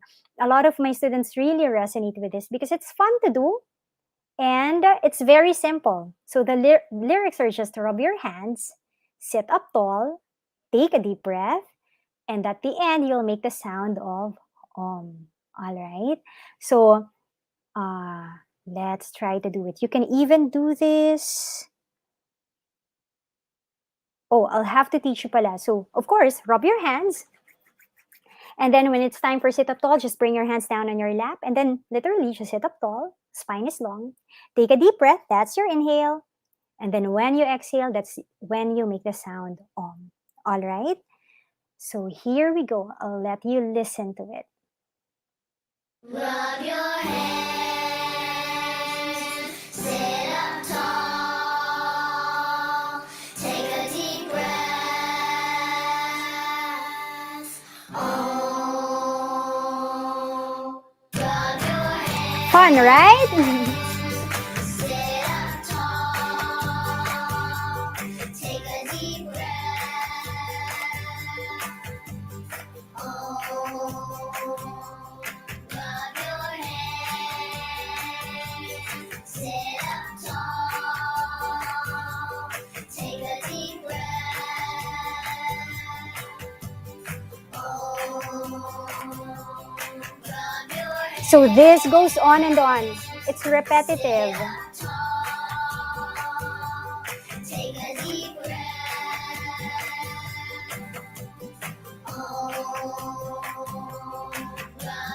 All right. So if I continue, baka maubusan tayong time. But there, see how beautiful that is? So just find this on YouTube. You can find it there, and it's an amazing practice. You know what? One of my students told me yesterday, I hope I remember this song even when I'm an adult already. And I said, well, you can do that. You don't have to forget it, right? You can do a lot of things so that you can remember this song. You can practice it. I think that's the best way to remember it, right?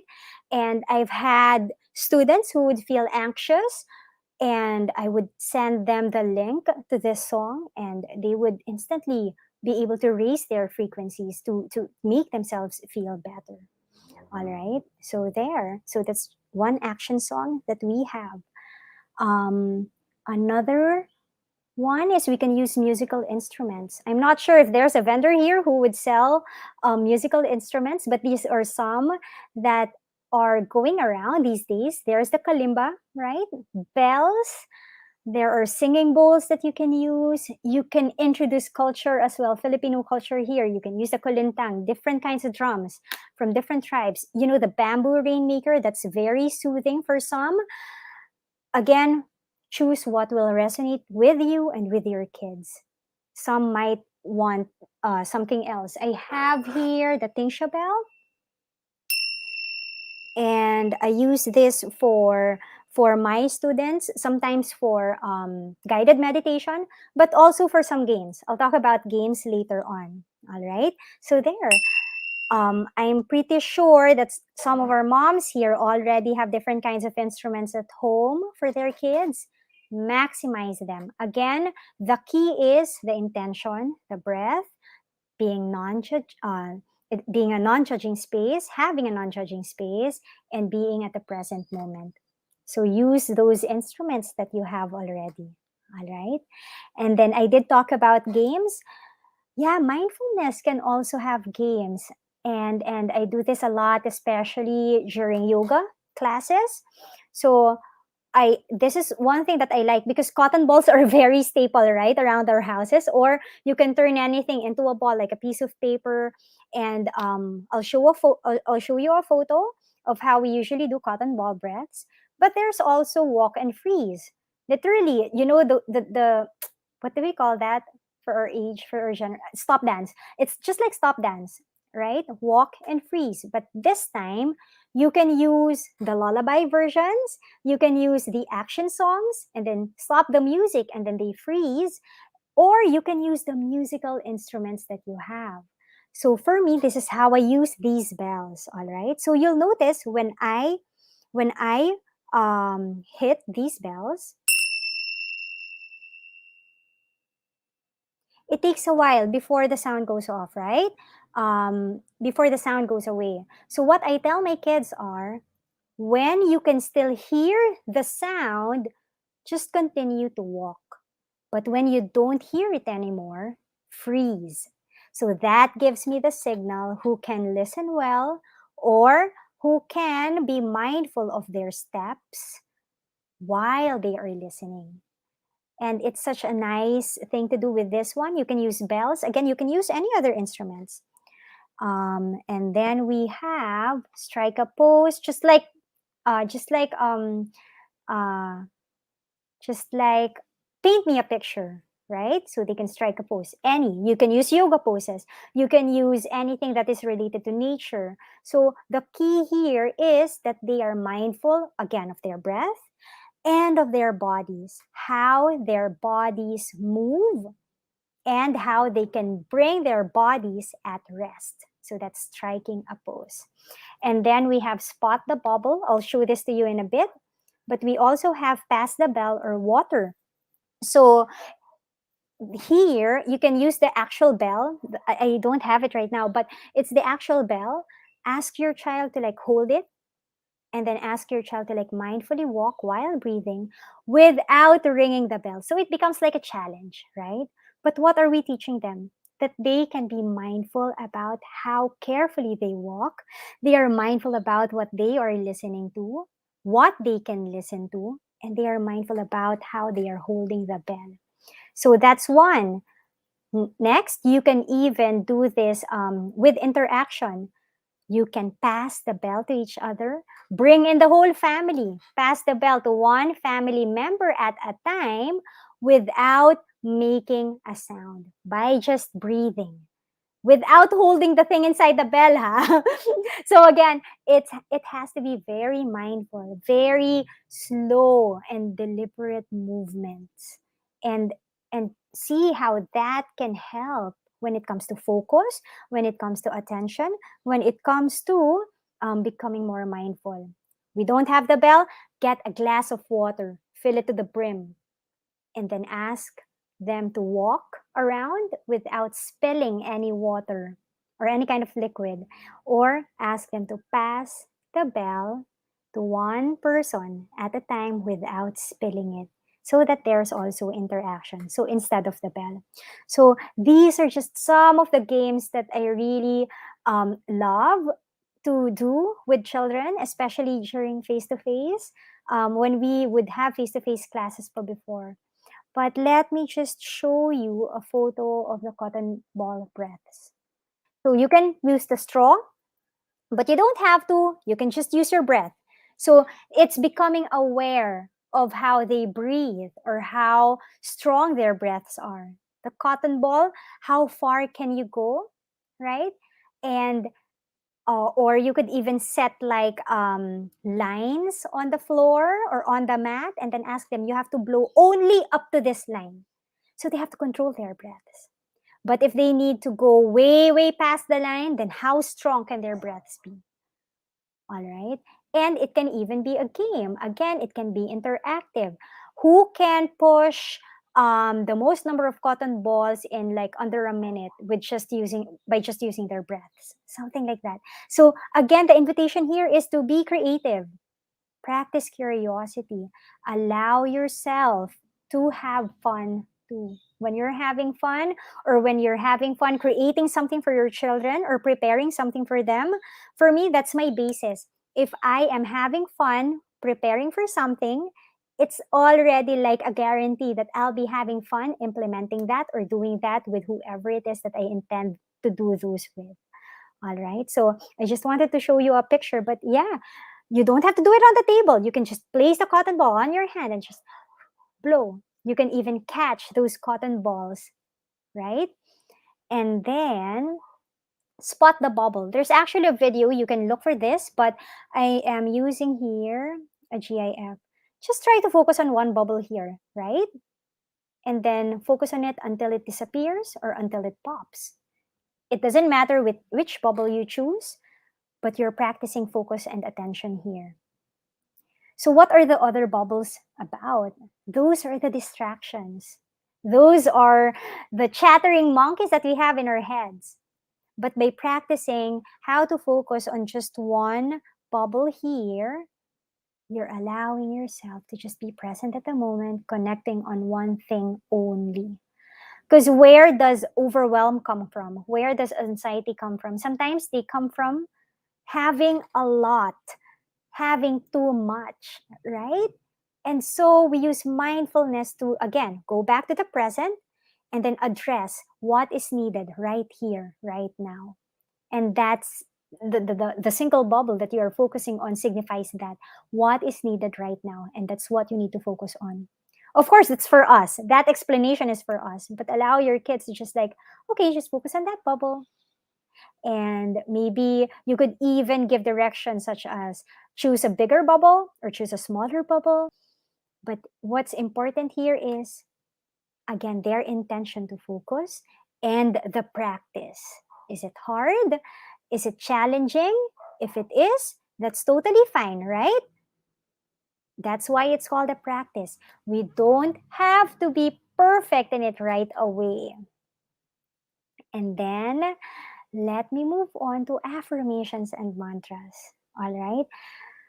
These are sentences that really allow us to direct ourselves towards what we want to happen.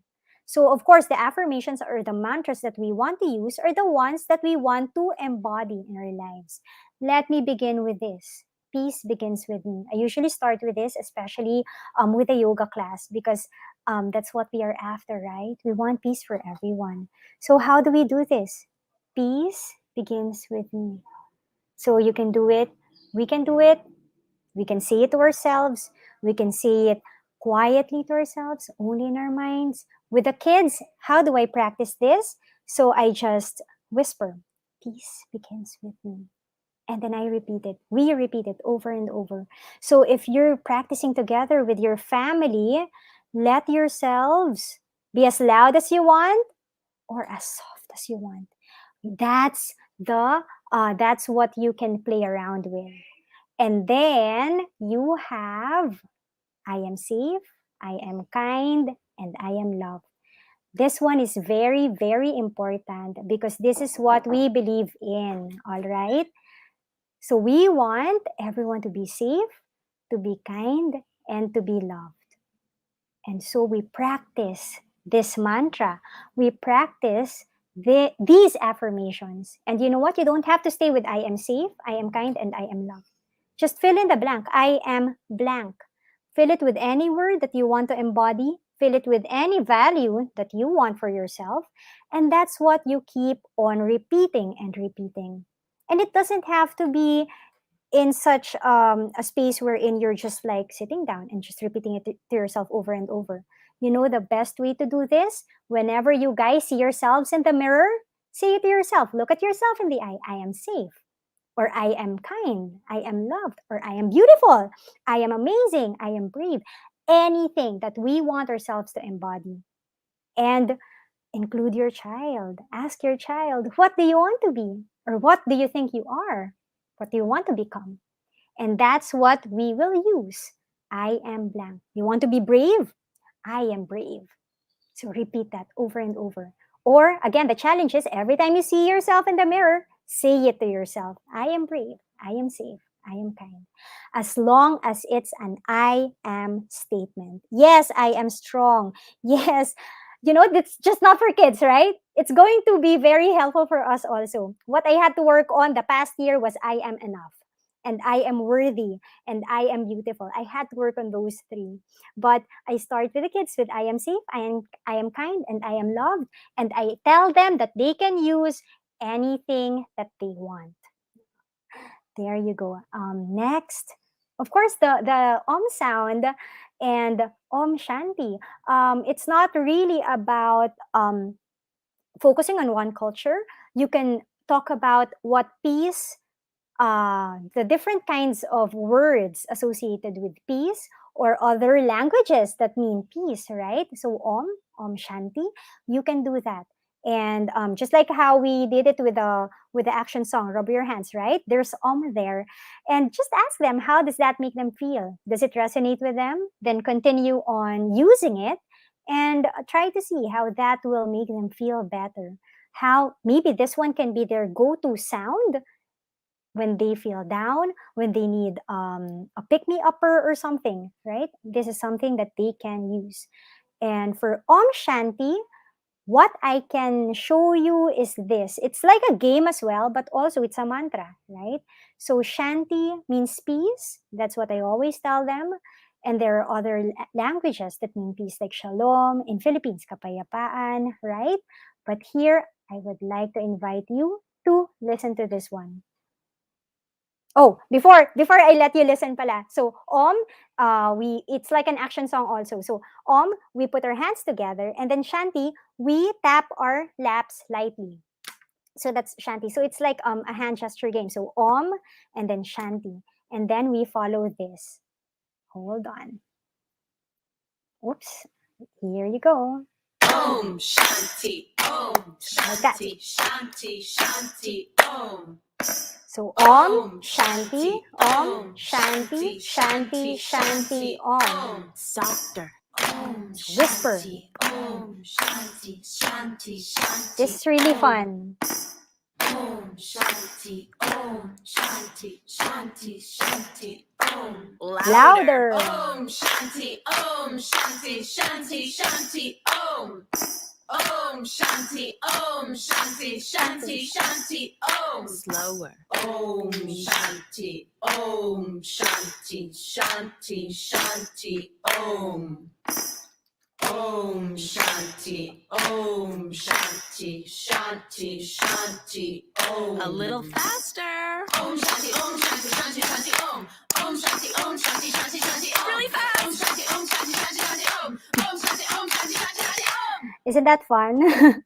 So again, one of the favorites of my students. So we use Om Shanti, that clap game, and it's something that you can do also with your kids. You don't even need a recording, right? And it's up to you. You can be dramatic about it. You can even use different kinds of emotion. How does Om Shanti sound like when you're sad, when you're happy, when you're mad? So that's something we can do, right?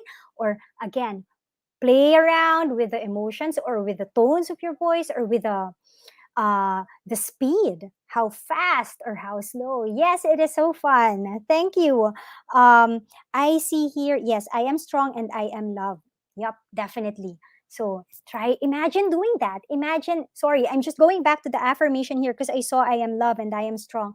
Imagine telling yourself that each and every single day, right? I am loved. I am loved. I am loved. And you know what's going to happen? You are going to calibrate. We are going to calibrate ourselves towards love. And every decision, every thought, every action that we will make will be coming from love. That's what we are feeding ourselves with. That's what we are filling ourselves with. And guess what's going to happen when we fill ourselves with so much love and strength and peace? That's what will overflow. That's what will emanate from us. And that's what will be felt by the people around us. All right, so there, I just agreed there a bit. And so let me go to stories and visualizations. So this is something that I also did earlier when I asked you to visualize your breath being connected to your heart. So, right, inhale. When you inhale, send your breath to your heart and then allow it to flow through your heart. So that's visualization. And that might be easy for us. But of course, for our kids, what can we do? We can use storybooks. We can use guided meditations. There is a lot out there. Let's maximize all these resources that's right within our fingertips.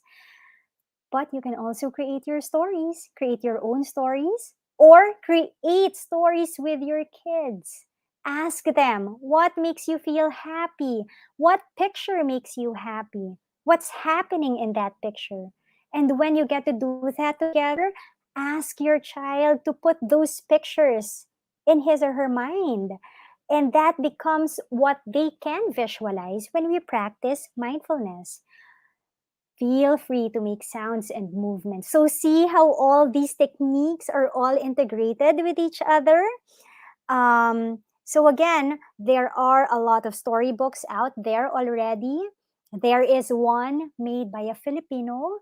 It's called I Am Amazing. I'm not sure if you guys have that already, but it's such an amazing book. I don't have it right now, and I regret not being able to grab it before this segment. But yes, it's called I Am Amazing. and it's done by a kids yoga teacher. Her name is Nika Heshanova. It's really a wonderful, wonderful yoga, kids yoga book with affirmations, with stories, with yoga poses. Everything's there. You can use that and maximize it. And then guided meditations. Usually, guided meditations for kids are actually stories. So again, you can use pre-made stories. Again, there's a lot. You can create your own stories. You can ask your child to draw those pictures to create their own stories and allow them to picture them in their minds. But here's one that I really love using because it's quite short and it's also filled with some affirmations, and it's such a nice way to start the day. Hello, Sun. A Yoga Sun Salutation to Start Your Day by Sarah Jane Hinder. Stand tall as a mountain. Reach high as can be. Bow down to the ground. What do you see? Step back and gaze forward, saluting the sky. Warm light shining brightly and clouds floating by. Be a strong bridge, focused and steady. Lower knees, chest and chin as soon as you're ready. Push up to the sun, shining warmth on your face. Exhale, touch your toes, smile and stretch into place. Step into the light and open your heart. Swan dive to the earth, feet slightly apart. Raise your arms into prayer as you greet the new day. Return back to mountain. Exhale, namaste. Hello, Sun. A Yoga Sunset. Oops, there you go. So it's quick, right? It's short and it's easy to follow. It's something that everybody can do. Quickly lang. Even those who do not have an everyday kind of yoga practice, that's totally fine, right? And again, there were words, there were values, there were affirmations that we can use coming from that story already, right? And let me segue to journaling because the values there or the words used in that story can be used for journaling. That can be a prompt, right? How do I practice being brave? How can I practice being strong? How can I practice being steady? What do I need to focus on? So take it from there. Take it from whatever it is that you're using. But also, I listed down here some practices that, you know what, I would suggest that we do more. So, for example, a gratitude list. End your day with asking each and every body in the family, what are you grateful for today? List them down or take photos of it, right? There's a lot of ways you can come up with a gratitude list. You can have a happiness web or a happiness list and then fill it up with so many things, people, places, activities, anything that can make you happy. Because when we do this, when you have a running list of things that you are grateful for or things that make you happy, then whenever we feel down, we can always go back to these tools, scan through those lists, and then see which one is really accessible right now because I think I need it. Remember the first question we ask ourselves when we practice mindfulness? What is needed right here? Then, if it's hard for us to think clearly, we can just have our list ready, open it up, try to see which is accessible now, which is something that I need right now. So, I have students who would list down hugs or dancing or drawing. A lot of them are into art, and some of them would write biking, and those may be just simple things, but when we are at the height of our emotions, we might not be able to think right away, right? So for example, you are really sad or frustrated. You breathe. What is needed right now? I can go back to that list. Oh, maybe I can go biking today. Just to allow myself to feel better so that I can think better also, so that I can make better decisions, right? So these two are the things that I would recommend that you do each day. Something that you're grateful for and what makes you happy. You and your kids, you and your family, right? Whoever is willing to jump in, go ahead. Practice gratitude and happiness lists. And of course, there's a vision or dream board.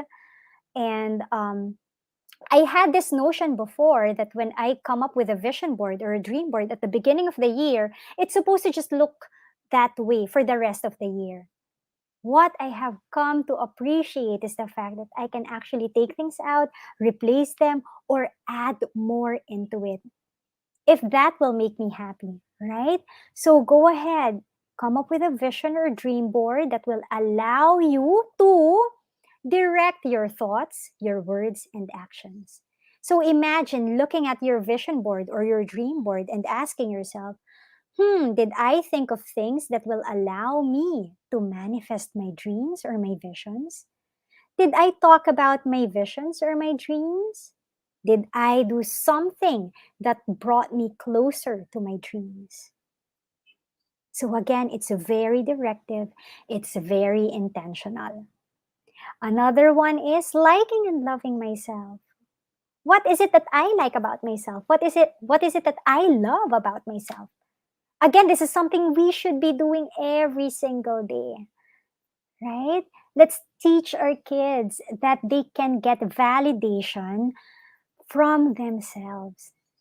That the liking and the loving is very awesome when it comes from the people that they love. But it's also important that they practice it themselves, right? And I love this. I think you're going to love this. Let me share this. I have this student. So we used to do yoga every week, and we used to talk about the things that they love about themselves each week. And she there was one time that she went, "Oh, I like that I'm a girl." Isn't that amazing? So imagine being able to accept who you truly are, being able to accept your authenticity, being able to accept your dreams. And that's going to feel so amazing that will push you to become the best version of yourself. And of course, we use journaling as a self check tool. How am I really feeling right now? And then ask yourself also, is that what I want to feel? What is it that I want to feel? How do I get there? All right, where am I right now? What am I doing? What do I need to do? How do I get there? So, if some of you have been practicing this with your kids, I laud you. But if not yet, try starting with that. Try getting it from them. What is it that you want to happen? How do you think can you get there?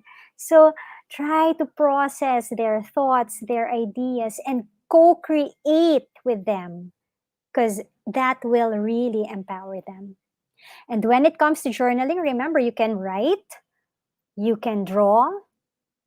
When I say you, I'm talking, I imagine talking to my students. So the kids can write, can draw, can cut and paste, can print.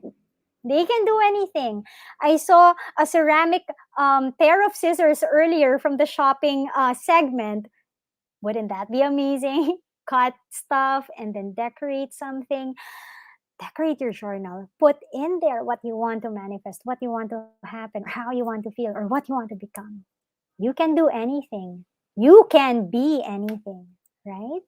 So let me show you just a few of the pictures that we use. So everything's like online now, right? So when I do this with my kids, we do it via Zoom. We use tools like they put in their whiteboard. So this is a happiness web. And this, I did this. What do you value the most with the older kids? So these are the tweens, no, 9 to 12 years old. I asked them, what is it that you value the most? This is just something for us to reflect on, no? The biggest one, care. That means this was this was written or this was typed in several times. So most of them thought or think that care is something that they value the most. Care, and then happiness, worth, and fun. Again, trust the magic of fun, right? So again, that's just some examples. And then let me move on to, okay, I have 7 minutes left. So let's move on to mindful art. I'm sure a lot of you have heard all about mandalas, dream catchers, Zen tangles, line breaths. Draw lines using your breath, or with your breath rather. Connect your movement with your breaths. Pinwheel so that you can practice your breathing, right? And then of course painting. You can use anything. You can do anything here. And these are just some pictures. You know, bubble painting. You can do a lot with the kids, right?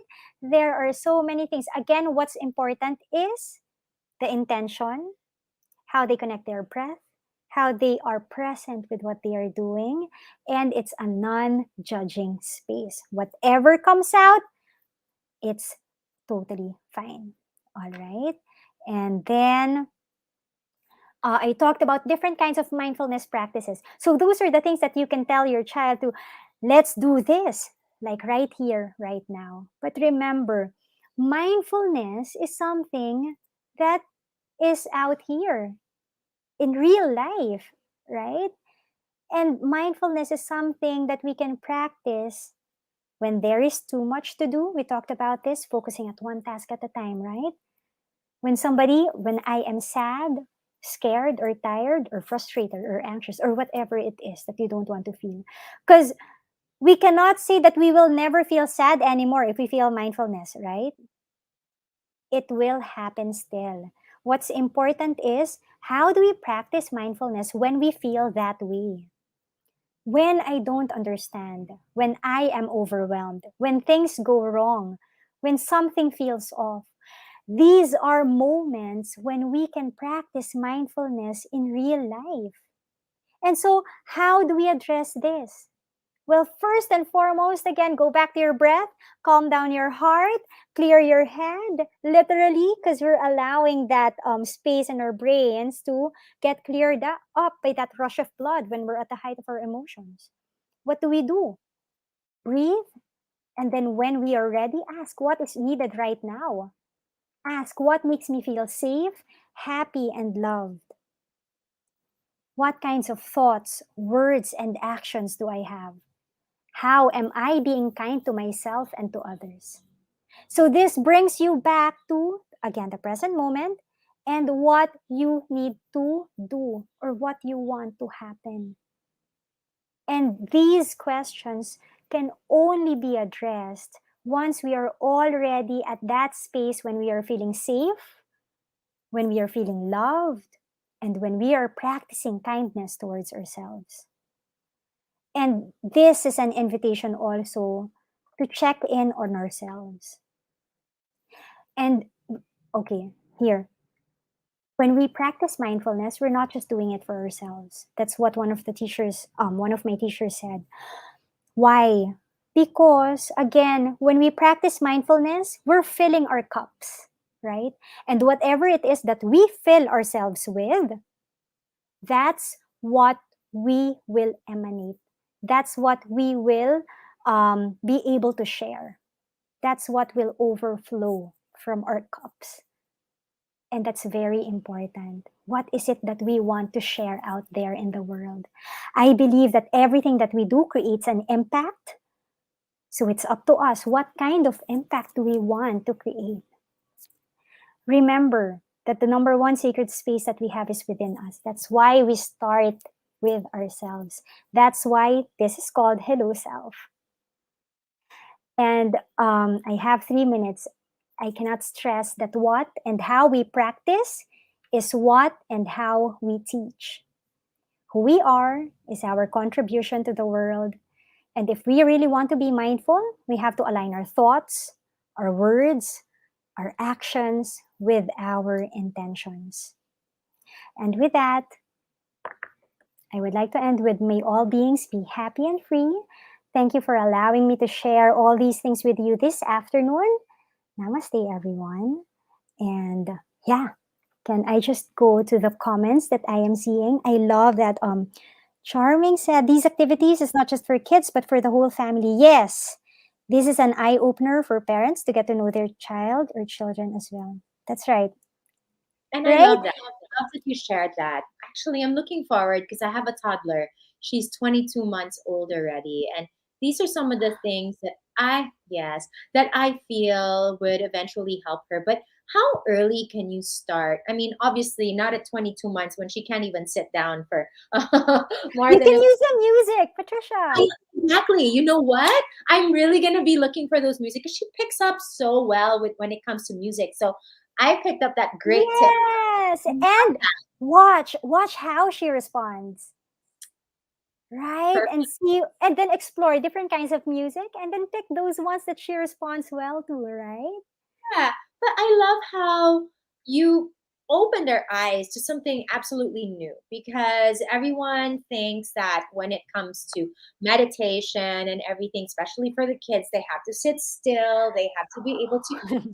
But that's why you totally change that, and it makes it easier for us parents to be able Yes. to teach our kids. Right? Because for adults, how easy is it for us to like really sit still and clear our minds and not think of anything and just breathe? Hard, right? I mean, especially in the middle of this pandemic. So what more young kids? So that's really what I want to put out there. We cannot expect kids to do something that will not come easy even for us. I So like that. again, so then trust the magic of fun and curiosity Yes. and right? Thanks, Lay. I learned so much from you. I You're really welcome. You're welcome. can you tell everyone what your social media handle is again? Oh, it's at Lee Mitchen. Leimitchen. All right, mamas, you know what to do to follow Lay Mitchin. I'll follow you because I want to learn more from you. Thanks so much, Lay. Sure. You're welcome. It's an honor. Talk to you again. Thanks so much again to Bye. Lay. It was such a fun session to do, and I'm already looking forward to applying what she taught to, I don't know, for my big boys. They do stuff, but for that little one, the music part, that really got to me. It really got me thinking about all the things that we can do. See, we can really see the benefits in the personality and the behavior of our kids if we as moms are also mindful and allow them also to practice mindfulness.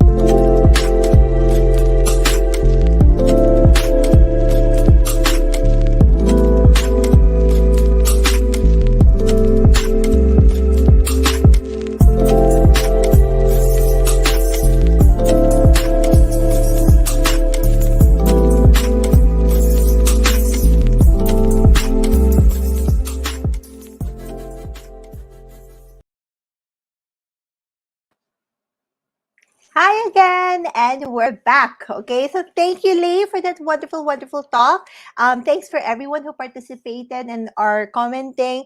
Guys, don't stay quiet. Please share with us your fun takeaways, your thoughts about all the talks that you're attending, everything that you're learning. We would love to hear from you. We love hearing from our mommy community. Again, you're all MM moms. As we reminded you guys earlier, we were talking about our community passport. You're all MM moms, and we love to hear your voice here on the comments. We love getting to know you more. Okay, so we are back for this very unique segment. Okay, we do it here only on Expo Mom. And as you guys know, one of the 5 pillars of Mommy Mundo is mompreneurship or entrepreneurship by our very own community. Our moms who just want to go ahead, even though you're staying at home or you're working already, you want to start a business, you want to start a passion, you want to profit of your passion. We are here to support you. And Mommy Mundo Shop is just that. Whenever you buy anything from Mommy Mundo Shop, you are supporting a mompreneur. And we're very, very proud of how our mompreneur community has grown, and we love to support and see them thrive. Okay, so we're back. We invite active brand owners who have items for sale up for grabs, and we're going to have them live with us. We have two mompreneurs who are joining us today to talk more about what they're offering for Mommy Mundo Shop, and we are going to live with them in a bit. So before that, we have a couple of giveaways. Yay! This is love a great raffle. Okay, so first we have the pinned link already. Okay, so we've got the pinned link for the raffle for this segment. It's raffle time. So one mom here watching will get the chance to win one piece of a Mamapreneur shirt from Reese and Roy's collections. There you go. There, oh, how cute is it? It's a Mamapreneur shirt. It's a mom chasing her dreams, raising babies, and chugging coffee. That's what we are. Okay, so and then we're going to have Reg show us a visual of our running contest with Laurel and Co. And here are the mechanics. Reg, if we could have that over there. Reg, are you there? Are you flashing a graphic of our raffle with Laurel and Co. right now? Okay, while waiting for that, guys, do you see the form for the raffle there under the Mommy Mundo account? We've got the raffle form, so please fill this up. That is for this particular raffle for this segment, okay? And here it is. So this is our running raffle right now with Laurel and Co. We are going to have one winner of a Laurel and Co. holiday collection. So for those moms who like going matchy-matchy with their kids, this is your chance. Please enter our raffle. And the mechanics are... do you have the mechanics, Reg? Please flash it on screen so that our moms may know how to enter this raffle. Again, these raffles are exclusive to Expo Mom, and you can avail of them right now. Wait, hold on. I'm getting a message. It's okay. So we'll flash the... Oh, done with the form and join the raffle with Lauren Co. Hoping to win. That is Tricia. Thanks, Tricia. Thanks always for being here with us. You know, we see your name all the time, and kudos to you. Thanks for being with us. Okay, so here are the mechanics. So you have to follow at Mommy Mundo Shop, at shoplaurel.co, and at Ingrid Santillan Atelier. So 3 accounts to follow to join the Laurel and Co. Holiday Collection raffle.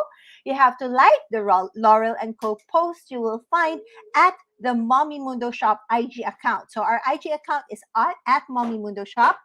And then you have the post is of this graphic. The graphic that we flashed earlier, please like that one. And then please share that post into your stories. Tag Mommy Mundo Shop and at least 3 of your friends. And comment done on the original post. So again, you'll find all these mechanics so you'll be clear on what you need to do on that post at Mommy Mundo Shop of Laurel and Co. to enter the raffle. So one lucky follower will be chosen by random and will be announced on November 22. So it could be you. So again, here we go. That's it. So please join. Okay. So right now we have 2 mompreneurs joining us. Hold on. So our first mompreneur, I think she's back there. Okay, here we go. So we're ready. So we have our first mompreneur. She is the mom behind Tiny Winks and Keens. She's going to share with us all the deals that you can get from her shop here at Expo Mom. So please, everyone, welcome Gretch Lee. Hi, Gretch. Hi, everyone. Hi. Of course, thanks for joining us. We Mm. always appreciate when our moms come live with us because we love getting to know you guys. You know, our community is so appreciative of what you do. You're so admirable, you know, able to balance everything. And you are such a great example to those who are still finding the courage to start their own businesses. See, so if Gretch can do it, guys, kayo rin, right? Diba? So, okay, Gretch, tell us what you have in store for Expo Mom this particular Expo Mom season. Okay, so we have 2 brands under Expo Mom. Our first brand is our first baby, which is Tiny Winks. It's 100% baby safe mattresses. So the our standard items are all on Expo Mom. And our second brand is Keen's, which is Korean baby gears, which are focused on safety, functionality, and engineered actually in Germany and all world class products. We're the official Nice. exclusive distributor in the Philippines for Keen's, and we have I think 10 to 20% off for Expo Mom for our strollers, our strollers, our high chairs, and our hooks. Plus, Wait. we sponsored like 5 stroller hooks and 5 stroller fans for all the talks today. For Yes, I was telling them new stroller fan. It could very well be a tita fan. I want one. It's so Uh, nice. Wait, I have one in my dressing area. See? It gets hot, so I use it all the time. Right. So talagang, the stroller fan can be a tita fan. I mean, like in our weather, di ba? I'm always getting like kidded by my friends because I always have a little tiny fan in my bag, and there you go. So here are the kids stroller hooks, super convenient for anyone who uses stroller. A stroller hook will actually, it's a Actually, lifesaver. It's even for other carriers or other things, you can and we can use the stroller hook, not just for strollers. It's an Like extra even hand. for That's what it Mhm. is. And then keys being engineered in Germany, diba? High quality. You can really rely on the quality that you will get when you purchase a Keen's product. There you go. Can we flash Yes. more? Please, let's show our moms what else they can get from Keen's on the shop because they're such Yeah, amazing products. for kids, really Yes. focus on like being fun, innovative, and like having all the accessories in. For example, for our strollers, you also get like mosquito net, rain cover, cup holder, the leather straps, and then even an infant pad, all included Right. already. Yeah. Nice. Okay, you Mhm. mentioned cup holder. When I was a baby mom pa when Mhm. that one was still in a stroller. Mhm. The cup holder, I didn't know that it was so essential. 'Di ba parang kailangan ko pala 'yon because I need a third hand talaga. You always need a drink. 'Di ba when you're breastfeeding, you're always thirsty. Yes, So super. talagang when you have a cup holder, kailangan talaga in a stroller, talagang stroller hook. Lalo na me, I had no yaya. So all these accessories were really super, super, super, super helpful to me. So guys, 20% off on stroller hooks. So if you don't have one, if you're expecting, if you're looking for one, here's the perfect time for you to avail of this wonderful deal. Okay, there. So that's Keen's. And for stroller, I'm not sure if I think you have a separate visual for strollers and Mm-hmm. for high chairs. You have discounts also. Oh, there you go. Yeah. Okay. Yay! So here, oh, this is a good deal, huh? Look at the savings on this stroller. Regular price of 18,999. It's only at, my gosh, my tita eyes. I can't see also. My tita eyes, I cannot see. Grabe. My tita eyes. Look at me. Okay, I'm gonna have to change my glasses from long distance to short distance para Yeah, I can see. it's 17,099 na lang. There you go, 17,099 for Expo Mom. It's 10% off. Such a wonderful deal Oh, on this amazing stroller. And then there's another one, di ba? The high chair. yeah. There's the high. Uy, ang cute naman the wagon.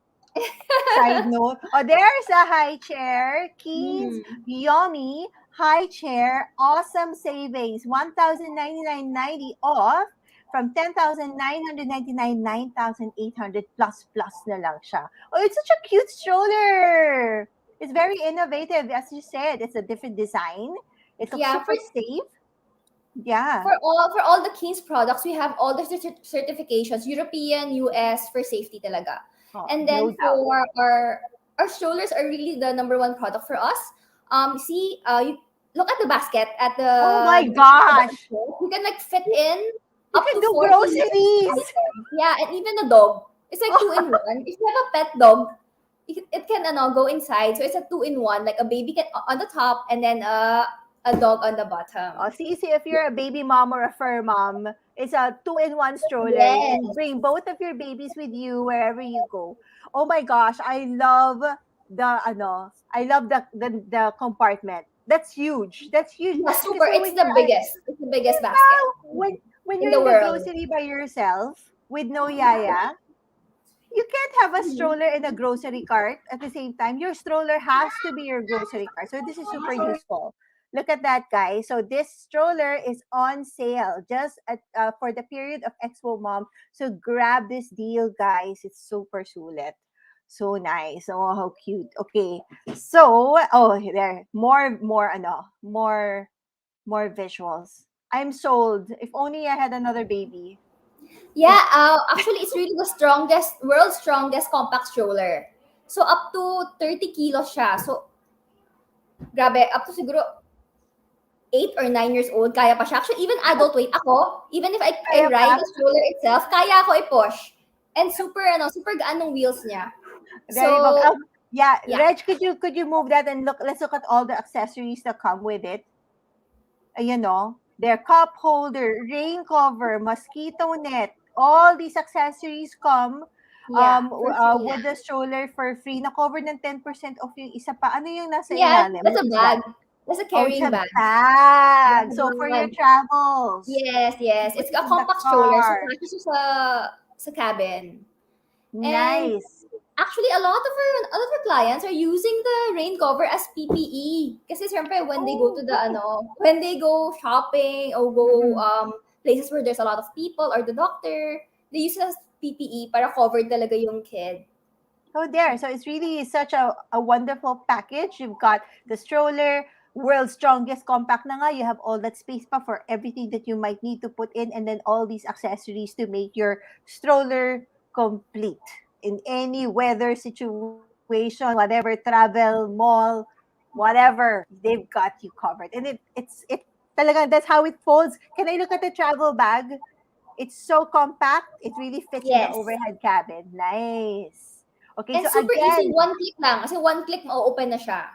I We wish were we had a super video. sold on the item. So, we said we wanted to bring it to the Philippines talaga. It's super nice. And we've been using it ourselves. So.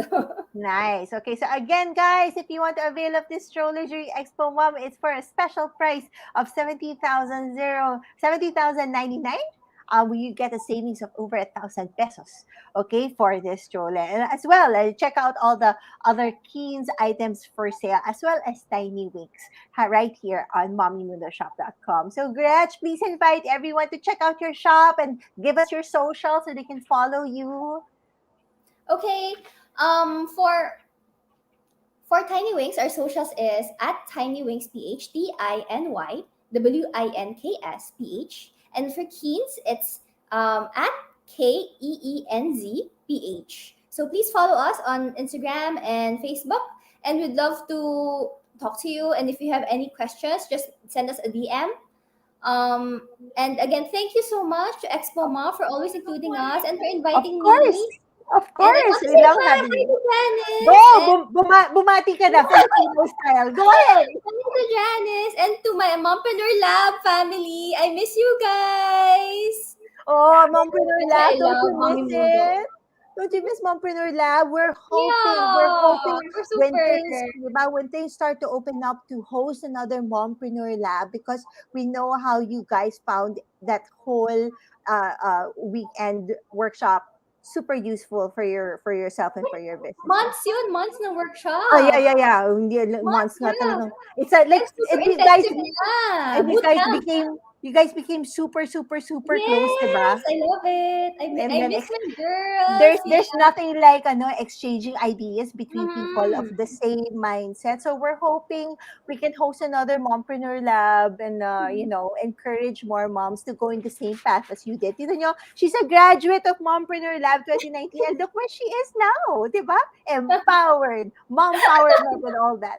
Okay, thanks, Gretch, for coming, and we hope to see you again online. Thanks for coming live, because we love it when the moms come live with us and have a conversation, and we love I'm sure our moms love seeing you, the people behind the brands that are on Mommy Mundo Shop. So thank you again for coming with us. Thank you guys. Bye. Thank Bye. you. Okay, we're not done. We have one more. Okay, we have one more mompreneur, and she is someone who went on live with us also in the last Expo Mom. We had a great conversation about the benefits of her product. So if she's ready, Mel, are you there? Hello again, Mel. Just let's waiting for her to load, but it's okay. Again, so we have a raffle going on. Please go ahead and check out the raffle form that is on the comments. That is only the raffle for this particular segment. So if you want to win a shirt from, the shirt is from Reese and Roy's collections. It's a mamapreneur shirt. So wear your mamapreneur shirt loud and proud. You know, we love mompreneurs, and we love that you guys have your passions. Okay, so before we have Mel, we are going to play a video about her brand Polito.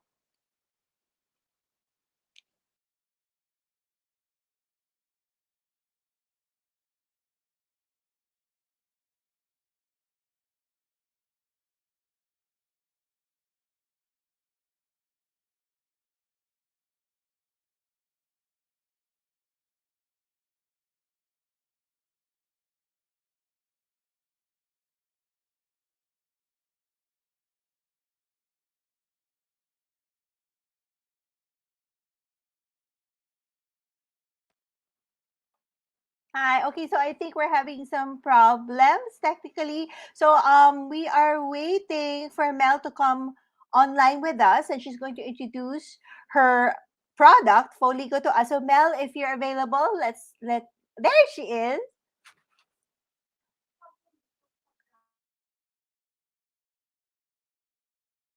Okay, Mel. Oh, there.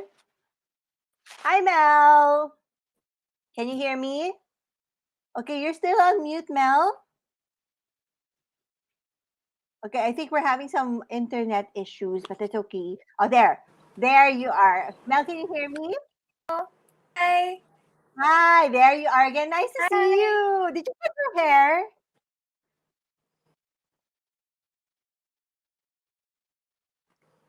Sorry? Yeah. I'm sorry, Did I you think cut my your internet hair? connection is Yeah. It's okay, we'll give you a few moments just to catch up again. We're reminding everyone. wait Okay, lang. while Mel is fixing her or while Mel is fixing her internet, we do have a raffle. We do have a raffle from for recent Royce collections, and then we have the raffle from Lauren and Co. And then if we again, there will be other segments that we will post raffle forms. We have more prizes today and tomorrow. So please join us. Keep joining us so that you can sign up for those raffles for free. So we're still waiting for Mel. Oh, how many times do I need to fill up the forms, please? That's from Kitty Perry. So Kitty, each raffle form in each segment is unique.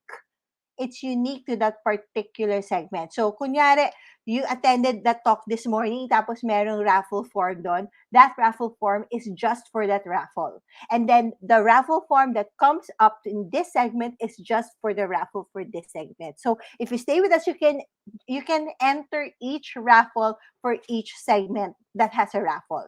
Diba? So, it's not just it's like it's unique, as I said. So please fill up each form as it comes up on each segment, so you can have separate entries for each raffle that we have. Okay, so you can get a chance to win all the wonderful prizes that we have. Okay. Oh, here we go. So while we are waiting, so these are the raffle prizes. Yes, flash that if you need me to share something, please, Reg. If you guys don't know, Reg is our eye in the sky here at Mundo. So again, just a rundown on what raffle prizes you can win for this particular segment. We have one piece Reese and Roy's collections, the Mamapreneur shirt. Look, it's a wonderful quote. A Mamapreneur is a mom chasing her dreams, raising babies, and chugging coffee. Coffee is life, you guys. It really is. There, okay, such a cute shirt for those aspiring mompreneurs and mompreneurs already. And we also have the Laurel and Co. Holiday Connection. We have one winner. The mechanics are on the particular post at the Mommy Mundo shop. IG account. If you still haven't followed that account, please do follow us at Mommy Mundo Shop, and that is where we post our special deals and discounts that you can get not just for Expo Mom, because we have sales every month. We have special deals every month for you guys to avail of, for your shopping. And lalo na, the holidays are coming up, so please do go ahead. Oh, here we go. So let's go run down the mechanics for the Laurel and Co raffle. So you have to follow at Mommy Mundo Shop, at shoplaurel.co, and at Ingrid Santillan Atelier. Okay, so you have to like that Laurel and Co post you will find at Mommy Mundo Shop. Yung picture na kanina na finlash ni Reg, that's the same exact post that you will find for the raffle on the IG. And then share that post onto your stories, tag us at Mommy Mundo Shop, and 3 friends who you think might benefit from this raffle. So this is for the moms. If you saw the picture, yung mga mahilig sa matchy-matchy, and there are perfect holiday outfits for you guys this season. So comment done on the original post and your entry will be complete. So one lucky follower will be chosen by random and will be announced on November 22. Okay, it could be you. All right. So again, each segment has a unique raffle form. So right now, if you scroll, the Mommy Mundo account has posted the raffle form for that segment for the Mompreneur shirt. The other segments have different prices if you attended, and will surprise you with more gifts and raffle prices in the coming. Okay, so what's happening is that after this segment, there's one more talk. And then tomorrow we have a full morning pa for everyone. And tomorrow, if you missed it, we announced the launch of the Mommy Mundo Community Passport, where we have 3 ways to enjoy the Community Passport and be part of all the events, the newsletters, all the information, either Mommy Mundo Mom, Mommy Mundo Ambassador, or Mommy Mundo Maven. We shorted it and we call you MM Mom, MM Ambassador, and MM Maven. And those are the 3 ways that you can enjoy your community passport. And so if you are waiting to get your 24/7 journal, which everyone has been waiting for, this comes with either your MM Ambassador or MM Maven Community Passport. There's also the Journey Box, which everyone waits for. It is full of premium items from Mommy Mundo's partner brands. Okay, so those are 2 items, the very 2 iconic items that come with your Mommy Community Passport. So you either sign up for Maven or Ambassador, and you get those. We'll have another segment tomorrow. If you missed earlier the segment on Mommy Community Passport, you can learn more about it again in our segment tomorrow. And you can also visit our socials, either our blog at mommymundo.com, our website. We have a special area there just talking about Community Passport. And also you can check our socials, our IG at Mommy Mundo to check the passport post, and you can find all the details over there. So let's try again. I think Mel is ready. Okay, Mel, let's try. So we'd love to chat with you. Let's see. Much better internet connection. These are the things that we have to deal with during this pandemic. Now, we've been online for almost 2 years, guys, and we're so used to all these technical difficulties and all the parameters of hosting online events for you there. That's much better. Mel, can you hear me now?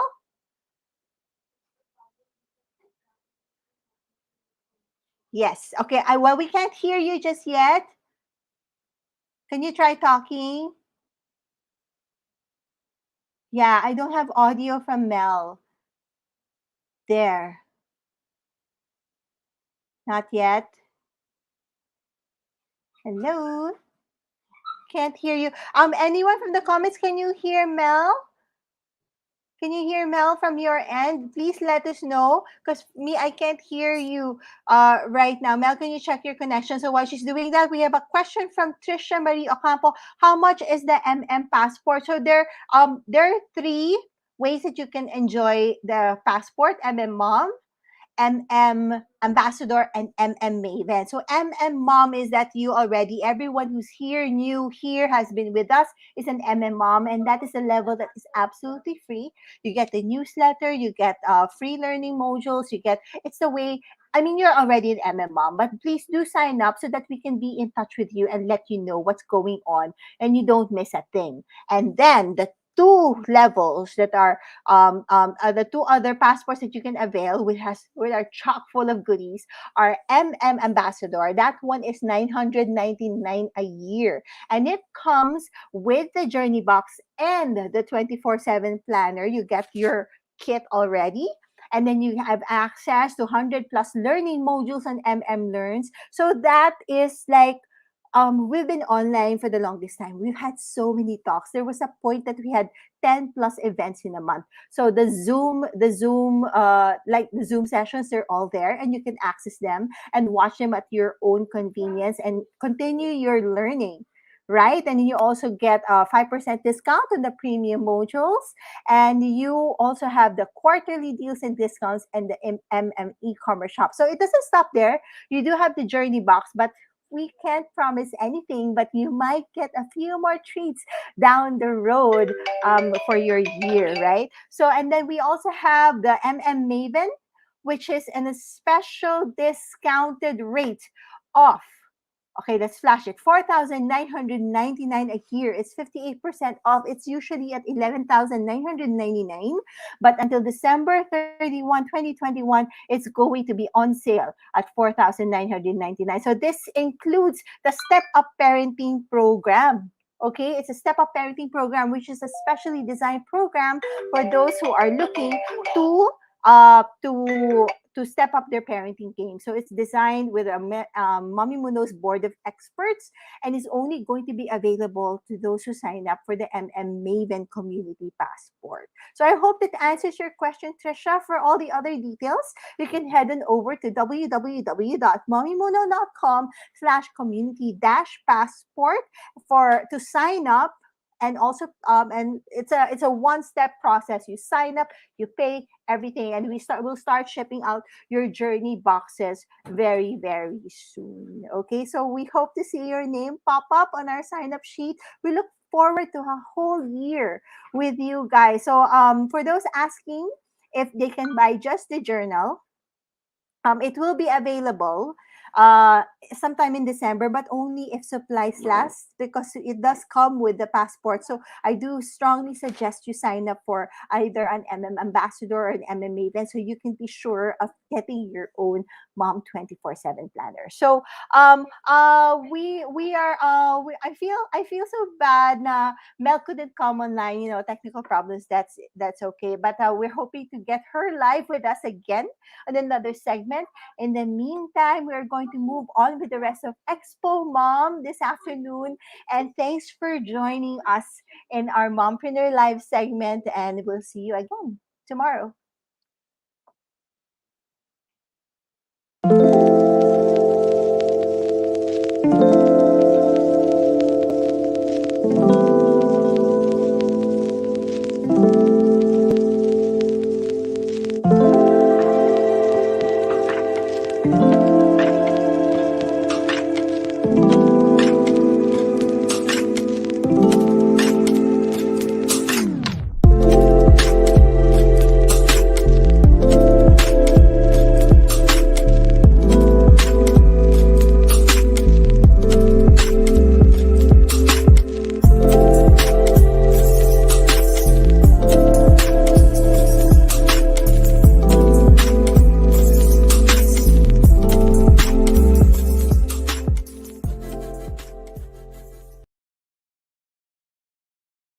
Expo Mom Online 2021 Mindful Mom is co-presented by Baby Dove, PLDT Home, and Enfagrow A2 NeuroPro 4.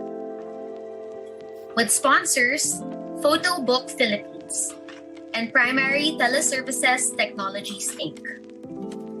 Our media partners, Enquirer.net, Inkpop, Our Awesome Planet, Manila Bulletin, The Asian Parent Philippines, and When in Manila. Our community partners, Camp Explore, Kinder Music Philippines, and Geron Travel and Tours Corporation. Become a more active part of the Mommy Mundo community. Plus, get access to exclusive privileges and content when you sign up for the MN Community Passport. When you do so, you'll be able to avail yourself of the 2022 Mom 24/7 Planner and our Journey Box. Complete details can be found at mommymundo.com/community-passport. I know everyone's been getting such great information, not just from our mompreneurs, at Eli also, of course, but I love that Mompreneur Live segment and the fact that we got to know a lot more about our mompreneurs. And we have questions here asking about, of course, the passport, the Mommy Mundo passport, and I'm sure with the videos and information that we've been sharing with you, you all are excited to get it. But you know what? I'm also excited for our last segment of this day here at Expo Mom, Day 2.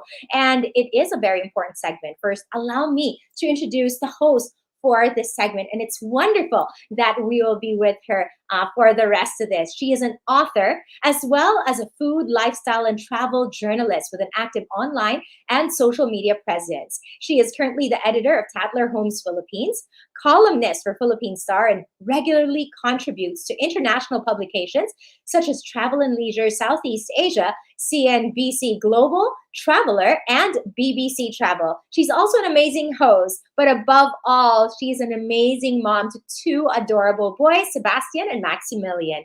Can't wait to turn you over to the beautiful, the wonderful Stephanie Zubiri. Hi, Patricia. How are you? Great, Stephanie. Great to see you. Yes, same. Thank you so much for having me today, and thank you for this really wonderful introduction. My goodness, I did not, so thank you again. I'm really glad to be here. It's nice to see all the moms come together and be a part of this wonderful community. Now, again, I'm Stephanie Zubiri. I'll be your host for this segment this afternoon, where we'll be discussing on how to be mindful with all natural eating with ourselves and with our children.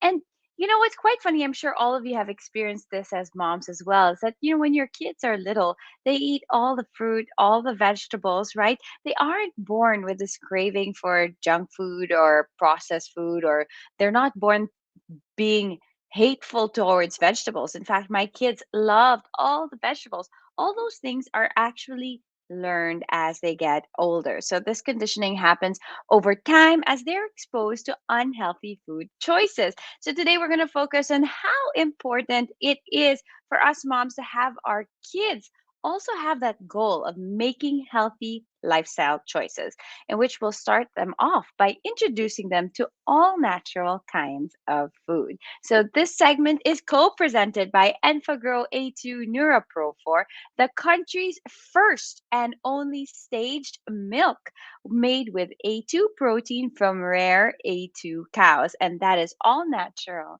and easy for your kids to digest. So that I can guarantee my kids have been drinking Enfagrow A2 NeuroPro 4 for a while, and it's really so much easier on the tummies. They get all the good stuff. It's amazing.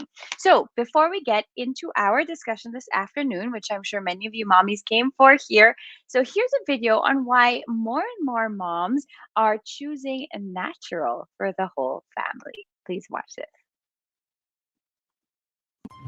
This pandemic has created unique challenges for all of us, pushing us to rethink what it truly means to be ready in this day and age. We were not ready with the big changes that came along with it. Suddenly, there were lockdowns and we were forced to do social distancing. And that meant majority of the population had to reinforce their homes for work, for homeschooling, family, and play. Not only that, the bigger threat of the pandemic has loomed on everyone heavily, urging us to act and to make big changes in the way we lived our lives, and especially for those that we cared for. Now more than ever, it's important to stay as healthy as possible. It is mandatory to attain and maintain good nutritional status to fight against the virus. While no foods or dietary supplements can prevent or cure COVID-19 infection, healthy diets are important for supporting immune systems. Good nutrition can also reduce the likelihood of developing other health problems. How did Filipino moms take on this threat? a lot of us turn to the internet. Online recipe platforms have always been popular, but in these times, people are looking more for nutritious recipes with expert tips and tricks from chefs to turn meals into delicious experiences. They're also seeking inspiration that brings the food court experience into their home and guidance to involve kids in the cooking process. The news of the pandemic and of the sickness reaching their homes have forced moms to step up, vying for natural and healthy home cooked meals to ensure that their loved ones get all the healthy nutrition they need. People need something they can trust during these difficult times, and moms can always trust food that they themselves have chosen and prepared for their family. And what were their reasons in choosing natural and healthy food? I decided to opt for more natural and healthier food because we all know that it's pandemic. During these times, it's so hard to get safe.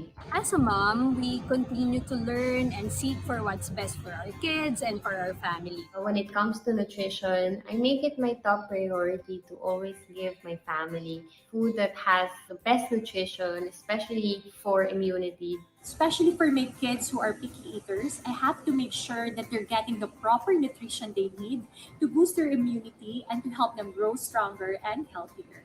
The healthier my daughter eats, the more energy she has to do the things that she loves. Eating natural food provides vitamins and minerals, which are essential for a superb health. Eating all natural promotes rapid brain and tissue development. It has no artificial ingredients and it's full of beneficial nutrients. It provides the essential micronutrients that is needed in the critical stages of my baby's growth.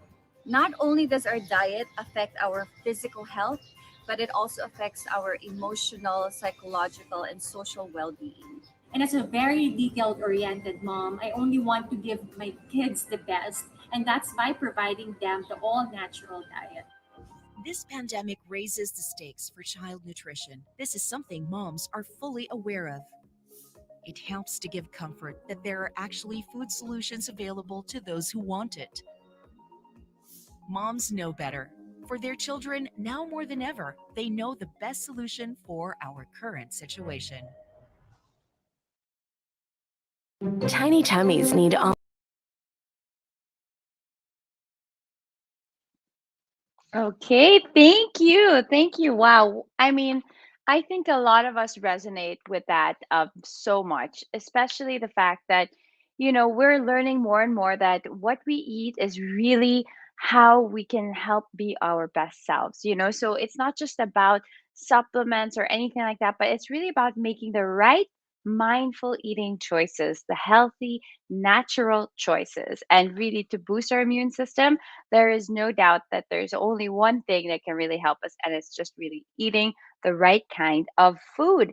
And you know what? I think nowadays we're really so concerned about cascading that sort of mentality to our children. I know for a fact, I myself always drive into their heads that we have to eat healthy, we have to have lots of fruits, lots of vegetables, and eat natural. So today we have three moms who are just like me and who are very meticulous about what they give to their kids and make sure that it's all natural and easy to digest. So these are my co-Enfagro A2 NeuroPro 4 moms. Okay, so first mom is Sulit, an entrepreneur passionate about business development. She's currently working on her own brands, Really Good and Game Changer. She wears many different hats.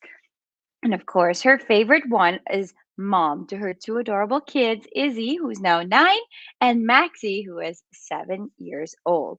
And joining us as well is Marie Field Faith. She considers herself a mom by profession and an engineer by passion.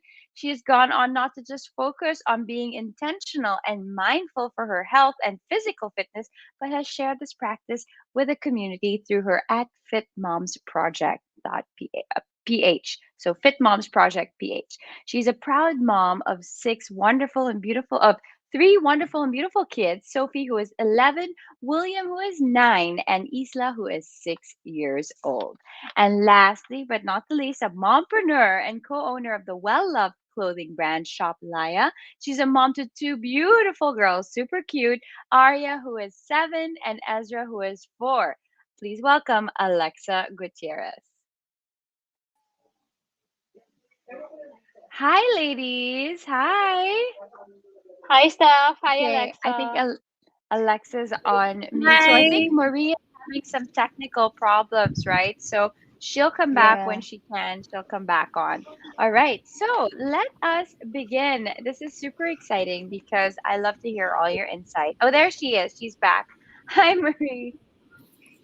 Hi, you guys. You I made am in it. an You made island, it so back. I might go in and out. No problem. Good for you. Look at Alexa's also outdoors today. Wow, amazing. Okay, so let's start the ball rolling on this conversation. So, why do you make sure that you are mindful in choosing what your kids eat rather than just believing the labels? Because it's so easy sometimes things are labeled healthy, but they're not really healthy, right? So, maybe we can start with Marie. Yes. I think,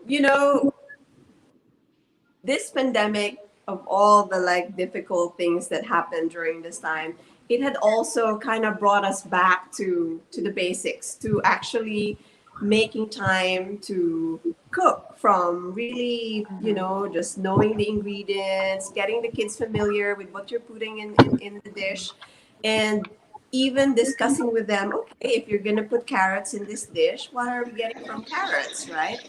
So it's that connection with food that suddenly happened Yeah. because you have a lot of time. And that's one of the great positive things that happened during this pandemic, is really us getting back into the basics, getting that connection back with the importance of food, not just in keeping us healthy and strong, but really in making our bodies with boosted immunity, because we have to. And that's brilliant thing.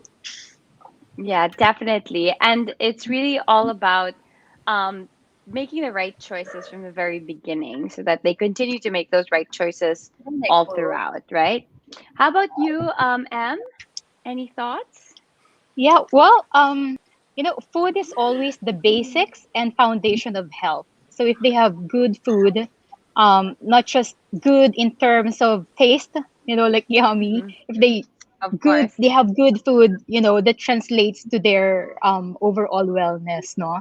And food without label, since you mentioned about labels earlier, my husband was always saying food without label is always the best. Like an example would be like organic vegetables, all natural Yes. fruits, meat, fish, right? You don't need to read labels.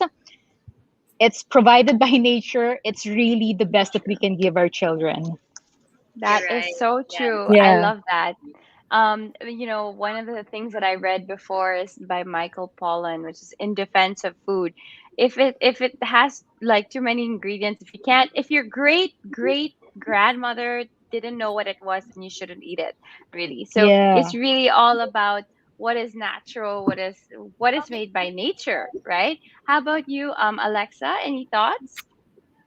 Yeah, I'm also, my mom used to love she had a small farm when we were young, and so she would already be composting all her, composting, and she would plant her own corn, she would plant different kinds of fruits and vegetables, and I think that really helped me, with the natural lifestyle, and really trying our best to like just add vegetables or fruits, or and for grow in each meal, just to make sure that you have enough protein, enough carbs, like a balance, and your fruit or your vegetable, just to have like a balanced healthy lifestyle. Fantastic. And it's really also about, like you said, balanced eating, having a little bit of everything so you get all the nutrition that you need as much as possible from your food, right? Are there specific food items or recipes that you choose or that make, more of a purpose for their natural aspects? Anything in particular that you like? How about M? Um, uh, Recipes, in terms of recipes, we don't have. We try to keep our food as simple as possible. So usually steamed vegetables, and Oh, grilled wow. meats, grilled fish. We don't use a lot of sauces because again, um, single ingredient food is always better than a lot of ingredients, especially if you True. have like synthetic ingredients in there. So we always try to keep it as natural as possible. And in terms of food items, protein is the number one. A2 protein, A2 meat, no, especially beef from A2 cows. So a lot of meat because protein is the very foundation. Again, going back to the foundation, protein is one of the most important building blocks of muscle development. So if True. their muscles are developing properly, you're giving them like proper protein based on what their body needs. You're already getting there. It's a very very strong start. So a lot of proteins, A2 proteins, A2 milk, and that's one of the reasons why we chose Enfagrow All Nurafro Mm-hmm. because of the all natural A2 proteins from the rare A2 cows. Yeah, That's keeping it simple. fantastic. Same, same with us. And it's actually very hard to get kids to eat a lot of protein. Yeah. I've actually started to introduce also some plant-based proteins as well, like lentils and beans to their diet. They really enjoy tempeh. Not soy tempeh, but like bean tempeh, and protein is so important. And I actually fry it like I slice it thin and sort of like baste it in olive oil and put it in the air fryer, and they eat it like chips, but it's protein instead of like your usual french fries or Yeah. potato chips. How about, since we have Marie here in case she pops out again, any recipes that you guys have like at home, and because that you choose specifically for its health benefits? For us at home, we do eat a lot of fruits, definitely because the kids are not yet into eating a lot of vegetables. So we try Mm-hmm. to introduce different kinds of fruits, obviously, again, for their immunity. And again, like what you were saying, going to introduce a little bit more plant-based diet to them. I mean, we are not vegetarians or vegans, but during that time, because we've watched Game Changers in Netflix, so we're all like, okay, we need to reduce the amount of meat. But like you were saying, we got them into eating some tofu, some That's right. tempeh, and we had vegetarian friends actually, which helped us into exploring more vegetarian dishes. So we did like chili con carne without the meat. Yeah. That's amazing. They're getting that protein from the plants. It's like I was mentioning, we need to get all these building blocks into their bodies, the vitamins and minerals or protein, obviously your carbs as well. And then we enhance that by giving them the milk that would also make them or help them digest all these food True. in.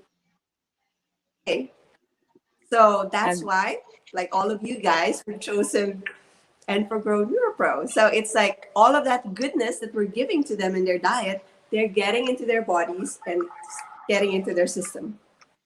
Yeah, what I really love actually about the Enfagrow NeuroPro, for not just that it's A2 milk protein from A2 cows, it's also that they have the prebiotic FOS, and basically easy for the kids to digest, which also, Yeah. as we know, gut health is so important.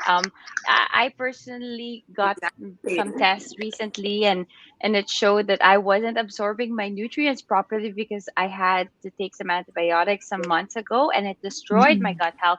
So it's so important, really, gut health, and just really taking care of our tummies, especially as children. Okay, what might be some easy ways to come up with healthy food choices at home? How about Alexa? Any thoughts on this? So I try to slowly. Well, we moved out recently, so I've been trying to do like a meal plan, just to help myself, really, just to help myself. Every day when I cook in the morning, or if I do cook Yeah. at lunch or dinner. And usually, what I like to do for my breakfast is to make basically easy, like fried rice, like brown rice, fried rice, or quinoa fried rice, or cauli fried rice. I would change it up just for the kids to really try different things. Mm-hmm. And so with that, I would put carrots. With that, sometimes I would put peas, and then just slowly change them up, and see what they like, or if they what they True. think about it, and just make a conversation maybe. Yeah. And so that's what I, and also modeling it. So every morning I have my carrot and orange juice in the morning, and so I make them try a little bit, and actually they're slowly also copying what we eat, because they want to try it. They want to know what you're True. eating, and whatever They you become eat, more curious, right? Like Yeah. now, as they they want get to be like older, I you. think, yeah, past the age of 5, they become more curious, I think. And it also has a lot to do with their development. I think when they're toddlers, there's so many changes, so many things that they're absorbing that they tend to be more bland in their food choices because they're kind of looking for comfort in something because so many things are changing, growing, absorbing. They're so stimulated. But once they start getting to a zone of like comfort and confidence in themselves, I noticed that my kids started becoming more adventurous around the age of 5 and 6 to really try new food. And at home, what I do is I bring out cookbooks, like healthy eating cookbooks, and I have them go through the pages and I'd be like, what do you guys think looks yummy? And we can make it right together. And you'll be surprised, like my 5-year-old once chose this like noodle dish with snow peas and all kinds of vegetables with like tofu and everything. I'm like, what, you never eats vegetable because it looks masarap. So I think having them involved in the cooking process and the decision making process also allows them to have more control of their choices, right?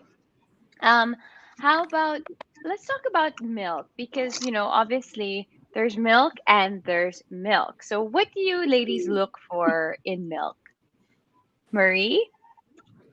I guess, I'm on my third kid now, so I have learned a lot of, important things when it comes to choosing your milk. I mean, it's not just okay that it's a recognizable brand or that other people are recommending it. You have to do your own research. And one Yeah. of the really important things about milk is that you know the science behind it. And that's why I love Grow because it's really like very detailed on how they come up with the improvements in this milk, not Yes. just in what they put on the milk to make Yeah. the maximum benefits to your kids, but actually that they are able to absorb these benefits, right? When we heard about how they found, the scientific and the genetic information from these A2 True. cows. I mean, I was so like, there are A2 cows? I mean, like, and how Yes. is genetic sequencing, right? I was like, wow, this is so like, all of us were so amazed on how evolution had actually changed how this milk from the cow that we are getting had shifted Mhm. into something else because of what's happening with life. Yeah, we're all evolving. And so it's important that the milk gives the nutrients to our kids and they're able to absorb it. And Yeah. obviously that it is scientifically backed. It's not just filled with marketing choo-choo that Agree. doesn't really deliver, it needs to Yeah. deliver the results that you want. And True. lastly, it has to have a taste that the kid would like because no matter if it's like this and that, if True. the taste is kind of like lasang gamot, they won't like it. So that's the last thing I love about it is that they love it. It's easy for them to drink. I mean, even Yeah. sometimes they drink it when they don't finish the glass, right? So it's brilliant. Fantastic. You know what? The truth is, you're absolutely right, Marie. Like sometimes like it can be as healthy as even for grown-ups. If it's not masarap, it's kind of That's hard so to like true. force Like someone to protein eat it, shake, right? if it's Like, not oh, tasty, oh like my God, I cannot. These protein powder shakes cannot. I'd rather make my own smoothie and put like the powder there, but cannot. It's really important that it tastes good. And I was always a believer of like eat your nutrition and not to have any supplements. But the in my experience, is one my personal experience, sometimes we really can't get enough because sometimes our food is not nutrient dense. So even if it's, let's say, vegetables or whatever, it's not as nutritious as it used to be because some of them are like industrially farmed or not, Yeah. farmed properly. So, They were you rushed know, now. No? They were rushed. It's like yeah, they and didn't mature in the right way to kind of get all the exactly, nutrients. Yeah, right. exactly. And then even with kids, as much as possible, like I know with my children, I really try to get their like fruit and vegetables every day. But sometimes they're just busy or they're not that hungry or sometimes they had a snack and then like they don't want to eat their actual food or whatever. But it's always nice to know that if they drink the right milk, they get all the nutrition they need, right? Like they need to Yeah. grow, that they need for their brains, that they need for to stay healthy. Um, how about you, Alexa? Like, what made you make that switch? Like, what did you look for in the milk that made you make that switch to Enfagrow NeuroPro 4? Well, before I discovered Infagrow, I was also having my own set of health issues during the pandemic, and I realized that my gut, I had a really bad, my diet. I really had to do a lot of changes, a lot of research, a Yeah. lot of studying about my body and my children's body, and what I need to, the importance of protein, the importance of carbohydrates, and really going into depth in, what's missing in my diet. Like, Yeah. what was I doing wrong? And I noticed that it was my gut. I really didn't have, I wasn't taking too much protein.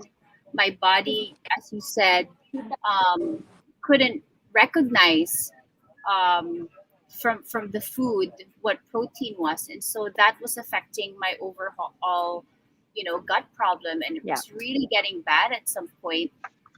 And so I'm so happy that Janice, she mentioned about Infogrow, and she told me that a bunch of moms are going to be talking about it, and uh, it was such an educational and so informative to know the reasons why I was having all these health issues, and also for my kids because we were almost eating the same thing, and genetics and all. And I'm just so happy that their overall digestion and myself, Mm-hmm. I'm also taking my own set of protein, my own protein shakes as well. And so are they, like, because they see mommy doing it, they also want to do it as well. For And they sure. also see the benefits. And so the Infogrow and the A2 cows, we never knew that there were different, as what Marie said, that there are different kinds of cows, and we didn't know that the cows of other milks, Mm-hmm. they weren't picked. And so Infogrow has a set of cows which they pick, and that's where we're getting our milk from, and it's better milk, it's better protein. And so yeah, thank you so much, Infogrow, for the for the education.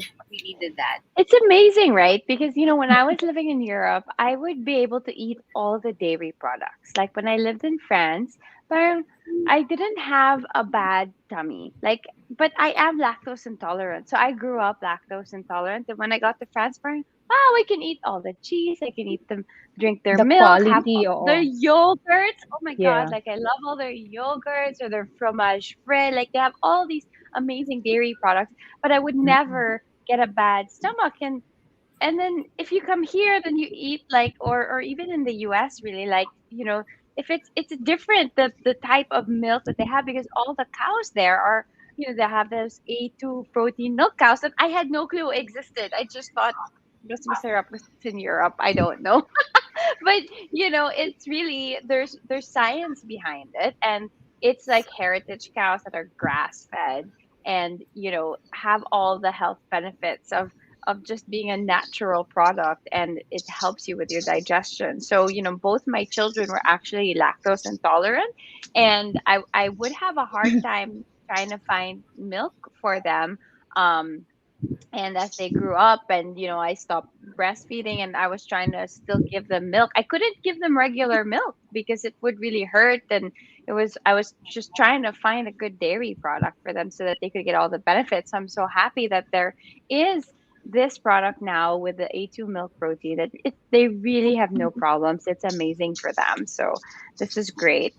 How has this sort of switch on to more natural food and easier digestion, how has that helped you and your kids this year?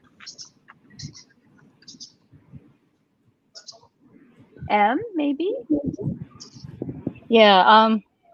Well, my husband is a level 2 precision nutrition guy. So he's always Yes. emphasizing good nutrition. Also, as a kid, he was a super overweight kid. Parang at 10-year-old, he was 230 pounds. He's a 10-year-old boy at Yeah. 230 pounds. So when we had our own kids, he's really, really very meticulous when it comes to nutrition. And then on my side, I have all sorts of allergies. And I'm also, like you, Steph, I'm also lactose intolerant. Yes. So when Enfagro All Nura Pro 4 got introduced to me by Janice, I was the first one to try it before I gave it to my kids. So I told Janice, wait, send The send me a ultimate can. test. Ikaw muna. Yeah, because anything that's bad for me, I would never give it to the kids also, right? So Yeah. I told Janice, I'm lactose intolerant. Send me a can. I'll try it for a week or so. And if my tummy doesn't go, all sorts of haywire, then I'll have the kids try it. But my husband has always been a believer of milk because of the protein component, right? So we tried it, and then it's I didn't have like loose bowel movements. I didn't get tummy aches. And then I said, Or kids, gas, this no? yeah, Gassy the gas, sometimes. especially Yeah. that one.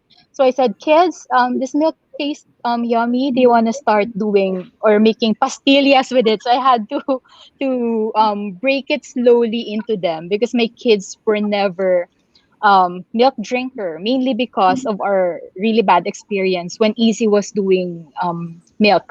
So Maximus was 100% breastfed, breast milk, no, all from mommy cow here. And then Easy, we gave her formula because I cannot breastfeed in tandem. So when I got pregnant with Maxi, my OB said, you have to stop breastfeeding Easy because you cannot do it. I was contracting when I tried to breastfeed Easy, and then at the same time I was pregnant with Maxi. So I had to give up breastfeeding for Easy. So her pedia gave her another brand of milk, and it was a really, really painful experience for us because after a few months, she had really severe constipations. It's gotten so bad that we had to rush her to ER several times, Oh and wow. the doctor had to remove like the poop from her. They really had to do it in the ER because it's gotten so hard. So parang the doctor were saying last time, ma'am, it's like parang bato na siya, ma'am, sa sobrang tigas. And they were explaining to us that it was the milk that mainly caused her severe constipation because her body cannot process that milk that she was drinking. And so when Enfagrow, again doing our research, when they highlighted that one of the main benefits of having Enfagrow all NuraPro 4 with A2 protein is being gut friendly, we said, okay, if it's gut friendly, that means she'll be able to digest it. That's one. If she can digest it well, that means her body can benefit from all the vitamins and minerals that she'll be getting, not only from the A2 milk, but all of the all natural food that she'll be ingesting, because gut health is very important. No? So like you mentioned, even if you're eating like all the nutritious food in the world, even if it's organic or Yes. biodynamic, If your if your stomach gut is health, messed up. yeah, and if you cannot absorb it, if your gut system cannot absorb the vitamins and minerals and everything else from your food, no matter how nutritious it is.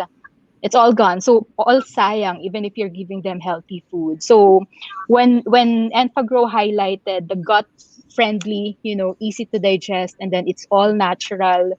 Um, okay, I said, we'll try it. So now they are both milk drinkers. We're able to successfully integrate it in their daily routine. So not only just the food, no, the veggies and the fruits and the meats that they're eating every day, but they get a glass of milk every day. So that's become a good level up of their nutrition. Oh, thank you so much, It's such a it's a journey, right? Our children's Yeah. nutrition is really a Oh. journey. Actually, everyone's nutrition. There are some times in your life where you are so healthy and so, 'di ba, moms right out there, like I feel like there And are times that I feel like I'm at the prime of my health, and then something will happen, and then all of a sudden you're back to zero, and you can't like it takes so much to reset your body, and you're like, what did I yeah. do wrong? I've been dieting, exercising, eating the right food, and it's something as you took antibiotics or you went through some stress and your Mm-mm. hormones changed. It's very difficult. So And one thing I stuff, know for it's sure. Yes. yeah, stuff, it's very painful for moms to see their kids suffering. No, so parang, and when I started posting about Enfagrow All Neura Pro 4, a lot of the moms are actually reaching out to me about their constipation problems with their kids. So I think that's one of the main concern that moms need to understand these days, that it's not just giving milk, it's not just about the protein. Very important is to have a milk that's gut friendly, because again, no matter what they give their kids, if the body cannot absorb it, then it's all a waste of money. For sure. And It's exactly that. Yeah, can go I ahead, just Alexa. say You're that I think also the source, like when we when Yeah. all the moms got together and we talked about it, and Infogro Neuro A2 Neuro Pro 4 talked to us about the formulation, where it came from, and to know that it came from grass fed. They're all grass fed. They're all natural. I think we were all like, wow, key, this is it. Like we finally found something that Yeah. is not available in the market. And finally, our Mhm. prayers are answered, basically, for all the Yeah. moms. And then finding out that, like we all have like some common issues. Like, my children also had some constipation problems here and there. And so to know that the other children also are having the same issues, it's a Mhm. common thing and nobody's just talking about it. So, or, Exactly. we're not aware about it. And so now bringing it to light, and how much this is like the key, like the answer. And so finding out Yes. that we have something like this available in the market is just so, so amazing. Fantastic. It really is. I mean, I cannot stress the fact how difficult it was for me to find milk for my children Mm. after they turned two. What could I give them that, was easy for them to digest? And it was very, and you know what they would get? They would also get rashes and stuff because they were Yeah. lactose. Not all kids are lactose intolerant. Their cousins were fine. I Yeah. mean, I don't know about their constipation or gut health problems. But definitely for me, I'm very happy that this is on the market. Okay, unfortunately, Marie had to log off because she had spotty internet, or I think had no electricity or something. She's in the middle of nowhere exploring, as she does, being adventurous Marie as she is. But maybe we can take some questions from the audience. It's always nice to answer do some Q&A and get some live questions from the audience. So let's see what is happening there. Okay, let's read out a couple of comments here. So, hello, mga mommies, Mommy Alexa, Miss Marie, Stephanie, Miss M, all the beautiful moms there. I've been waiting for this segment. Oh, Marie's such an inspiration. How amazing. Okay. We have thank you, mommies, for sharing your ideas and experience in this Enfield Road NeuroPro 4, A2 NeuroPro 4. Definitely a must try. And yes, plant-based food is really good for our kids. So, what I did here is that we really should start treating a meat as like condiment, like a condiment. So like a little bit of meat, but how do you get that important protein? And so things Mhm. like this beautiful milk that we have, and plant-based protein, also very good. So let's see, do you mommies out there have any questions, um so that we can answer them for any of these moms? So on all natural eating, how to get your kids to try new foods. What do you guys do to get your kids to try new foods? I shared I like to do the, okay, once a week we're gonna cook something from a cookbook and you guys choose. Yeah. What do you guys do? For us, Steph, it's the only food in the house, so they're forced to eat that. No choice. Yeah, no choice. My husband is always saying, like, fill them up with more real food, so there's no more room for junk food. So we Right. always stock up on good food at home, and all of us, including the daddy and me, that's no choice. If we don't bring in junk foods in the house, bad oil, like mga trans fat oil, 'di ba? Hydrogenated oils, refined sugar, but anything that's bad, we don't bring it to the house. So if we're crave for something, like for example, if we want ice cream, we really have to make an effort and go out to buy it. But sometimes would be like, I'm so tamad, I don't want to go anywhere, so we'll end up not eating it. So I think for us that's key, keeping only what's healthy in the house, but everybody has no choice. Ako din, I have no junk food in the house, like zero. Yeah. Kawawa my kids, like, I want the snap apple. Yeah. Like, I want something else, like something salty. There's ham there, there's cheese with like crackers, like, Oo. I'm, I'm the We apple. reserve You're hungry, eat an Yeah. apple. We actually reserve the junk foods for like road trips, like if we need to go somewhere. So parang we use it as a prize or Yeah, motivator of some sort. So true. It's funny though, like now we're camping, I have some chips, but I also brought like a lot of mangoes, a lot of oranges, a lot of, and it's so, like I love it that when we're here, they eat more fruit. Like they yeah. want fruit. So I was like, should we go on vacation or camping more often for you guys to eat more vegetables and fruit? So yeah, I don't know, like I don't know, being outdoors, they just want to eat. They don't want to eat all the chips anymore, and so I'm so happy about that It too. So it's maybe going funny, back. right? Like, yeah, when they're out of their comfort zone, when they're like traveling, I noticed also my kids are more adventurous when they're like when we travel or go somewhere else because they don't have the stuff that they usually have, Yeah. right? So I think that's a big one. Okay, here's a good one.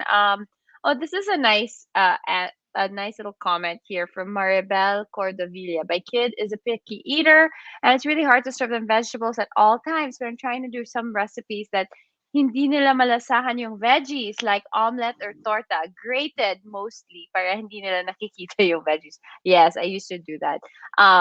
It's just sneaking it in. Although I find that slowly, if you actually ask them to help you prepare the vegetables, they'll be more inclined to try as well. So it's not always dinadaya na lang natin yung Mm-mm. vegetables, diba?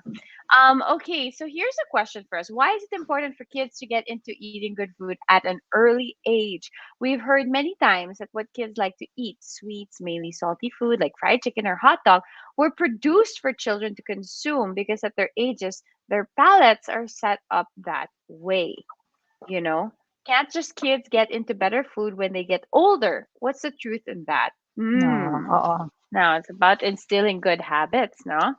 Mm-mm. Any thoughts And on this?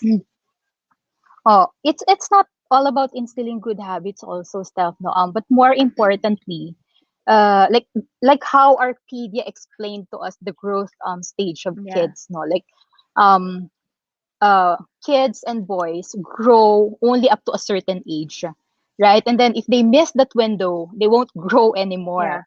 That's why it's true. important to really pump their bodies, their small little bodies, with nutritious food, all natural food that are easy to digest, because that's the growing stage. Eh. If they miss the window medically and scientifically, parang, even if they eat, of course, it's important to eat all nutritious food, no, even if you miss that window. But like giving them the strong foundation to Very true. adulthood, you have to start from when they are young. Because if you build unhealthy habits while they're young, it carries on, diba? Through Yeah. adulthood. So yun, so parang it's one of the best gifts that parents can really give our children, is to give them strong bodies. Um, the muscles would develop properly, Mm-hmm. the brain would develop properly, everything inside their body would develop properly if we're giving them the proper nutrition that they needed. If we give it too late in life, Agree. wala na, baka it's hard na It's for just their body to very recover. true. Yeah, it's also, I think, there's a lot of food out there that is designed for kids that have a lot of Yeah. preservatives and nitrates and things. And Yeah. at the end of the day, you also want them to get used to the taste of what is healthy and what should just be a treat. And like as you said, it's one thing na nabubusog mo lang yung anak mo, and another thing to really nourish your child. So Yes. yeah, they might be full, they might be eating, but is it the right nutrition? Is it the right calories or empty calories lang, right? So Yes. very Mm-mm. important. Yeah, Okay, that's right. Alexa, any And thoughts? I just wanted to say, I remember when I was still pregnant with my first child. I was a new mom, my first child with Arya, and I would just eat anything, literally anything. So I would have like my favorites were ramen. Like I would have ramen every day. I would have coffee every day. And I would have iced tea every day. Okay, and so I was just so unhealthy.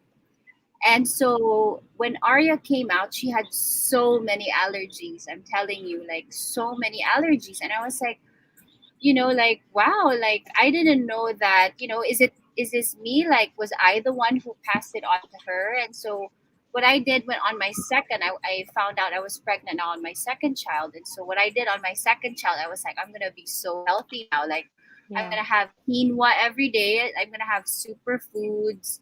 I'm gonna have carrots and my salmon. I was really trying my best. Not like my first where I had ramen every day.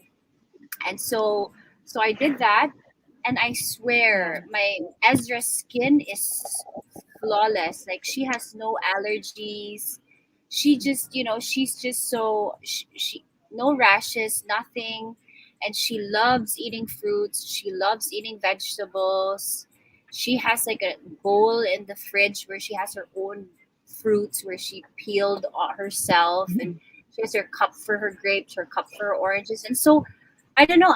I'm not saying that they like I don't have like the scientific study about it, but just experimenting and going through this, I just learned that what you are is what you eat, and so what you give your children is what they're gonna be. That's how Yeah. you're going to mold their life.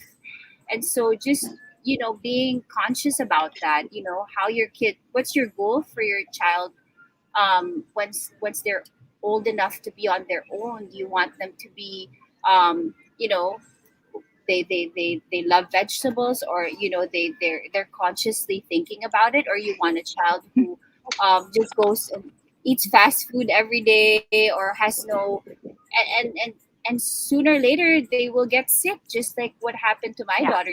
I gave her all these uh, unhealthy food when I was pregnant, and she has all these allergies, all these.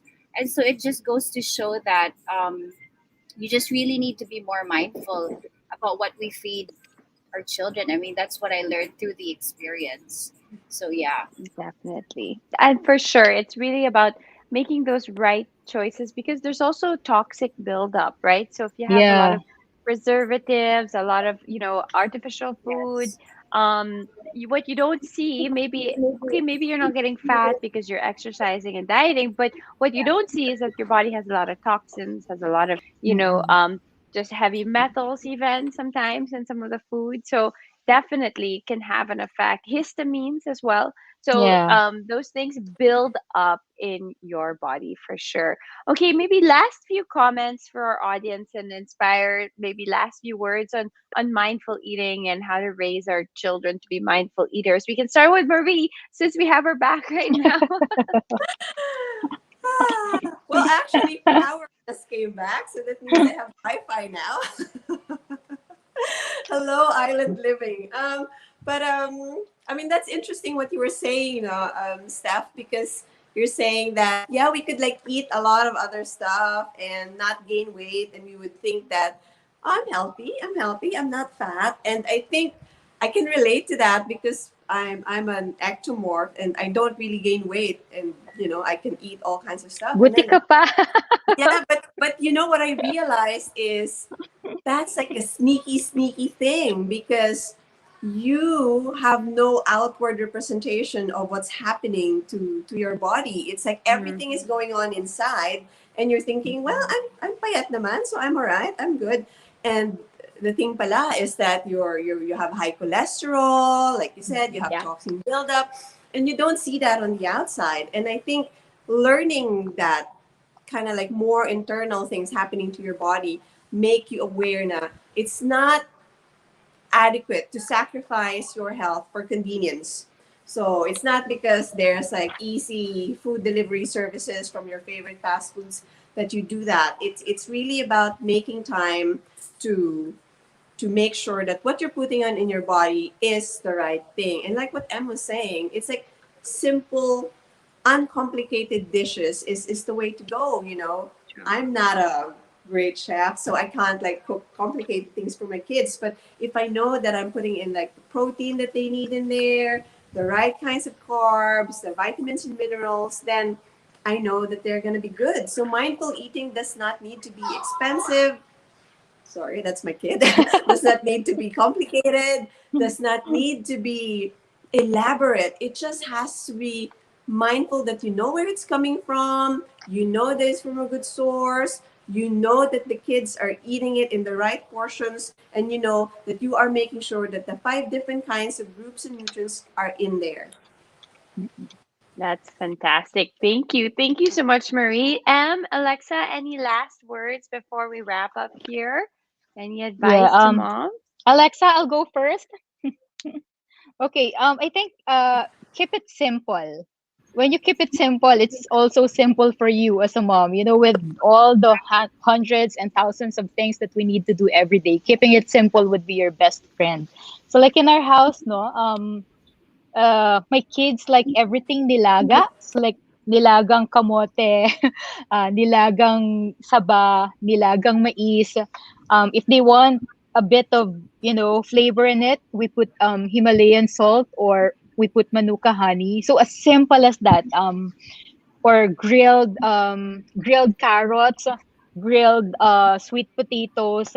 So again, keep it simple. And then if they want, more lasa, more taste, a bit more complex, no, then we let the daddy take over the kitchen. Yeah. So for me, that's it. Keeping everything simple so it doesn't drive me crazy. Is it me? Okay, I just want to share. Yeah. So my tip would be always like the first thing that you consume in your body should be something natural. So when you wake up in the morning, have a glass of water and then like a juice or like a banana or like an apple. So that's the first thing my kids and I have in the morning. It's either we have a juice, an apple, an orange, anything just natural to start the day with because that's what your body needs. I always say, always have the first thing you have is from God, and so something like that, something nourishing for your body. And then in every meal, I just really try whatever it is. Any meal, if I have my rice, I have my beef, pork, or chicken, whatever it is, for your body. I always And then in have every like meal, a I fruit just or a really try. vegetable. That's it. So if there's no vegetable that day, let's just say we didn't have any, maybe like a fruit. something simple like that. So you don't really need to. I mean, that's the only like the rules in the house. One of the main rules is like, eat your fruit. I'm always like, eat your fruit, or like drink your juice. So it's basically those are just my and anyways, they love their snack. So I always just call it like their snack. It's your snack after your meal, to make it sound more, parang enticing for them. True. And so just something like that. That's just my simple suggestion for everyone. Fantastic. Thank you so much, ladies. Um, my personal suggestion is get your kids involved in the kitchen, get them involved in the decision-making process. Now they are finally allowed out of the house. You can even take them to the market, like the farmer's market type of thing, or the grocery. Again, I love showing them cookbooks and letting them choose what they think looks yummy. I help them chop or put the things inside the pan. So, getting them excited about what they're going to eat when they're going to try something new and nutritious. So, thank you, ladies, so much. I know there's lots of questions there and comments for everybody, but we don't have enough time. There's so many things that we can all discuss. So, thank you again, Marie, who has skipped out again, but no, there she is. Thank you, Em. Thank you, Alexa, for joining us today. And especially thank you to AnfaGrow A2 NeuroPro 4 for giving us this platform today. So thank you, ladies, for joining us. Thank you so much. All right. All right, there's Patricia. So again, this segment is co-presented by AnfaGrow A2 NeuroPro for the country's first and only staged milk made with A2 protein from rare A2 cows that is all natural and easy to digest for your little ones. Let us all be mindful when it comes to all natural eating for our kids and make sure that it is easy to digest and filled with the right nutrients that they need. So thank you again. I'm Stephanie Zubiri. You can catch me on Instagram. That's where I'm most active, at Stephanie Zubiri. And you've got all these lovely ladies' handles as well on the screen. So you can reach out to them. I'm sure they'd be glad to share more about their all natural and mindful eating experiences. Thank you, guys. And we'll bring back Patricia. Thank you.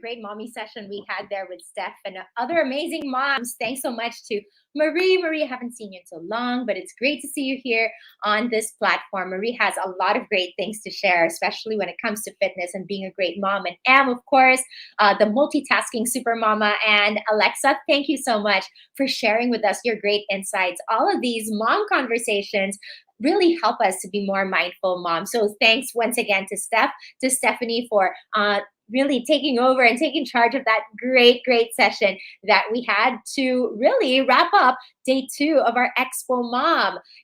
That was such a wonderful segment to all of us, because we all have our own struggles when it comes to feeding our kids healthy, all natural foods. And maybe you guys can share with us here on the chat a lot of your comments, great ideas, like Christina saying she loves the ideas.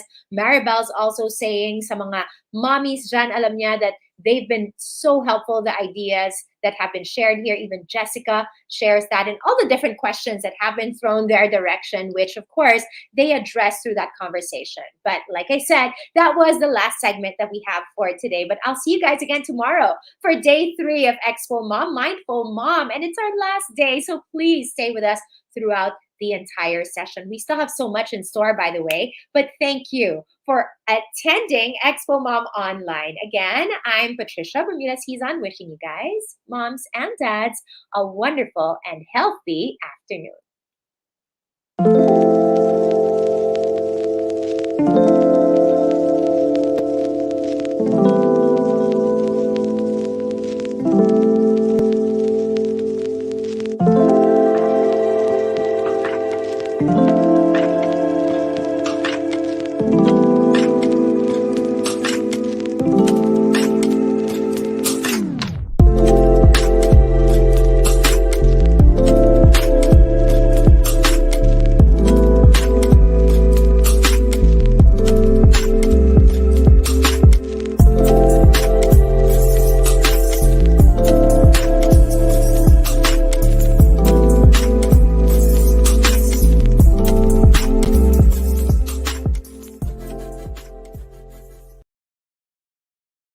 Expo Mom Online 2021 Mindful Mom is co-presented by Baby Dove, PLDT Home, and Enfagrow A2 NeuroPro 4.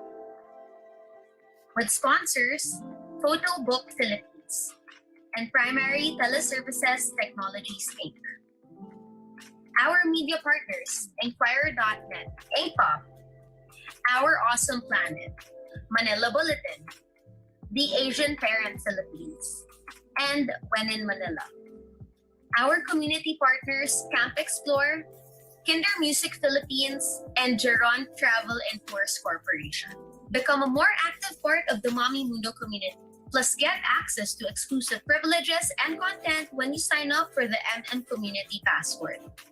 When you do so, you'll be able to avail yourself of the 2022 Mom 24/7 Planner and our Journey Box. Complete details can be found at mommymundo.com/community-passport. If you can stay calm when everyone has lost patience and blaming it on you. If you can dream and not make dreams your master. If you can wait and not be tired by waiting. If you can smile when what is yours breaks. If you can give everything from your heart, even when you're exhausted. If you know to give second by second the value of every minute. Yours is the earth and everything that's in it. And, which is more, you will be a mom, my girl. There are no perfect moms, just real ones. New Baby Dove.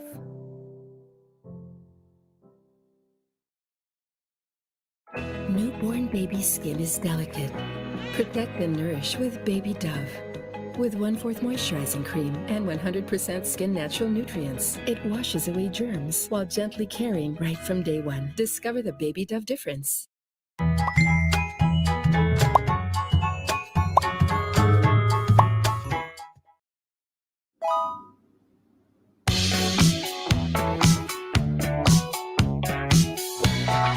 Work it, make it, do it, makes us harder, better, faster, stronger. Work it harder, make it better, do it faster, makes us stronger. More than ever, hour after hour, work is never over. Work it harder, make it better, do it faster, makes us stronger.